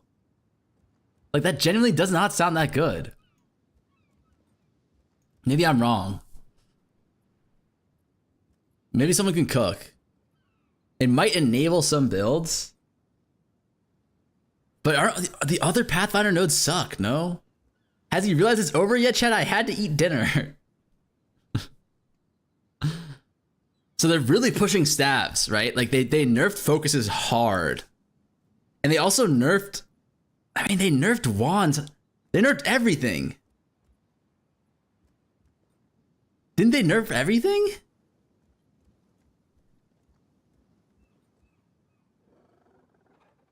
Buffs to hammers, who cares? Oh, actually. Spears, Omega lol.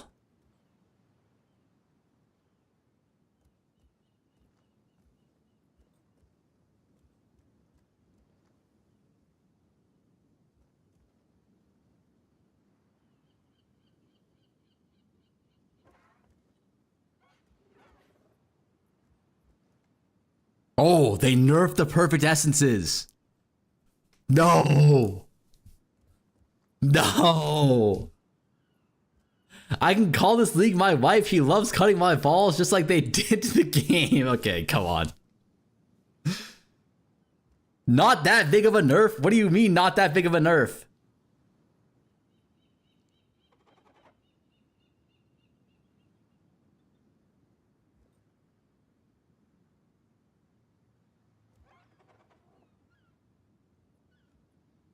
Ooh, lesser essence of sorcery now grants 69 to 88 spell damage. You add them as use them as a crafting tool, plus get a decent affix as well.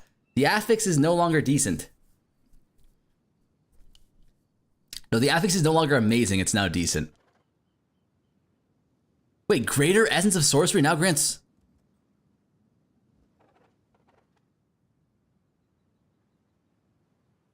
Is this only on stabs? No, that's not how it works.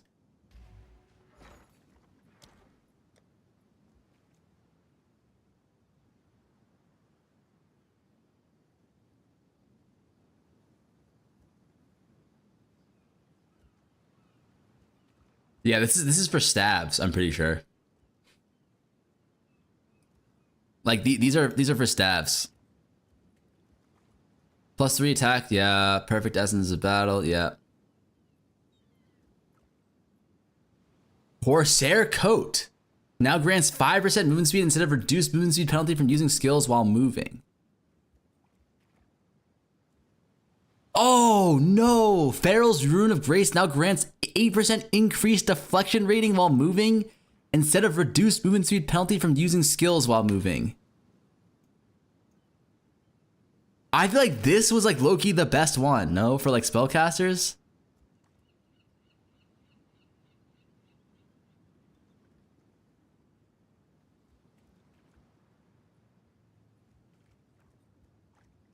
Desecrated modifiers on amulets that grant a skill chance knocking in the non-grant.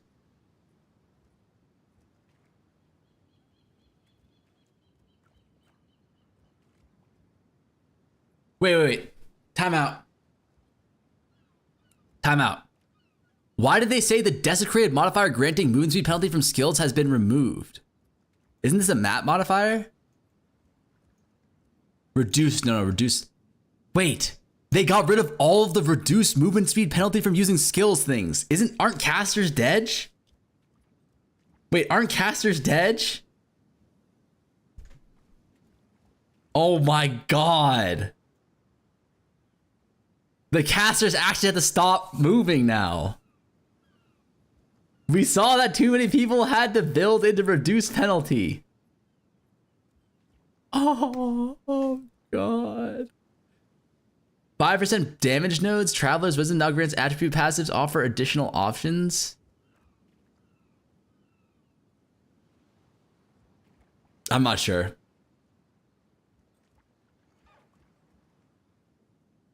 Go to Roa nerf, everything got hit.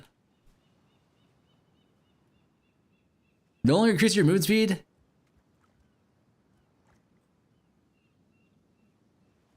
Wait, how much? Wait, no. How much movement speed did Roa give you before? Was it like 10%?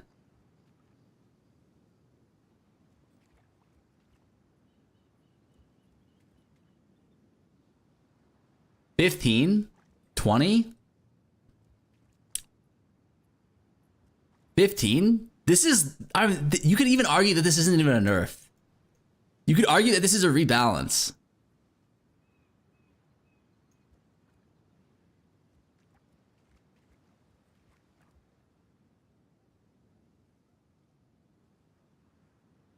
Like if you just held down your button, like I did, this is arguably even a buff.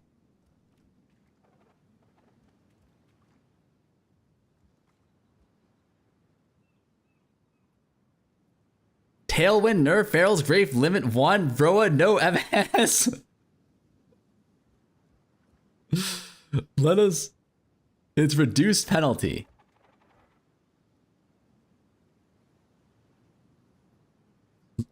Do math, Lil Pepega. Isn't reduced penalty?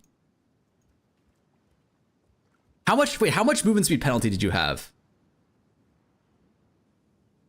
How much movement speed penalty did you have for casting or like using an ability? Was it like 50%?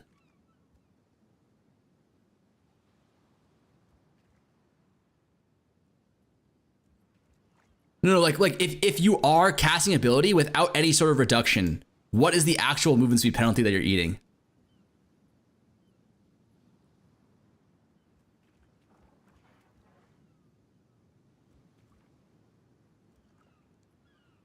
Low I, guys, stop fighting in the chat.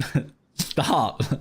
It's like there's just no need for it. We don't even know how this is calculated yet. It's different per skill. Like how much is the lightning arrow? POE2.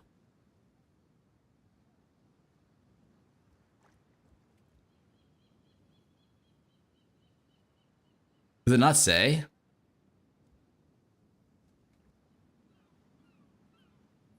Oh. You have a 70% loss of movement speed while casting? Right? Oh wait, never mind.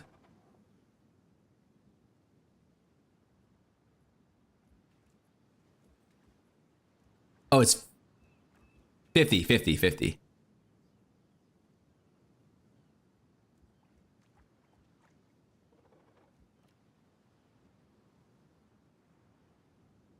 I mean, there is an argument to be made that it could be, seems pretty good. It even could be a buff.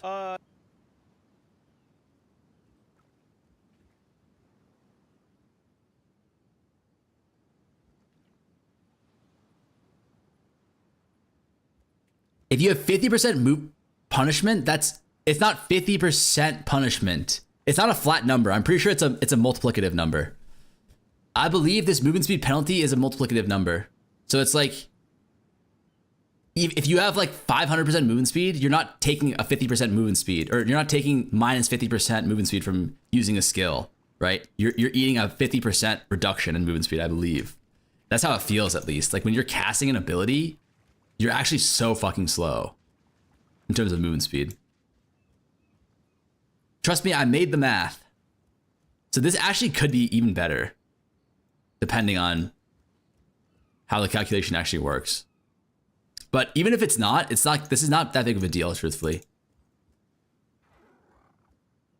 You don't take the Roa for the movement speed, you take the Roa for the reduced penalty. Imagine if you could cast spells. It's 15% movement speed over 80% reduction. 15%, okay, but you have to think about it like this. Okay, actually, I'm 100% sure that this isn't even bad. Because movement speed reduction penalty has to be multiplicative. In the sense that, like, if you eat a 50% movement speed penalty while casting Lightning Arrow, for example, that means like your 400% MS goes down to 200, right? Now you're not supposed to just be holding down the trigger and eating this, like, what would this be? Like a 20%, like this 10% overall reduction?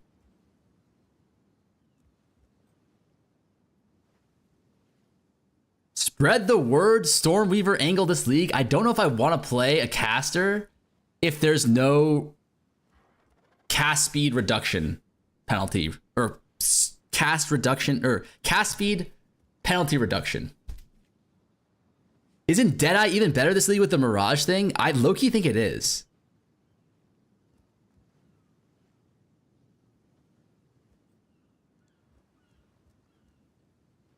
I actually think, like, isn't the Mirage Archer thing broken? Who needs more damage? It's not more damn.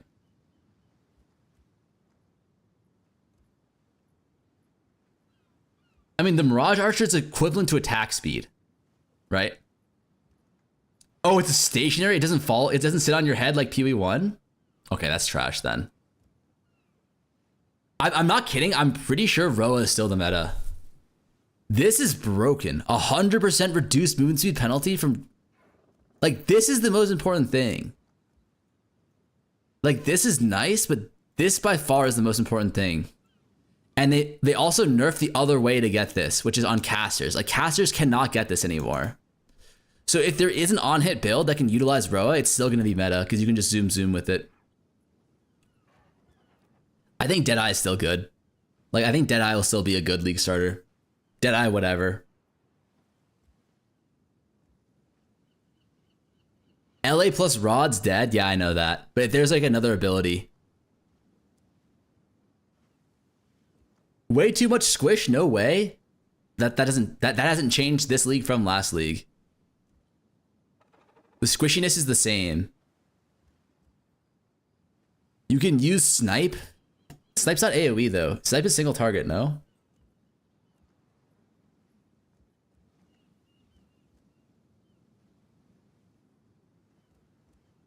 Squishiness is way worse. Oh, you mean from the Tailwind nerfs? Yeah, you're right. Squishiness is worse. You go Amazon for more tanky. I think Amazon might be the play, you're right. No helmet and no leech keystone anymore? Who's the helmet? But yeah, I honestly like the helmet was nice for the no mana, but like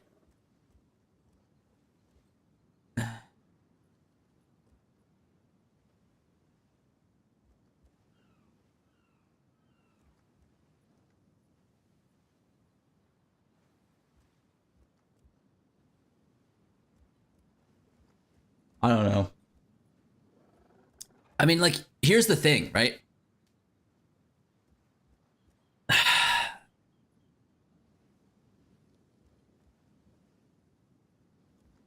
You can get a Warrior Invictus with 800 armor, 700 evasion, 250 ES, 300 life, 50 all res, 55 chaos res, and 60% global defenses.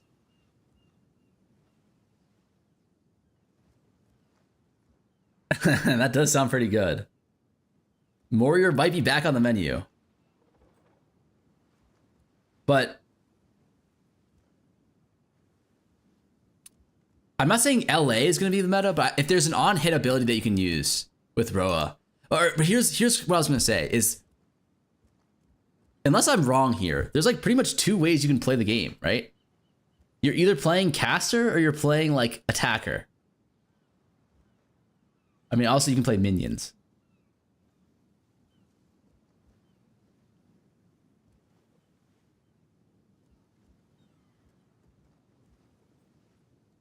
I feel like, does this not, like, aren't casters dead?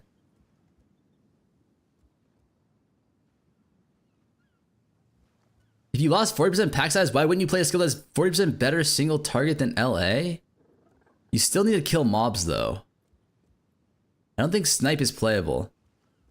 Damn, Farmer, why are your ads asking if I got itchy balls? Do you?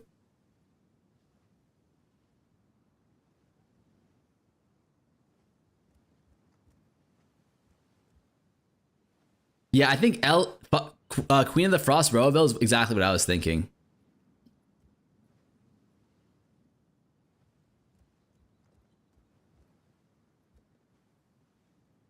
Passes that grant reduced movement speed penalty from cast using skills while moving on the passive tree have had their values lower. More passes on the tree now grant the stat to make up for this. Yeah, but you have to invest more points into it though, right? Isn't that what it's saying? You'll need to invest more points into your skill tree to get the same effect.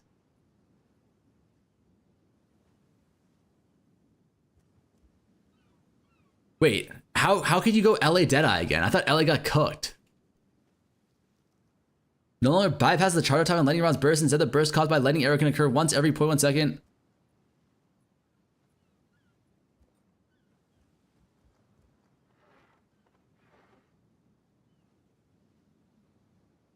Oh my god. This shit is so bad now.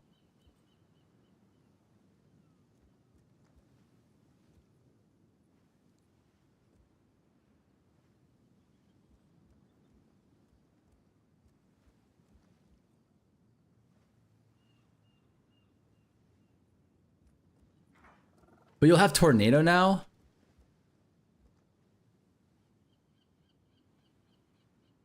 The fuck is Tornado? We had Tornado before though, no?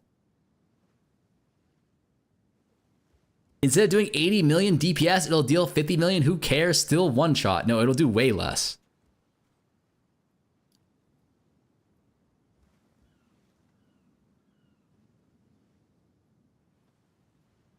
Because this bypass charge up time on Lightning Rod Burst is going to be a pretty big nerf to the damage.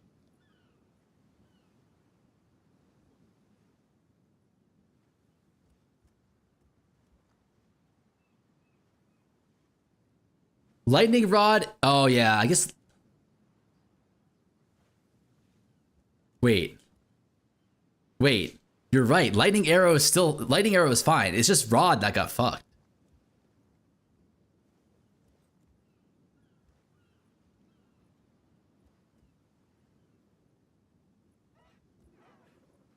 All you need Nova support as well, but Nova support you don't even tech in until late game.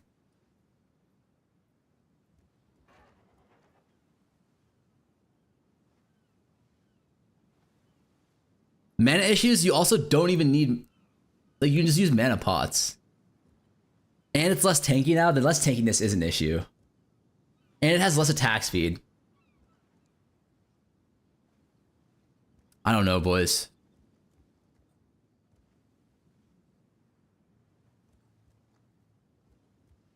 Amazon LA was way better anyways. Less tanky is whatever.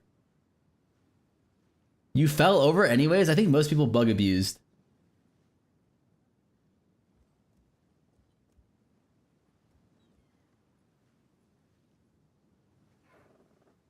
If everyone plays LALS, I can't consider it an honest attempt to enjoy the game. Webs.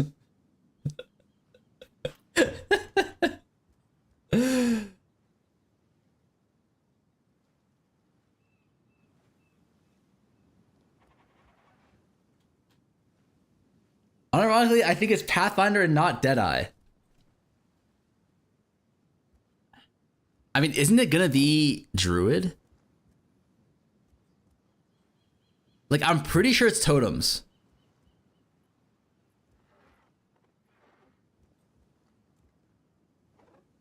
Druid LA Arrow? No. I think... No, Queen of the... No, fuck, dude. Queen of the Forest is too broken. You have to play some sort of Queen of the Forest build.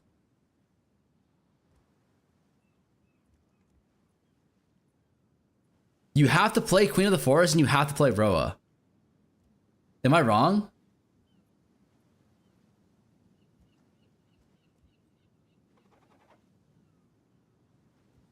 Like, you literally have to play Roa and you have to play Queen of the Forest.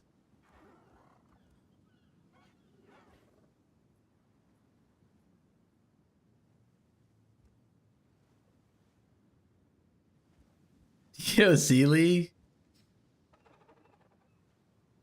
Did they nerf evasion? Did they? I don't think they did. They nerfed it last league.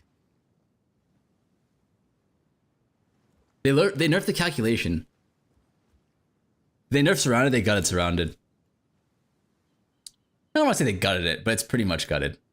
Is it fair to say it's gutted? Like 0 to 1? Isn't that huge?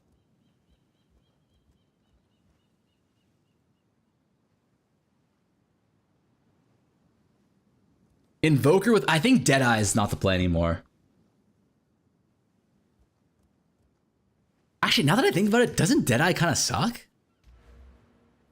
No, Endless Munitions is so good.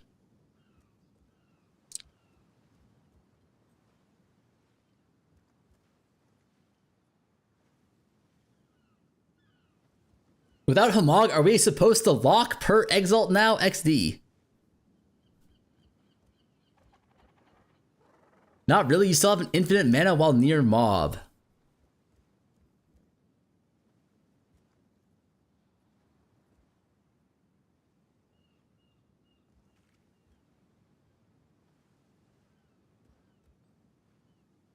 Yeah, but you lose like the movement speed. I don't think you're doing the constricting cap just for the mana, right? You're doing it for like all the other stuff too. Primarily, I think movement speed. What's up, Holy Man? They won't ever let Deadeye suck in any meta ever? Did I see the first comment? I think I did. Rue is a cat. Oh, that's...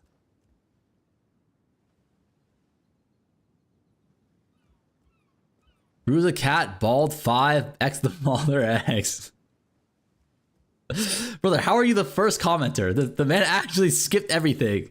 The man went, okay, warrior changes, okay, and then he went down here and then control V pasted his fucking comment.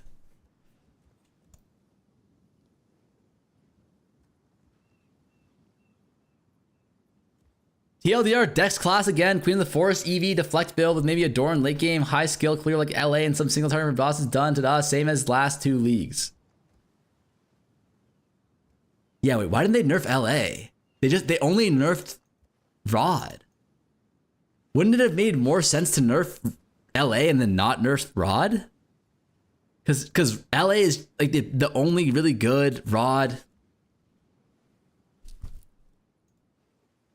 They showed Druid Ascendancies. They hovered over a few of the nodes. I don't think they showed the full thing.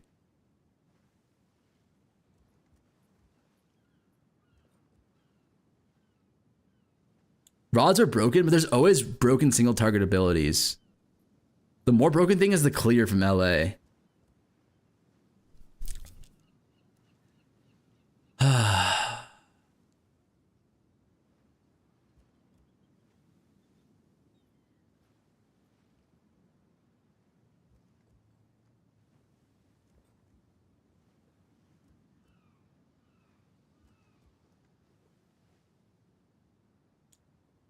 I've never tried this. But like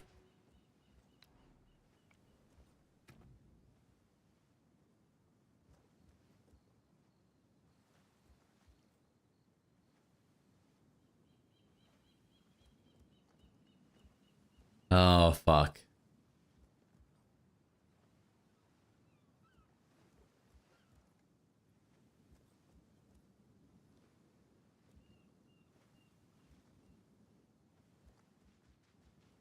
Projectiles nerfs, yeah, projectiles is dead. Clear doesn't matter as much anymore with no, it still matters. Like you still need AoE abilities, right? The AoE of those abilities can still be smaller. The new 250 plus nodes may change a lot. I think they'll definitely change a lot, but they won't change, I think, the most meta thing, which is movement speed. You can now get 75%. 75% movement speed on a body armor.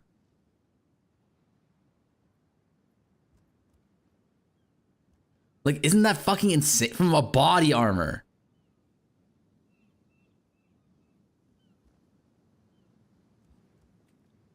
Like, isn't that game-breakingly OP? Especially when you nerf literally everything else? It's capped at 50%, but you get 25% base.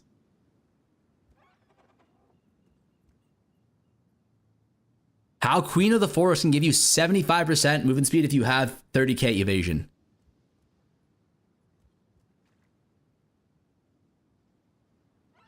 Don't forget Double Corrupt and Foulborn. I don't even know if you're going to want to Foulborn the Queen of the Forest. Because you have to dodge 2 mods, right?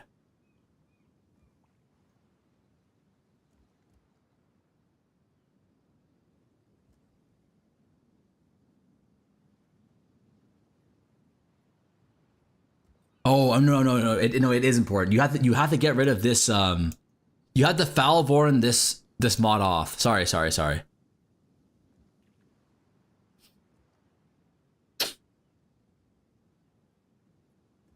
There's a 50% MS cap on it. Yes, for this ability specifically. It'll also have a base 25% MS.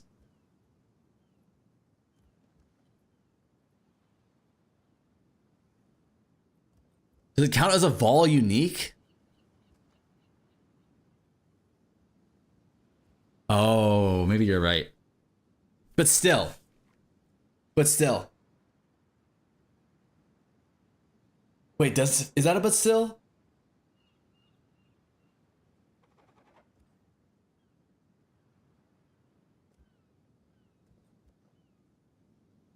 Wait, it only works on Vol uniques? I thought it worked on any unique.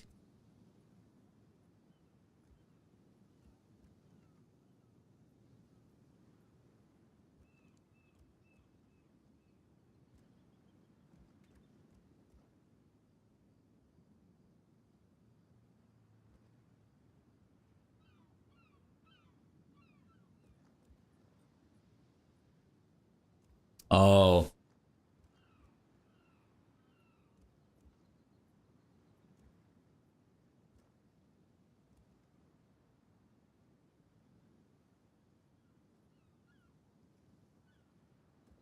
Interesting.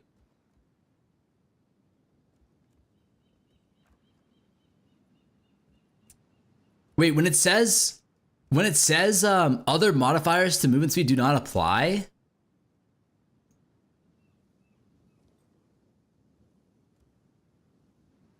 That would include Tailwind, right?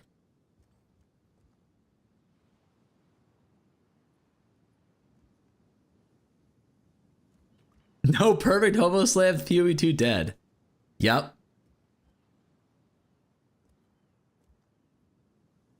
From trees, gems, sockets. That's pretty bad. Would that mean you have no MS penalty from skills? That's a good question. Does anyone know that?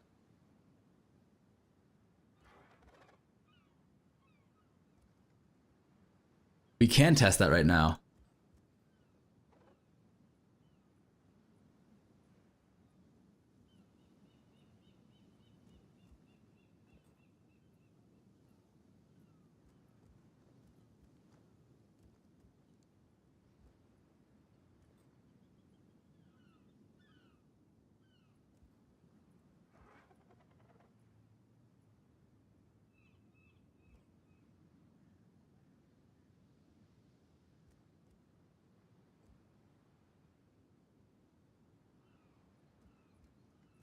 Oh my god, I don't think I have enough gold. Okay, chat, does anyone have... Can someone go buy a Queen of the Forest? And tell me if the modifiers apply to it? I don't have a bow either. Sell some that. Oh, I forgot about that.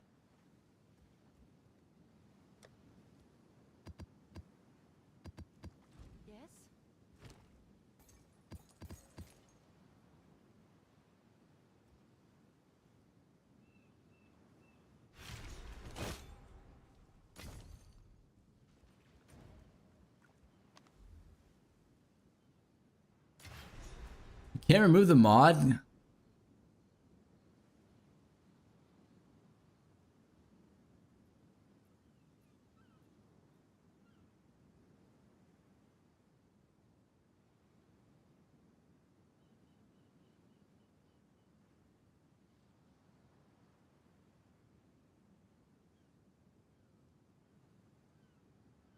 Hmm.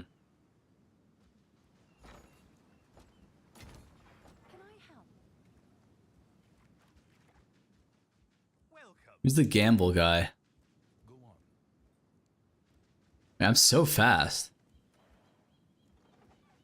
I mean, it won't matter. It won't matter. Queen of the Forest. Okay, I don't think Queen of the Forest will be good.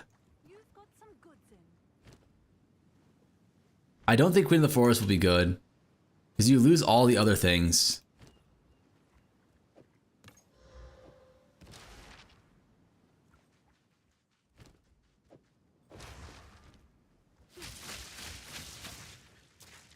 Why am I so slow?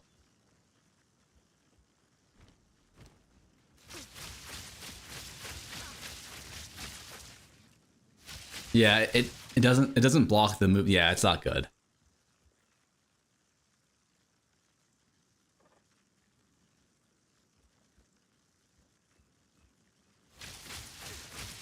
Yeah, this won't be good. What's the verdict? Is it Deadeye League? No, not anymore. Never mind, I take it back. I take it back. Queen of the Forest is bad. This is shit. But I don't know what will be good.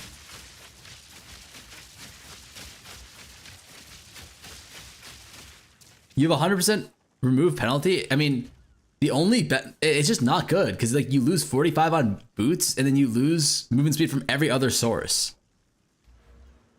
And you have to wear a shitter armor.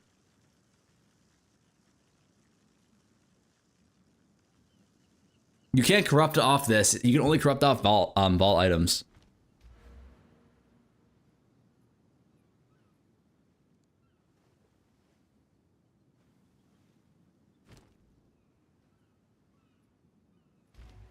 Time to sit out this one XDD.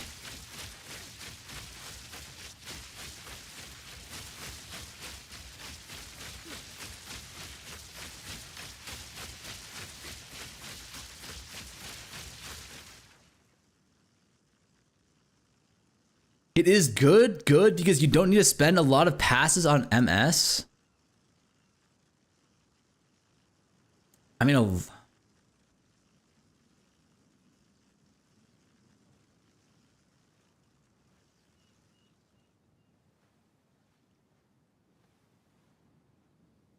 think you might be right. I think you might be right. It's how much can you get? You can get 35 plus 10 on boots. So you can get 45 on boots. So the body essentially gives you 30% MS. And then you don't need MS on boots.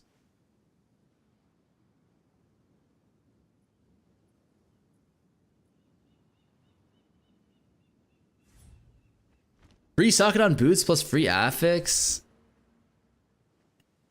Yeah, but like free affix on boots doesn't really matter.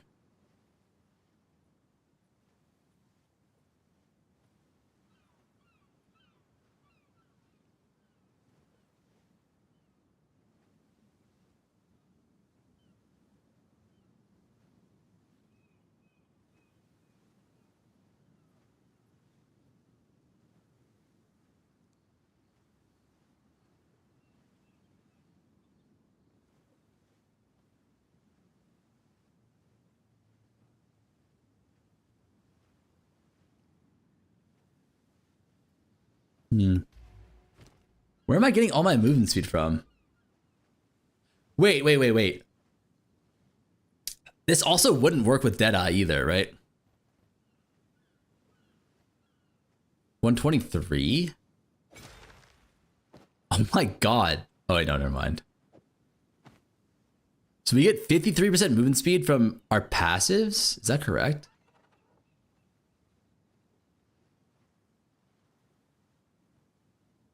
Why? Because this neutralizes all other movement speed modifiers. Isn't double corrupt giga shit? Yeah, it's terrible. At least in my opinion.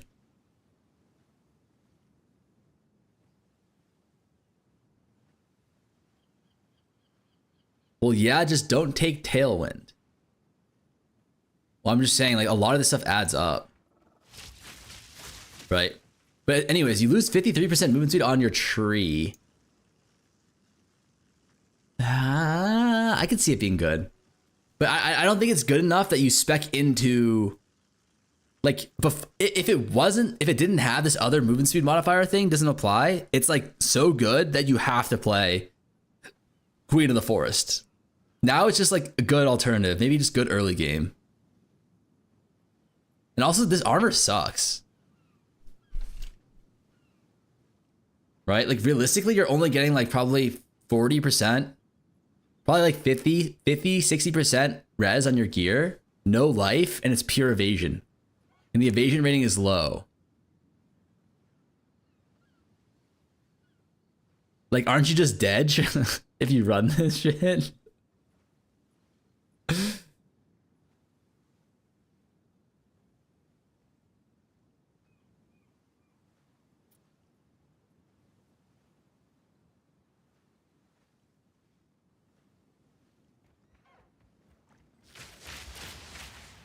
I don't know, boys.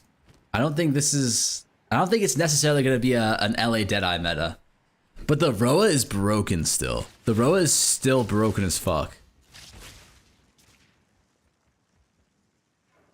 Asking where does he get the 53% from, right? Yeah, exactly. It should just be from Atlas passive trees, right? But like, there's no way you have 53% MS. Like, where the fuck am I getting that MS from? 2, 4.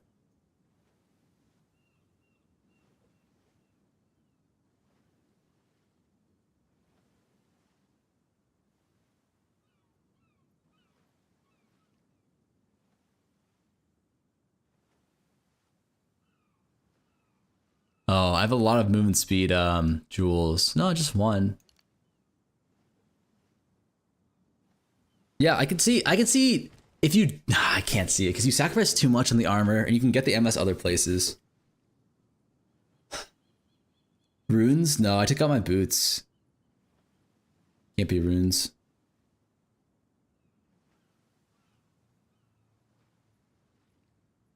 Druid not going anywhere. Yeah, I think that's fair. What's up, Zook? Oh, sorry. Am I still in the call?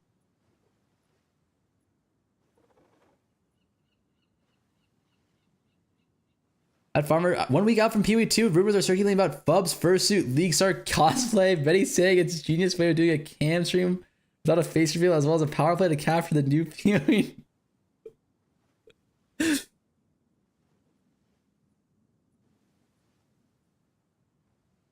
I'm looking at. So the change is actually the Zesht Madness Breach. Sorry, go ahead. Were you rolling the 2 additional modifiers on tablets last league? Yeah, they got rid of it, I think. When? This patch.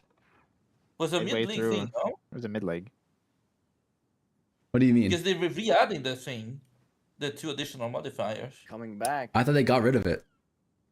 They're re-adding it now. Oh, they are re-adding it in. No, I thought they got rid of it this patch. 1 second. They are re-adding it. Following modifier of undertaking. Of undertaking, you said? Yes. Yeah, which grants map has 1 to 2 additional random modifiers. This is map, not rares. Yeah, this was always around. This is just a risk mod, right? Risk scarab or whatever. Yeah. It's not. Don't I have not rare modifiers? Yeah. I have a bunch of these in my tablet right now, or in my tab right now. This has always been here. Yeah, exactly. What it's just re-enabling meme here. Like, when did they remove it? They never got rid of it, right? Unless they did it like late last Maybe they league. wanted to and they never did, and now they're just patching it back in. But whatever. Okay. Okay. We're schizo posting. Who's the schizo here? Who's the schizo here? Posting. I'm not sure. They removed the Soul Leader off of the Breach node, and it's now Onslaught. And rare Breach monsters have 50% increased effectiveness. So the Breach rares could go crazy. I wasn't sure if that was a buff or not, because... Well, they don't want people to yoink the Soul Leader buff. Like, they don't want people to just have a consistent source of Soul Leader for the purposes of Headhunter. But now the monsters are going to be harder. 50% effectiveness is just going to mean they're tankier, they drop more loot, and they have more XP. But like, what is the value of a mod? Do you know? Because mods should add rarity and quantity, right? It's both, yeah, but it's tough to say if the... I mean, I'm assuming this 50% increased effectiveness is a multiplicative bonus on any of the existing effectiveness, so I imagine the scaling will be pretty good on this. I mean, to me, the effectiveness kind of... There's no way one monster modifier is a 1.5x multiplier on the rare. Bro, if 50% effectiveness, might as well say 50% more quantity of items dropped. Like, do we one think monster mod is not 50% more? Do we think it's multiplicative? I thought it was additive. It has to be. No, it's multiplicative. Wait, isn't that too broken though? Like, no, because they're removing monsters. Yeah, they're removing 40% of monsters in your maps in order to exchange this stat. And this is the new thing that they're doing, right? They're removing monsters and they're adding the quote unquote increased effectiveness. And effectiveness is quantity, XP, and experience all wrapped into one stat. Right, but like they're not removing monsters from the breaches, are they? They are. They're 40% less monsters in your maps everywhere. 40% less from the league mechanics, from everything. And now we're having a new stat. The monsters on average that you're killing are going to be worth more, but there's going to be 40% less of them or whatever. Oh, I thought the monster thing that they were talking about was more like I didn't know that the map bonus applied to the league mechanics as well. It's everything. It's a global. It's everything inside of your map. It's not just natural monsters or whatever. I think they're doing this for performance reasons. But yeah, stuff's gonna be tankier, like way tankier. The rares are gonna be fucking beefy, but like they're gonna drop way more shit than before. And like loot goblins. Might be goblins. really OP with rarity because you're multiplying against a bigger base number on. So like, well, the rarity isn't effectiveness doesn't include the rarity. It's just quantity, right? It's just quantity, yeah. Effectiveness is quantity, XP, and life, all wrapped into one stat. Okay. Do multiple things in one stat. I love this design choice. Doing great. Greed Shrines have been removed, and the Prayer for Wealth Atlas Pass has been removed. Wait, but so if you're not taking that, what? Wait, so then Breach got nerfed then, right? If it's tough to say because it's not 50% more quantity. It is. Well, it is, but it's like subtracted by the 40% reduction in number of rare mobs from the breaches, right? No, there's a separate thing they added, right? So they removed 40% of monsters from the map, right? And now to compensate, they added additional modifiers to your tablets. Oh, I see. Okay. That's the compensatory change. And they also added 40%, what's it called? To the map as a whole, right? Yeah. Effectiveness. All, okay, yeah. yes, I see. Effectiveness as well. Yeah. I see. Okay, yeah. Okay, so then it's 50%. 40%, and now all monsters have 40% more loot, is what they did. And then on top of the fact that they removed instilling, right, that stupid menu, they're adding more tablet modifiers. Those are like the two compensatory changes they're making. Dude, aren't the compensatory changes like shit? Tablets instead of 2. So like you were running what, 4 tablets, right? Or how many tablets per map? And then 3. Doubling the 3 tablets. So like you're doubling it 6 mods. Yeah, 2 mods each. Yeah, but like realistically though, you're not going to actually be able to get double, right? Double what? Well, double what? Like you have to double the number of modifiers on the tablets, right? Yes. Yeah. But like realistically, you won't be able to get double like good modifiers. Yeah, maybe. I mean, if there's a pool of mods that are good, then yes, those tablets are gonna be giga expensive, and you're gonna exactly. Them, roll them yourself. Initially, you're gonna make Exalted for yourself, but like tablet crafting. There's probably gonna be really good money to sit in your hideout and craft good 4-mod tablets and list them for the juicer. Or just snipe them from the trade sites like a degenerate. I think you guys will use, probably 3-mod tablets, but I think most people are still going to be using like 2-mod tablets. So it's like, I'm pretty sure most of the player bases is just eating a fat fucking nerf, right?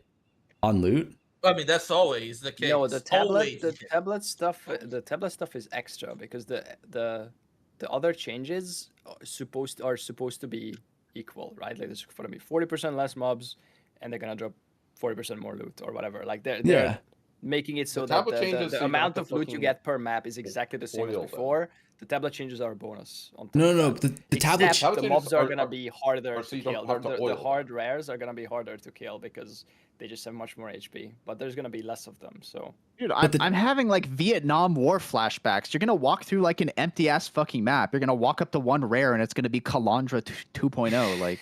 And it's just gonna drop like 1 billion fucking divines, because like there's nothing in your map. They're removing half of the fucking mobs, and then it's like, oh, we found the rare, like the loot pinata. You fucking kill it, and like 5 divines pop out. It's like what is going on? There's actually a good chance that there's gonna be like more like multi divine explosions or whatever, like more than one. It's probably not gonna be like 70 or whatever, but it may be 2 or 3 sometimes. Like don't forget about like Reddit complaining that the game is way too hard now because they can't kill the rares in the maps. But they see all the streamers dropping 10 divines every single rare with the mana donut chasing you is now gonna have twice the HP. Oh no. But do we think that the tablet the tablet kind of increase in value offsets like the desecration plus the distill value? Because like those two are both giga, right? I don't know, but these changes are always between like it's not during the same league. So there's a fresh economy. Everyone has the same changes, so the economy will adjust to whatever loot changes happen, right? So like it's such a useless endeavor to compare like league to league because it's like it's everything is different. If they add like new currencies or if they add like they're changing like base loot or like huge changes like this, then it's just gonna be a different league, a different economy, right? And they're also pulling up the bottom end of the tablet mods. So like if it's instead of 50 to 100% chance to spawn an extra shrine, it's now 70 to 100% chance. Right? They're like all the bottom end of the tablet are better. So on average, every tablet you're gonna have is gonna be better. Plus they're gonna have potentially 2 more mods if you exalt them, right?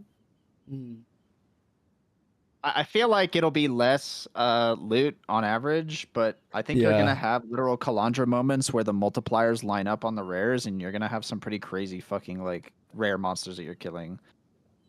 But it feels like it's literally Kalandra. Like we're setting ourselves up for like the monsters like not dropping shit, and like there's nothing you're killing, and then you find the fucking pinata, and you just whack it, and like divines pop out. It's literally Kalandra gameplay. It feels like is what they're setting up here. Wait, why did everyone hate Kalandra then? If you're getting like these, there were no monsters. You fucking the league mechanic was dog shit. That was a different problem. But like the problem is that nothing would drop shit. You'd find like one fucking rare monster, and it would literally drop. I'm not even exaggerating. Like 100 divines. It would just drop 100 divs raw on the floor. That sounds good. Like, yeah, that's not gonna happen here exactly like that, Farmer. But like the whole thing about like rares giving most of the loot, you know, that it is in POE2, that started in like Archnemesis and Kalandra. Like before that, it was like anything you kill, your new screen, you enter the new screen. There was a whole bunch of white bombs, some blues, maybe one rare. There was loot everywhere, like dropping from everything. And then they moved like 90% of the loot or whatever into like rares. And that's how POE2 started already. Like that was already how they designed like POE2, because Jonathan thinks, I guess, that like the harder it is to kill a mob, the more rewarding it should be, which is just a good idea in general, I think. But... Like, you've done alphas in POE1, right? Is this clip? Is this like, so before you go into an alpha, and then you kill all the monsters in there, and you come out, and it just be ding, ding, ding, ding, ding, ding, ding, ding, ding. It's just items are just raining on the ground. And now, and then after Kalandra, you go in, and literally nothing would drop after you come out of the It's just the distribution. Like the distribution of what mobs are dropping loot is skewed heavily towards rares and uniques now, and it was not like this before. But I feel like in POE2, it's already kind of like that, and I feel like it's going to get worse this patch, where you're just like nothing is. You're literally removing monsters from the map, and now we're just having more and more juicy rares. Which, well, theoretically, wouldn't it still kind of be like the same distribution though? Because the effectiveness still affects like the magic and the. Yeah, I don't think the distribution is changing. I'm just saying, like, it just feels kind of bad, like this design decision of like you kill 100 white mobs and literally nothing drops. It's like, why? Yeah, it's something, you know, like shift it around a little bit. Well, no, there's stuff like the Zesh node here, Farmer. The Zesh Madness Breach Atlas notable no longer provides rare breach monsters in your maps have Soul Eater, which, you know, was a multiplier. Yeah. And instead, rare breach monsters have Onslaught, and rare breach monsters have 50% increased effectiveness, which is a 50% more multiplier to the loot. So like you have these like giant fucking multipliers on the rare monsters, which is like where you're getting 99% of the loot. Yeah, so it's like when you open a breach, you don't give a fuck about like clearing the actual breach. You just like, oh, there's the rare. Let me go fucking whack it and then receive my fucking candy out of the loot pinata, which feels bad, IMO. But yeah, I think it's just like we're just stacking more and more emphasis on killing the rares from that change specifically. Yeah. I'm watching the video they're calling them before. Such a good memories. At that specific timestamp is fucking old alpha, new alpha. Is that just from one mob? The link you sent? Yes. It's from one rare mob. Yeah. It's one mob, one rare mob. We had, like the shit continued to Affliction, and then in Affliction we had there was a 6-man Giga Juice mob. It dropped 300 winged scarabs. We sat there looting, like it was multiple inventories of scarabs. We sat there like looting the same pile. 300 winged scarabs. How is this not the best league ever? No, but it's just so stupid, man. But like nothing's happening, and then it's all of a sudden like 5,000 fucking divines, and it's like, what is going on? It was like towers. Like you spent like it's okay to have spiky loot, but not so spiky that there's nothing. 70 divines, nothing. Like, you know, divine, 10 divines. Yeah. Oh shit, that's cool. But like, yeah, what the fuck? Like 70 divines. Hello. It's like, yeah, I don't know. Also, they're re-adding, by the way, the additional rare modifier tablet mod, or sorry, unique modifier tablet mod. Oh, the unique one. Okay, bosses. Yeah, but I think bosses could go hard with this system if the effectiveness and shit applies to those too. And now you can have every map boss, right? Like so, like you could do some boss choosing or whatever. Just add Titanic, add Scarabs, like fuck it, bro. There is extra unique mods on, or is that what you said? Tablets or? But do you guys know why? Like, for example, last league, the strategy where you just stack a bunch of unique mods onto a unique, it doesn't give you the boss currency. event that you did, right? That. Oh no, not just that. Like that was something else slightly different. Like there's a way where you can actually get like, what was it, like 20, like 15, 20 mods onto a unique. And then if that was in POE1, those mobs would be insanely rewarding. So like if they ever bring that system to this game, that shit's gonna go hard. All right. I have an announcement. Okay. Bosses now have an anti-burst damage mechanic. Once a boss has finished its emerge or becomes aggro, the damage reduction period starts counting down. The damage reduction tapers down from full effect to no effect over the course of this duration. And what is this duration, you might ask? Well, for every unit, tell you. For every unit the boss moves from its starting location, the damage reduction will fall off even faster. Wait, but Addicted, wasn't there a thing last league where we stacked a bunch of mods on unique bosses? Like 10, right? 10 to 20? And then like it just dropped tiered rares.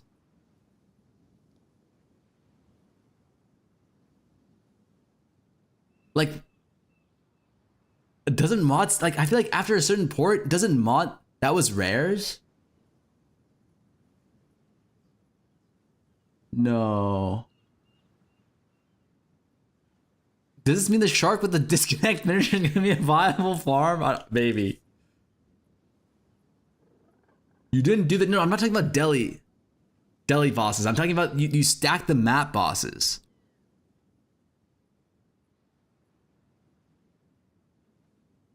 And it just drops tiered rares. I'm pretty sure like there's a weird interaction with like mod stacking on bosses where like the rarity gets so high it like converts currency into like into items or something, right? Anyways. There's so it's not the I need you to look me in the fucking eyes, Mark. It's not that crash out. It's a different crash out, Bazooka. It was when we were mapping and I crashed for like the 90th fucking time in like 10 minutes. Oh, in POE, okay, the POE2 crash out. Okay. Yeah. Didn't have his POE. He didn't have his POE on Crasher installed and running. Oh yeah, that's why it's 0.3, obviously. Took a long time for me to think about it. Also, what do we do with the fact that they still haven't mentioned merit of service? I'm telling you, man. Okay, they ninja deleted it. The ninja adding it back. Okay.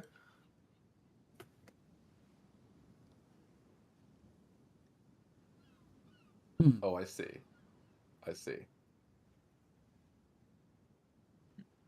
Does the end game? Okay, so the reduction in pack size, doesn't that not affect rare monsters? Like the map scaling? It does. It does? I thought. Yes. But if you have a source to add a flat number of monsters to your map, those things are relatively more valuable. Yeah. So if you had like let's say a tablet mod, I don't think this exists, but if it's like adds 5 rare monsters. It's like map. 12 packs of wall monsters or 12 packs of undead monsters. Those are like way better now than they were already good because pack size before wasn't that great because it was just increasing the white mobs in the pack. Right. They only had 1 rare and it wouldn't scale the rares, right? But the additional packs of animals or whatever, those all come with a rare, so those are gonna be like way better now. Ooh, I'm frogging prophecies. I'm back. Adding frogs, yeah. Oh, frog. Wait, chat, I'm confused. Like this right here is pack size scaling, right? Like when you go from tier 1 to tier 15, it's pack size scaling. It doesn't actually like aren't the number of rares the same? Or am I just like not understanding something? Because I'm pretty sure like even in POE1, pack size scaling doesn't affect rare mob numbers. So like this endgame map change could actually be giga, right? In terms of like giving you the same amount of rare monsters, less blue and white mobs, and then giving you now like 40% more monster effect or quantity. Like, am I missing something here? First haters gonna hate us.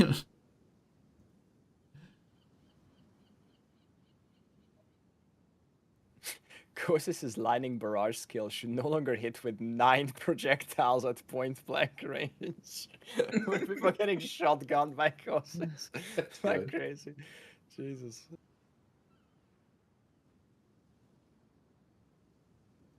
Guys, oh my god.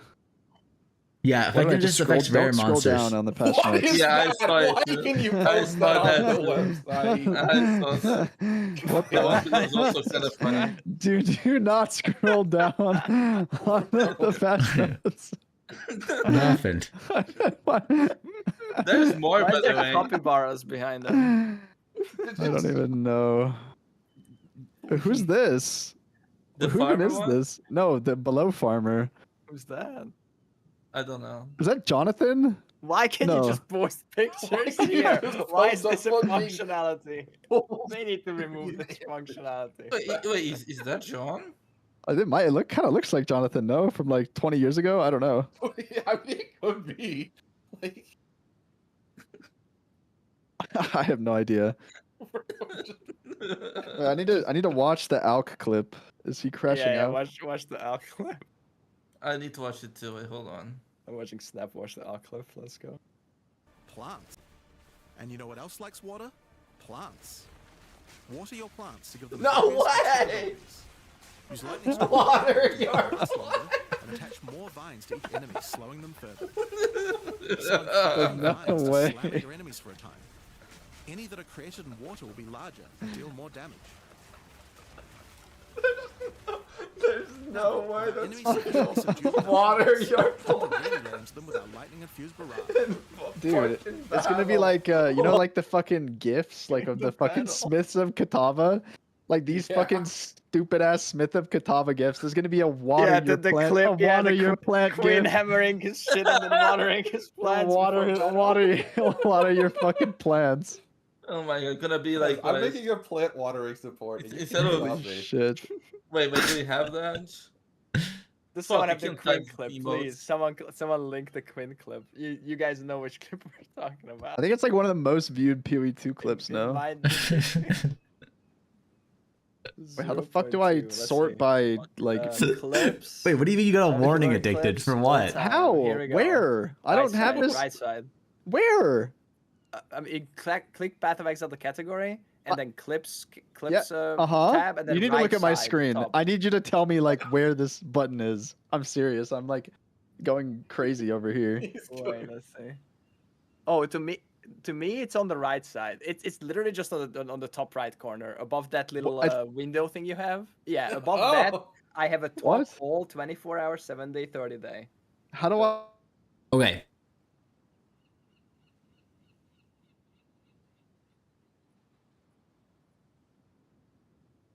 I think.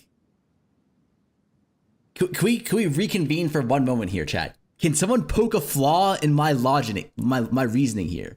I don't want to ask these guys again because I asked them and I think they either misunderstood me or my comment was so dumb that they just interpreted it to be something better.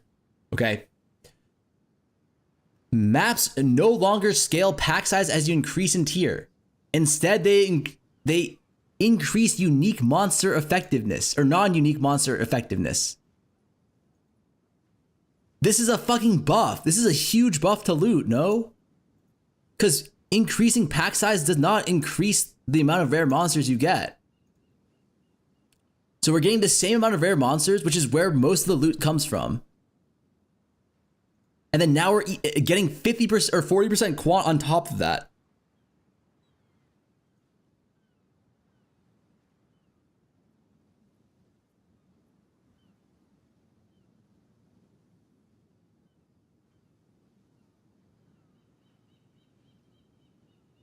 Right?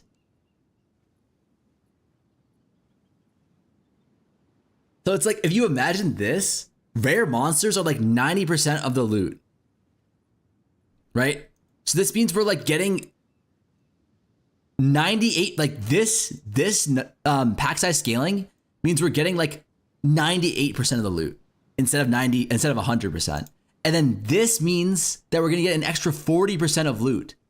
So we're getting like, this is like a strict like 37% buff. My rares never drop divines. Okay. If your rares are not dropping divines, then like you probably just weren't dropping divines ever.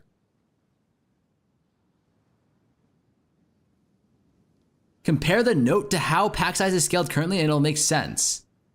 What do you mean?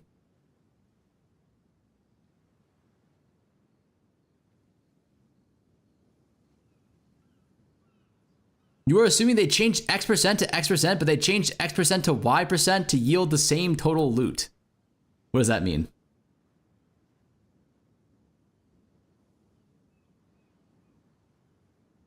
What does that mean? X% to X%, but they changed X% to Y%? Huh? I need a translator for that.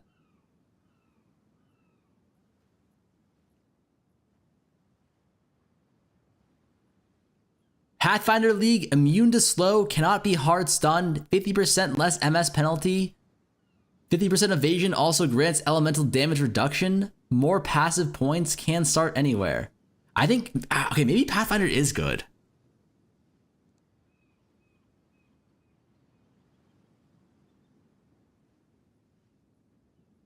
Currently, pack size increase the higher the weight zone is with no extra effectiveness. Yeah. We're not adding more rares. It's not adding more rares. It's making the rares more valuable. It's making all the monsters more valuable. Okay. This, in my mind, is decreasing the number of monsters that we don't care about, e.g. not rares. And then this is, to me, is buffing all monsters, e.g. rares. So it's going to be like close to a 38% buff in loot, no? Like, this is actually insane.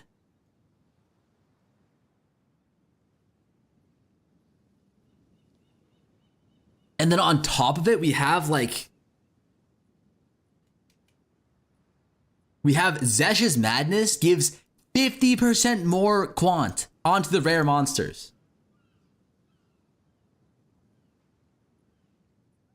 Doesn't pack come as magic rare pack?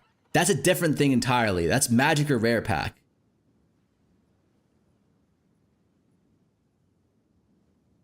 In general, when they talk about percentage pack size, they talk about just flat percentage pack size. Like, do we have any maps?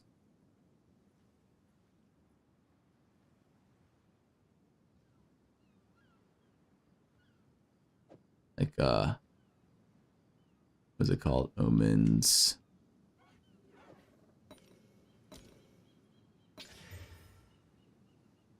It's the wrong one.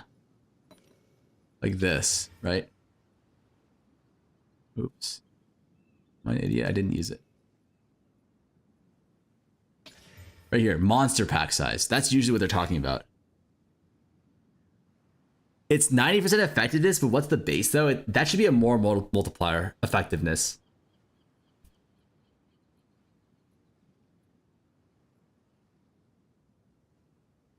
Imagine you had 40 mobs. No, it's different. Pack size reductions or increases don't actually change the number of rares. Pack size, like this here, you see this? Monster pack size does not change the number of rares in the map.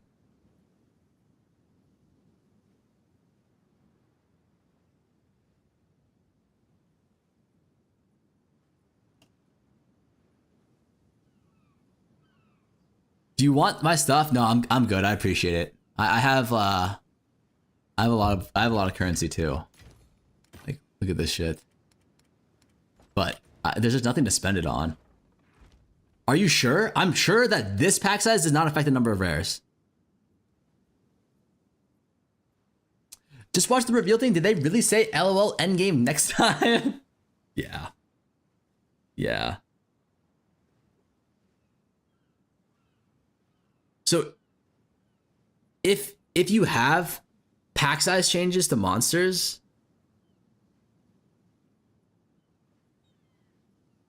well, let me message Zuka. I'm gonna say, didn't want to ask again because I don't want to sound dumb, but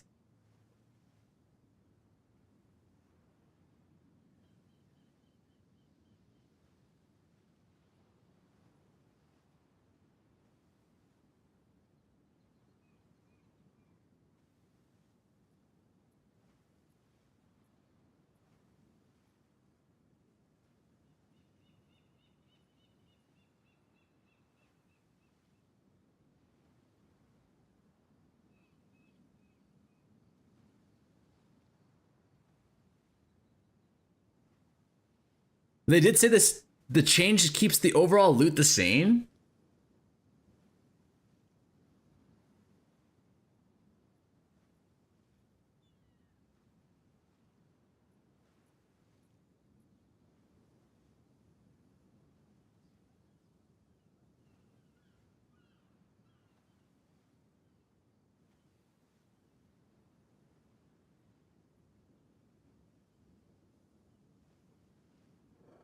Oh, okay. They said apparently they said in QA that if this they said in QA that this actually is rare packs as well.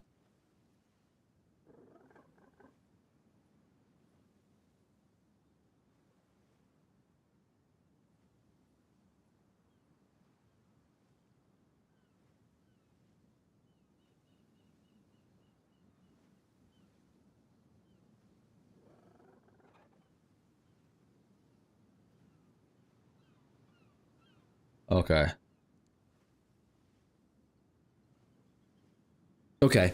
Yeah, okay. So even if this is a net zero, even if this is a net zero,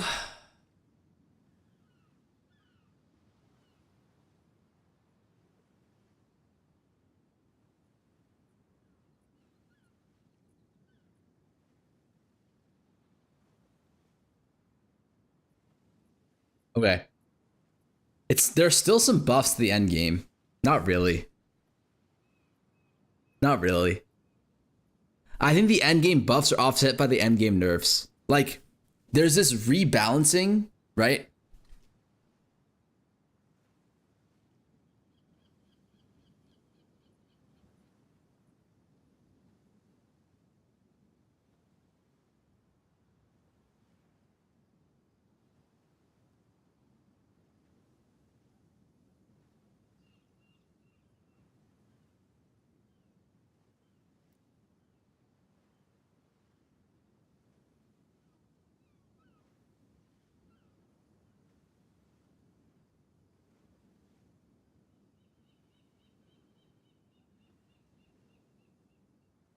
Distills.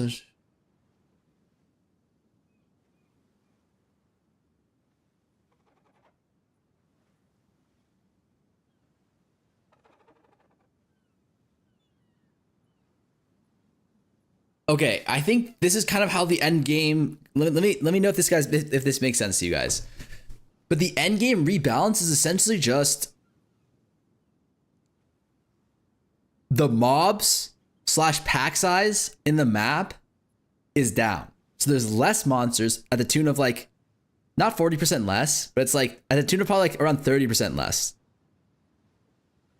And as a result, we get 40% increased effectiveness of the remaining monsters, which should balance out to be around 0% positive or negative. Okay. That is allegedly supposed to be no net change.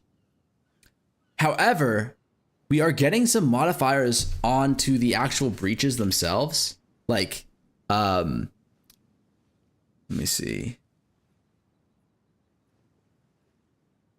Rare monsters.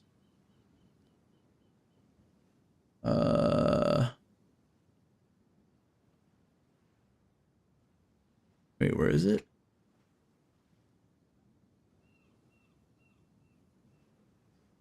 Like Zesh's Madness now gives rare monsters and breaches 50% more quant, essentially. And rare monsters are like 90% of the loot. So this is like essentially like 50% more breach loot. That's not true. It's probably like 30% more because before they had Soul Eater, which gives you, some sort of quant and rarity. But like this is like a huge buff to breaches, which was the meta strat and is still going to be the meta strat. They also buffed like this shit. They buffed Deli. So now like magic monsters have the chance to have like 100% increased rarity, additional delirium modifier, which is just more rarity and quantity, which is really good. But it's only when maps with multiple delirium modifier have multiple delirium modifiers. What are the odds for that? That I actually don't know. You open up the Atlas. Control U. Another Roa Deadeye League again? Is that what Fub is saying? Is he doing Roa Deadeye?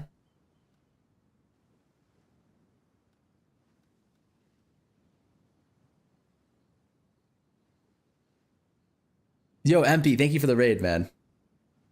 Thank you. Sorry, I'm just trying to like wrap my head around some of these changes. Very confusion here. Do you know, MP, I'm not sure if you know this. Do you know how often maps have multiple delirium modifiers? Probably, yeah, it's probably, there's probably some tablet. I've never run a fucking delirium tablet before in my life. That's the thing, so I've got no clue.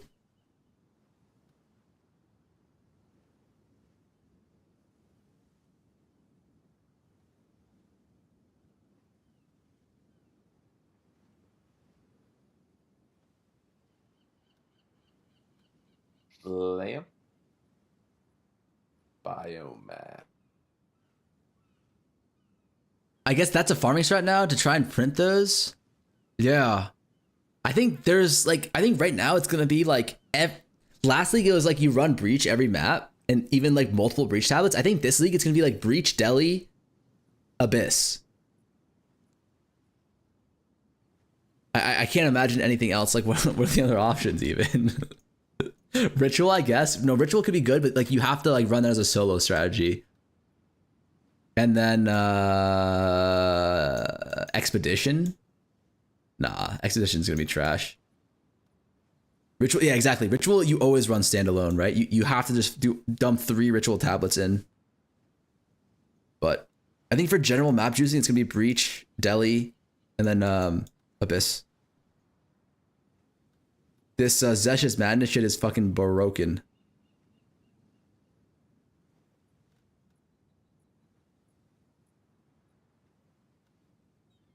Expedition with 40% more loot? Really?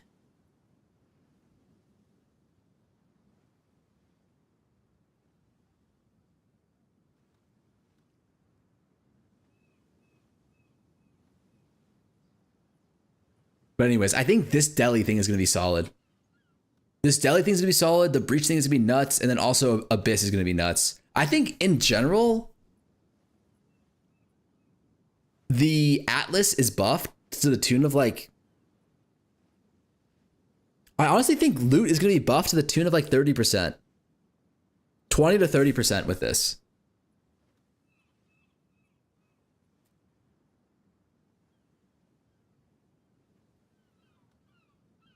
Like if you run Abyss, Deli, and Breach with like good tablets, it's going to be like 30% more loot. But the thing is that like MP and his team, like they'll definitely be able to afford the good tablets. But like the average player, I don't think will be able to afford good tablets. Because like realistically, what are we going to be able to get on the tablet? Like I think realistically, the average player will be able to get 1 prefix, 1 suffix. So the prefix will be like more rarity, more rare monsters, more quant. Probably not more quant actually. I don't know if quant is going to be good this league. But something like that. And then the suffix will be something like increased number of breaches, or some Deli thing that makes farming Deli a little bit better, or some Abyss thing that makes it so you have like more chance for overrun or more Abyss monsters. There is no quant. There is quant. There is quant.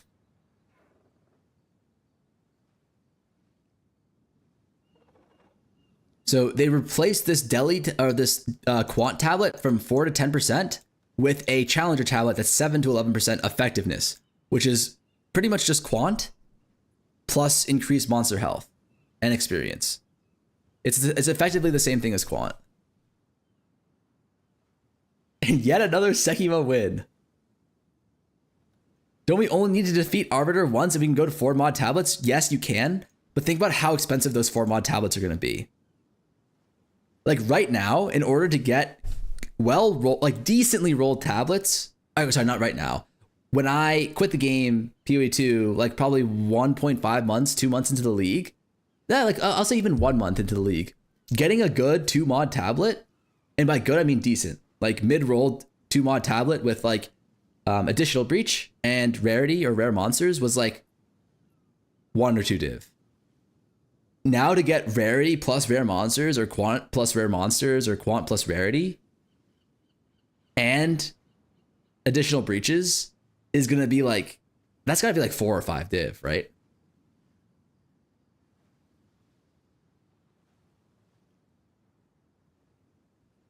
Do you think Vol Mechanic, with the help of economy and some endgame tablet changes,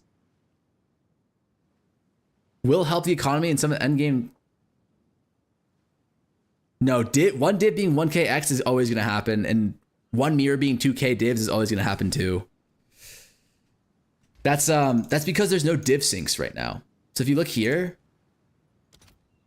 oh my god, how much are exalts? Oh, that's actually not even that bad. This is because like there's no places to use exalts. And the reason why this ratio is even 1 to 1300 is because no one's picking these up anymore. And the reason why this number is so fucked is because there's no div syncs. There just needs to be more uses for divines. Are there any changes to crafting? The only one we know of so far is no homogs. The mid-tier tablet is going to be cheaper. It is going to be cheaper, but at the cost of no longer being able to deli your maps and no longer being able to desecrate your maps. So that tablet that we were using before, which is like, maybe, do I have some here?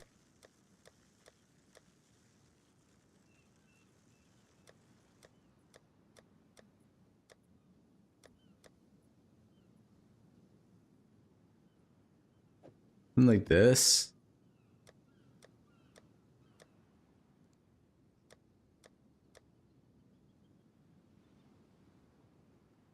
Yeah.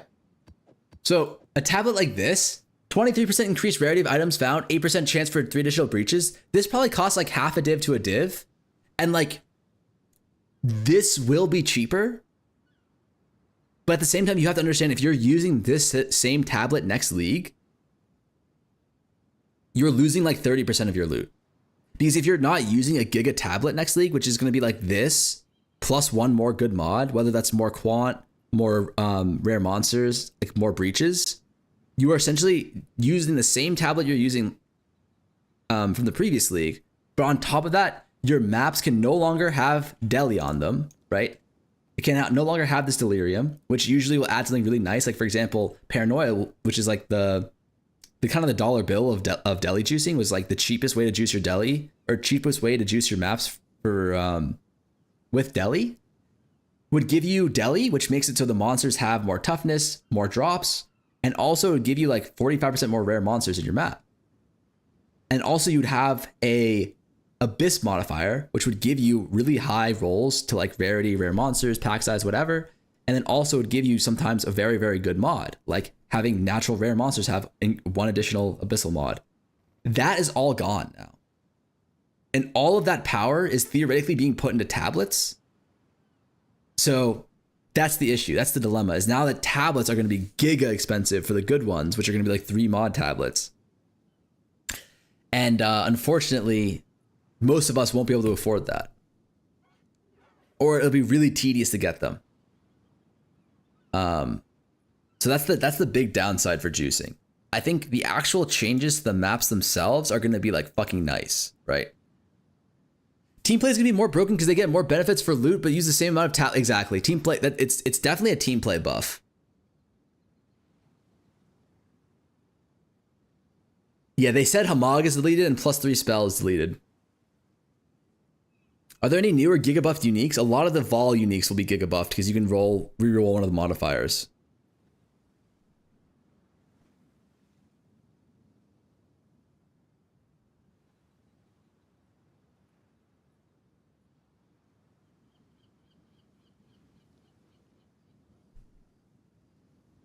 So I guess like thoughts on Hex Blast? Did they change Hex Blast?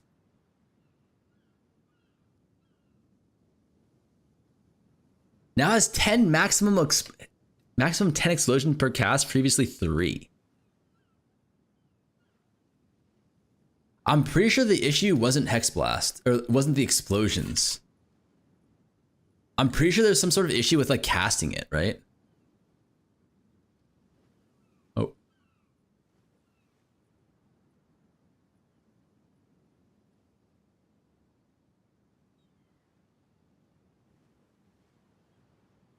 Both the Mogs are gone or just the main one? I'm not sure about both, but it's definitely the main one, would be my guess.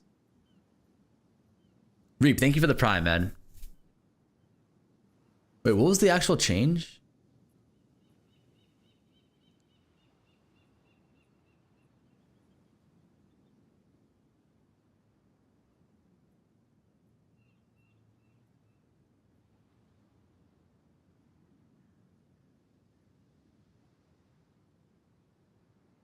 I don't think this changes anything. The maximum number of explosions isn't the problem. The issue was like, yeah, the issue was like casting it. There's like some issue where like you can't cast it anymore, or like the amount, how long it takes to cast it is changed significantly. Because this used to be the Biss Demon Mommy thing. You can't use Blasphemy with it. That's what it was.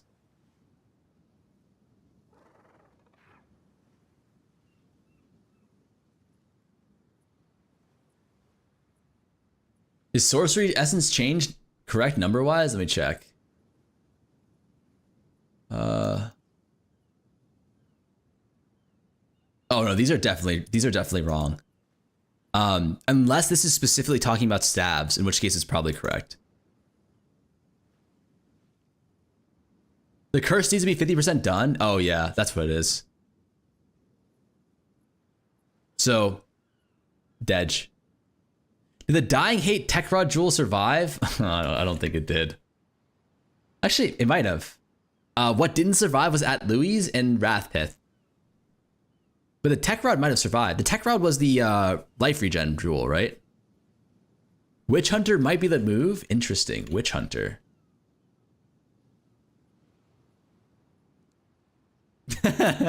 Witchbane now has enemy have a maximum concentration equal to 30% of their max life, previously 40%. This is a buff.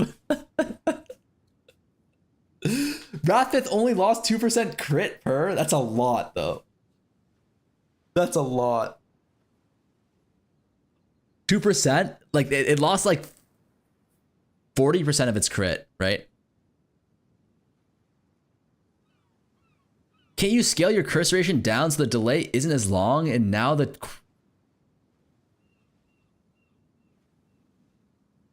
problem is, I think, with Blasphemy, there's no duration.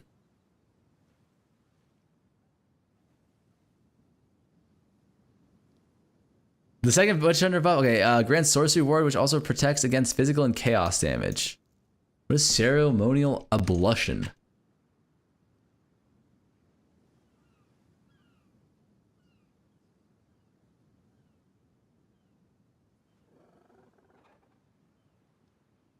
Since this is Witch Hunter class, getting access to unique talents, blah, blah, blah. Sorcery Ward. Oh, interesting. What is that, survivability? Extra life, bruh. Sorry. You're right. I can do better than that.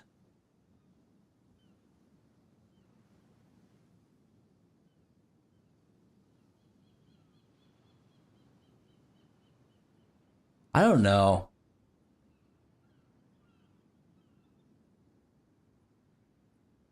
One of the most busted uniques got nerfed by 40%, still seems good to me. I think the biggest issue is the At Louis. Ada Louis got giga nerfed too. But theoretically, I don't know. I mean, that's not even true. It's more than that. A bunch of things. Like, the Ada Louis got nerfed. Wrathpith got nerfed. Spellcasting in general got nerfed with the reduced movement speed penalty nerfs. And then on top of that, wands got nerfed. Focuses got nerfed. And then plus skills got nerfed from the runes. It's like, it ate like 7 different nerfs. Like...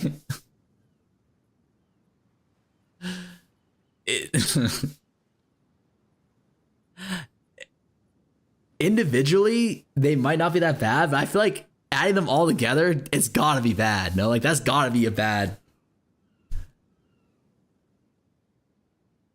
I did not tune in after a nap to hear my entire build has been gutted.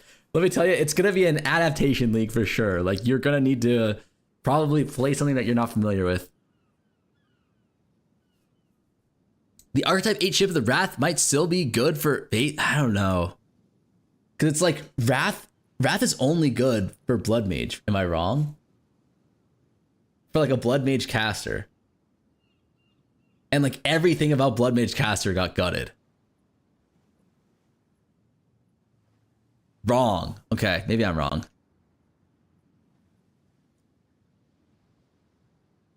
Wrathpith was meta in point 2, but wasn't it still Blood Mage who was using Wrathpith? Was Snooze Twister build gutted? I don't think so. I actually don't think so. That was one of the things I was looking for. Like there were... Oh wait, no. Is there a build enabling unique in that build?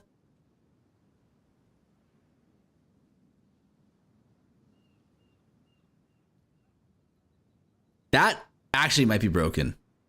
Unless that eats some significant nerfs. Coming Calamity was buffed. Interesting. I might learn that build myself, actually. That shit looks broken as fuck.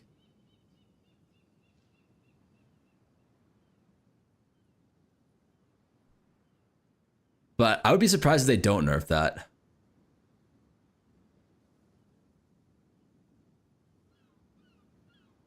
Aziri's quiver, if it corrupts down to 1 target, it won't corrupt down to 1 target. It's 2, right? There's no way you can't, not even with the sanctification can you corrupt a 2 down to a 1. Autobomber is good again? Requires 5 charges down instead of 1? I don't think so. I thought that was a nerf. Maybe I misread it. Has 5 cooldown uses.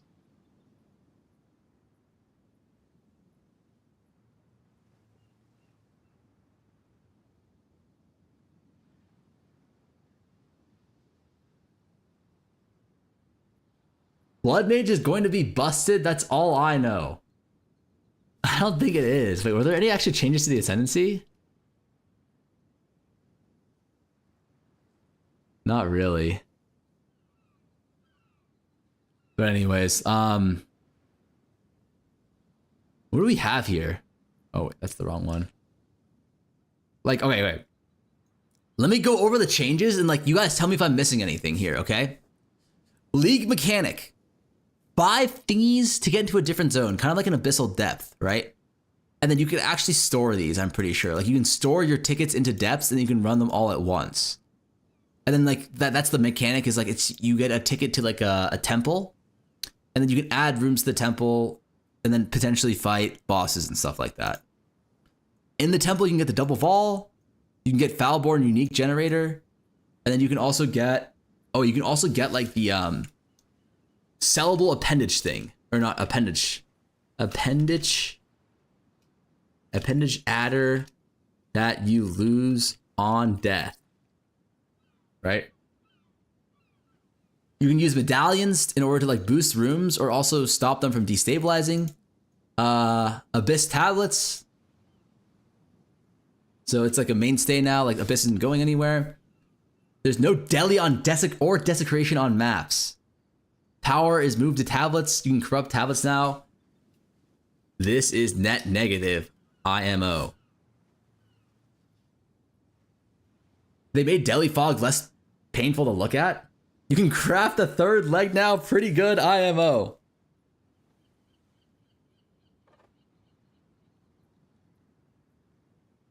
Tablets are up to rare. Oh, yes.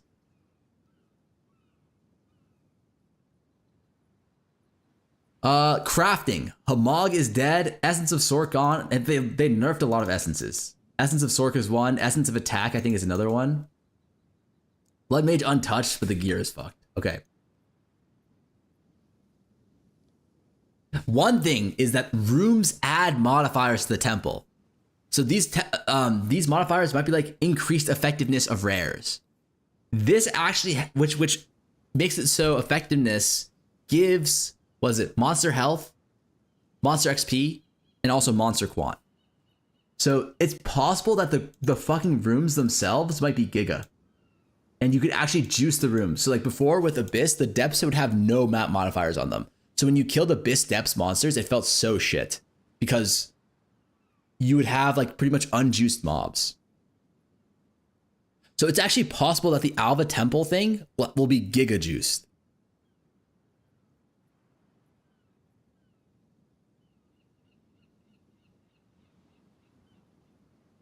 Okay, runes are limited to 1. Like all the good runes, like the movement speed runes, the +1 skill, +1 arrow, all those runes are limited to 1 now. It's kind of brutal. It's kind of brutal. Notably from items, yeah. Crafting is back to Exalt Gamba? We don't know about that yet. We're not sure if crafting is back to Exalt Gamba. Because we lost Hamogs, which is brutal. I mean, it has to be back to Exalt Gamba, right? Like, Hamog was the only thing that prevented Exalt Gambaing.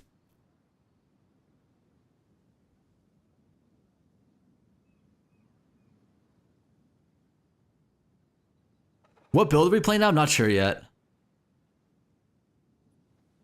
What about boot movement speed runes? Only 1. You can only get 1 now. So max movement speed on boots is 45%.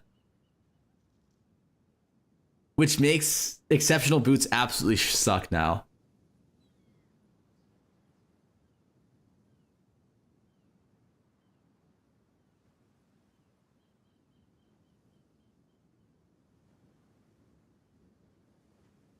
We didn't lose the Abyss materials, but those will be expensive. I don't think the Abyss materials will be that expensive because literally everybody's going to be running Abyss tablets. Abyss tablets are going to be fucking expensive.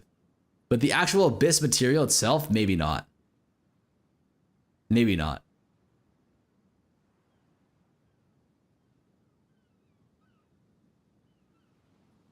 How are you going to hit 500k monster kills with 40% less monsters? I'm worried about that same shit myself, Duck.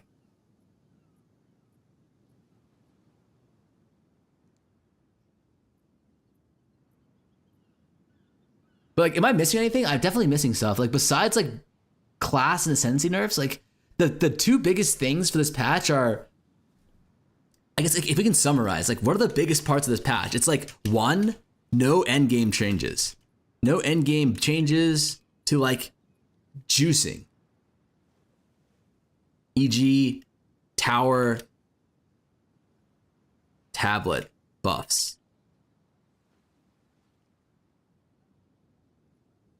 2,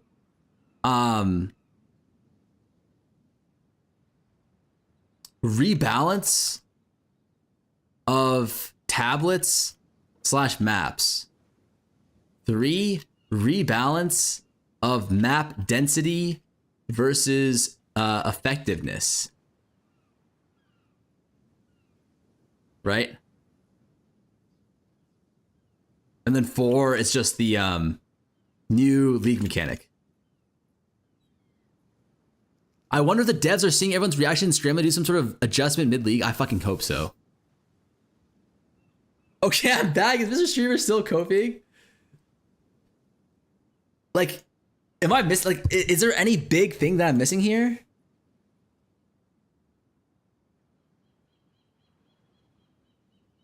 Oh, obviously Druid.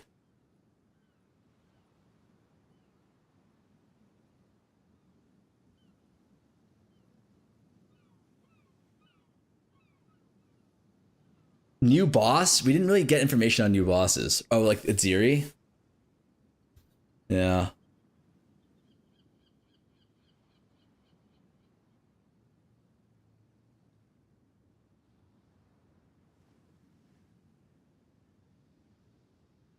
Oh, I guess Atlas Tree.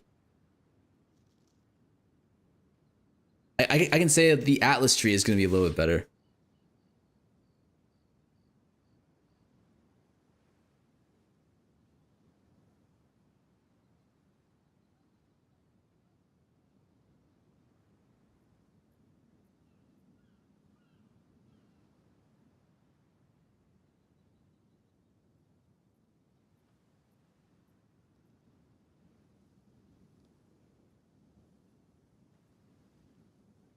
This is like 60 or 50% effectiveness on breach rares. What is that deli mod?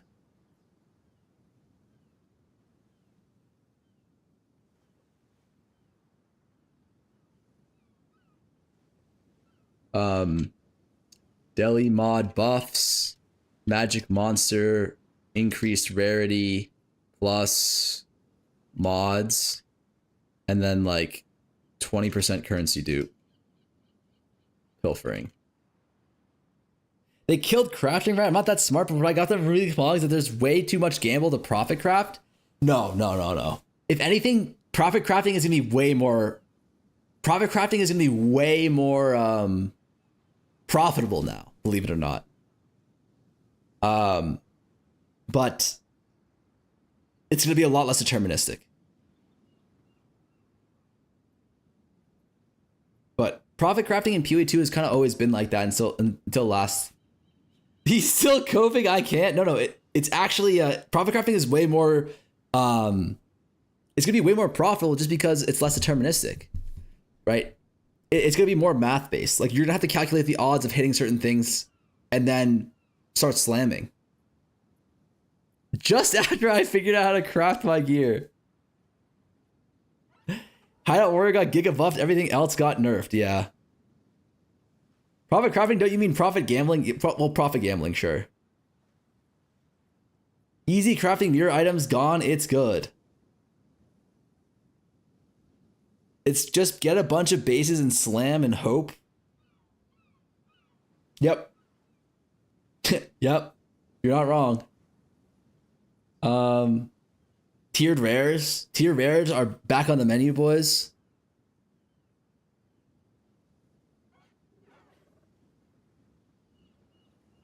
Negative rarity sucks now. Not negative rarity sucks. I guess we can think about like what are the implications for some of these things? Implications like negative rarity got nerfed. Nerfed hard. Exceptional boots, weapons, exceptional boots, wands, gloves, giga nerfed due to rune rebalance, rune nerfs.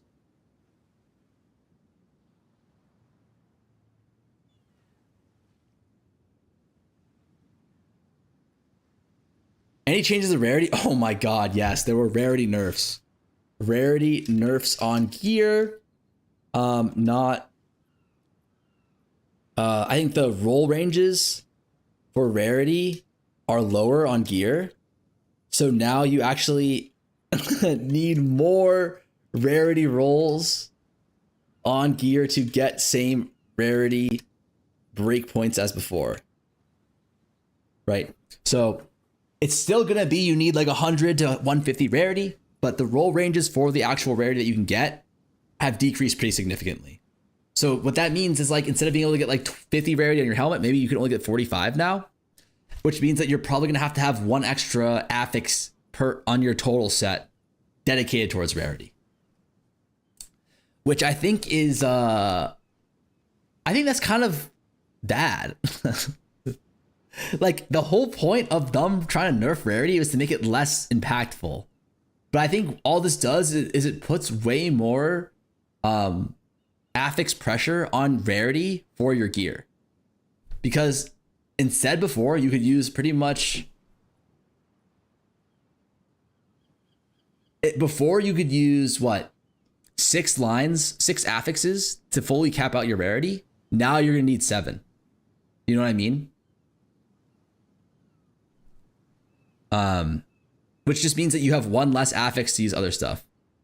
So what you're saying is because Ritualist is going to be the class of play to print currency. I think Ritualist will be really good. Yeah, I mean the third ring is broken. That's an extra like, you know, potentially 60% rarity pretty easily. Why I'm league starting Ritualist? I think that wouldn't be a bad idea. League starting Ritualist? That's totally legit, I would say. I don't hate that at all.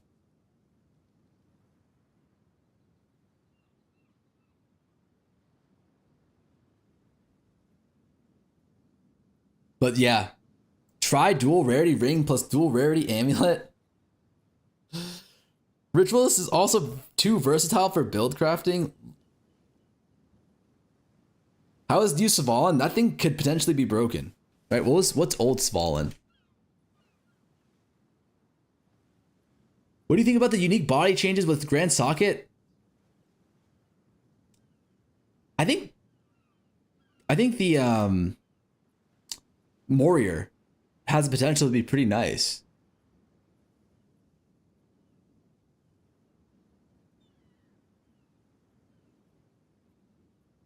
I mean, we got a huge Svalin buff, but I don't know if it's enough. I actually don't know if it's enough. I think early league Ingenuity is going to be good, though. I think early league Ingenuity is going to be very good. Especially if it's a lot cheaper than Headhunter. But yeah. A lot to think about.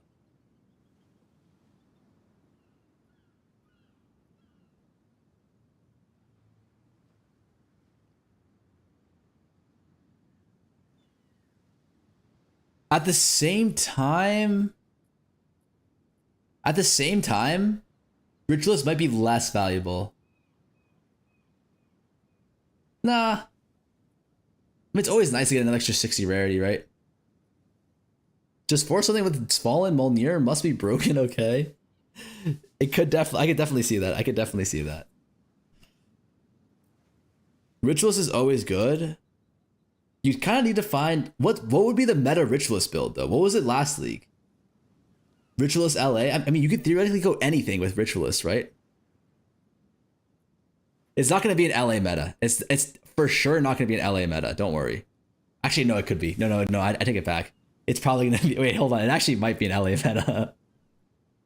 They didn't nerf LA at all. They didn't nerf LA at all. They only nerfed rods. If you can find a new single target bow ability, not even though, because they buffed the fuck out of LA in a way, because that new quiver is going to be insane. Like that new quiver drill neck is fucking broken.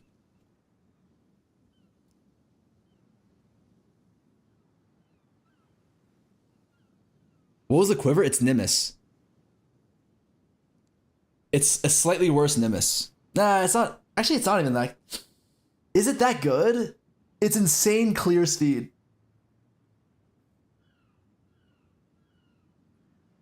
I just hope Druid is broken and everyone goes Druid because I don't want to see another same meta again. I agree. Expo Ritualist might be the play. Thoughts? I'm pretty sure grenades were untouched. Right? Yeah, grenades were untouched, so Expo campaign should still be giga broken.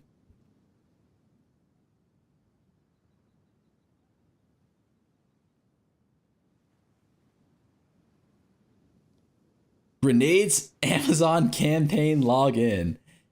If you're gonna go Chat, I think if you're going to go LA or some sort of like Roa build, you're probably going to want to do Ritualist.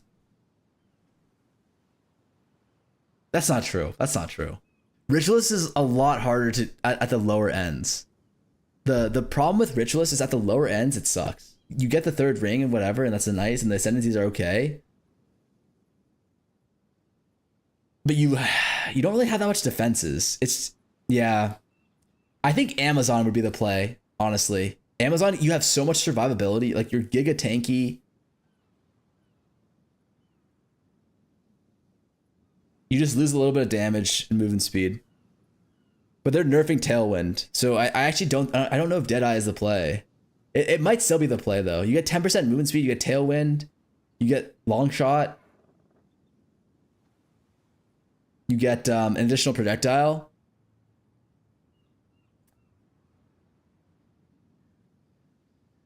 Amazon Expo reroll Ritualist. I think that's the play. Yeah, I think that's the play. Amazon reroll Ritualist. Is it just me or is the new mechanic meh? No, the new mechanic, we don't know if it's meh or not. it has the potential to be absolutely fucking insane. If the temple actually buffs monsters,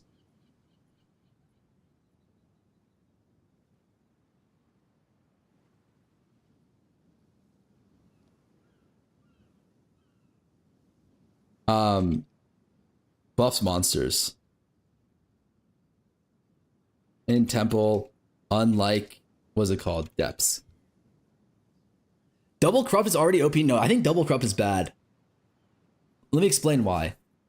In POE1, double corrupt is good because first of all, normal corrupting sucks. But it double corrupts in one motion. You have to win one 50-50 and then you're good. But in POE2, in order to double corrupt, you have to win the 50-50 to begin with, and which in reality is more like a 1 in 3, right? Because for the most part, you either want a Kringle Divine or you want a second or third socket. And that's always a 1 in 3 option. There's rarely a situation where you want either or, right? So it's going to be a 1 in 3 to win that, whatever that is. And then to throw a corruption on top of it, you have to win another 50-50 to either destroy the item or increase it or win.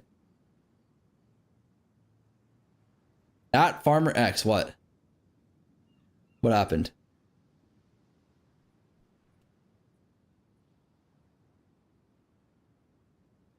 Yeah, but like, dude, think about it. The good one corruptions. Unless you're talking about uniques.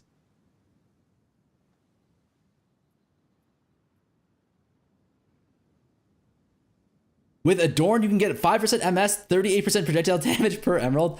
Brother, a 150% Adorned is gonna cost like 7 mirrors. Lock double corrupting, surely? I don't think you'll be able to lock double corrupt either. I'm not sure, but in POE1 you can't. Biggest nerf for me, homogenizing omens removed is fucking brutal.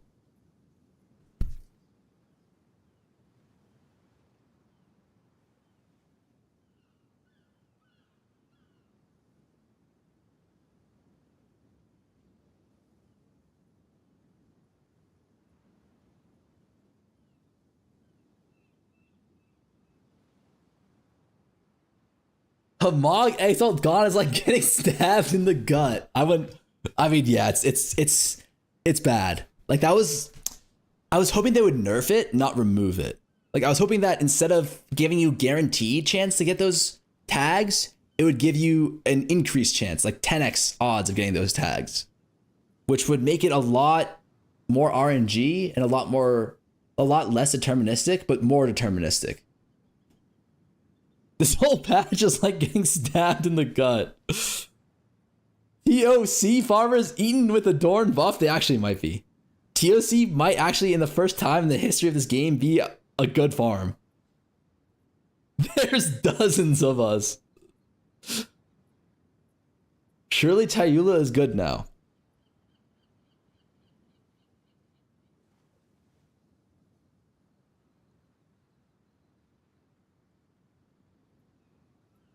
Chayula, I don't think it is.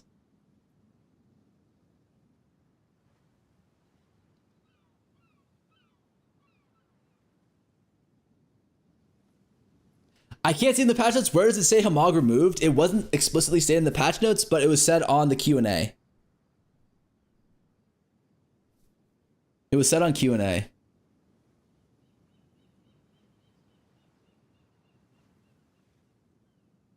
Are we going to have to use I also heard that, like, weren't they buffing recombinators?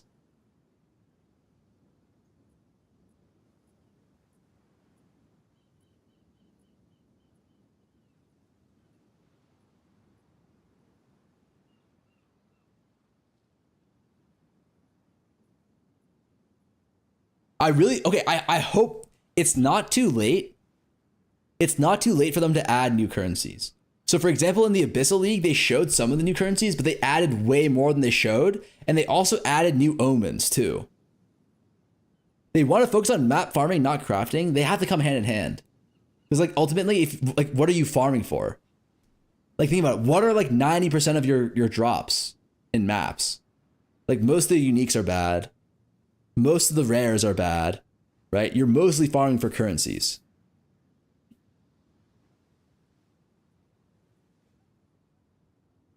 So if you don't have good currencies to farm for, what are we farming for? Crafting coming league mod 1-2 with recom. Og annul. What? You can't og annul on recom. Recom automatically makes it a rare item. Uniques are still ugly and they nerfed rares. Without homogenizing exalts, deterministic crafting kind of dead, no? Yeah. Deterministic crafting took a huge hit. They confirmed the removal of homog in the Q&A. In the Q&A. All right, boys. That's it for me. I'm probably going to cook up a video on just some of these changes and just like kind of detail all my thoughts a little bit more concisely and coherently. But I'm going to send you guys over to FUB. And we'll be back tomorrow to do some campaign race prep, all right? Have a good night, boys. Don't doom too hard. The league is not over.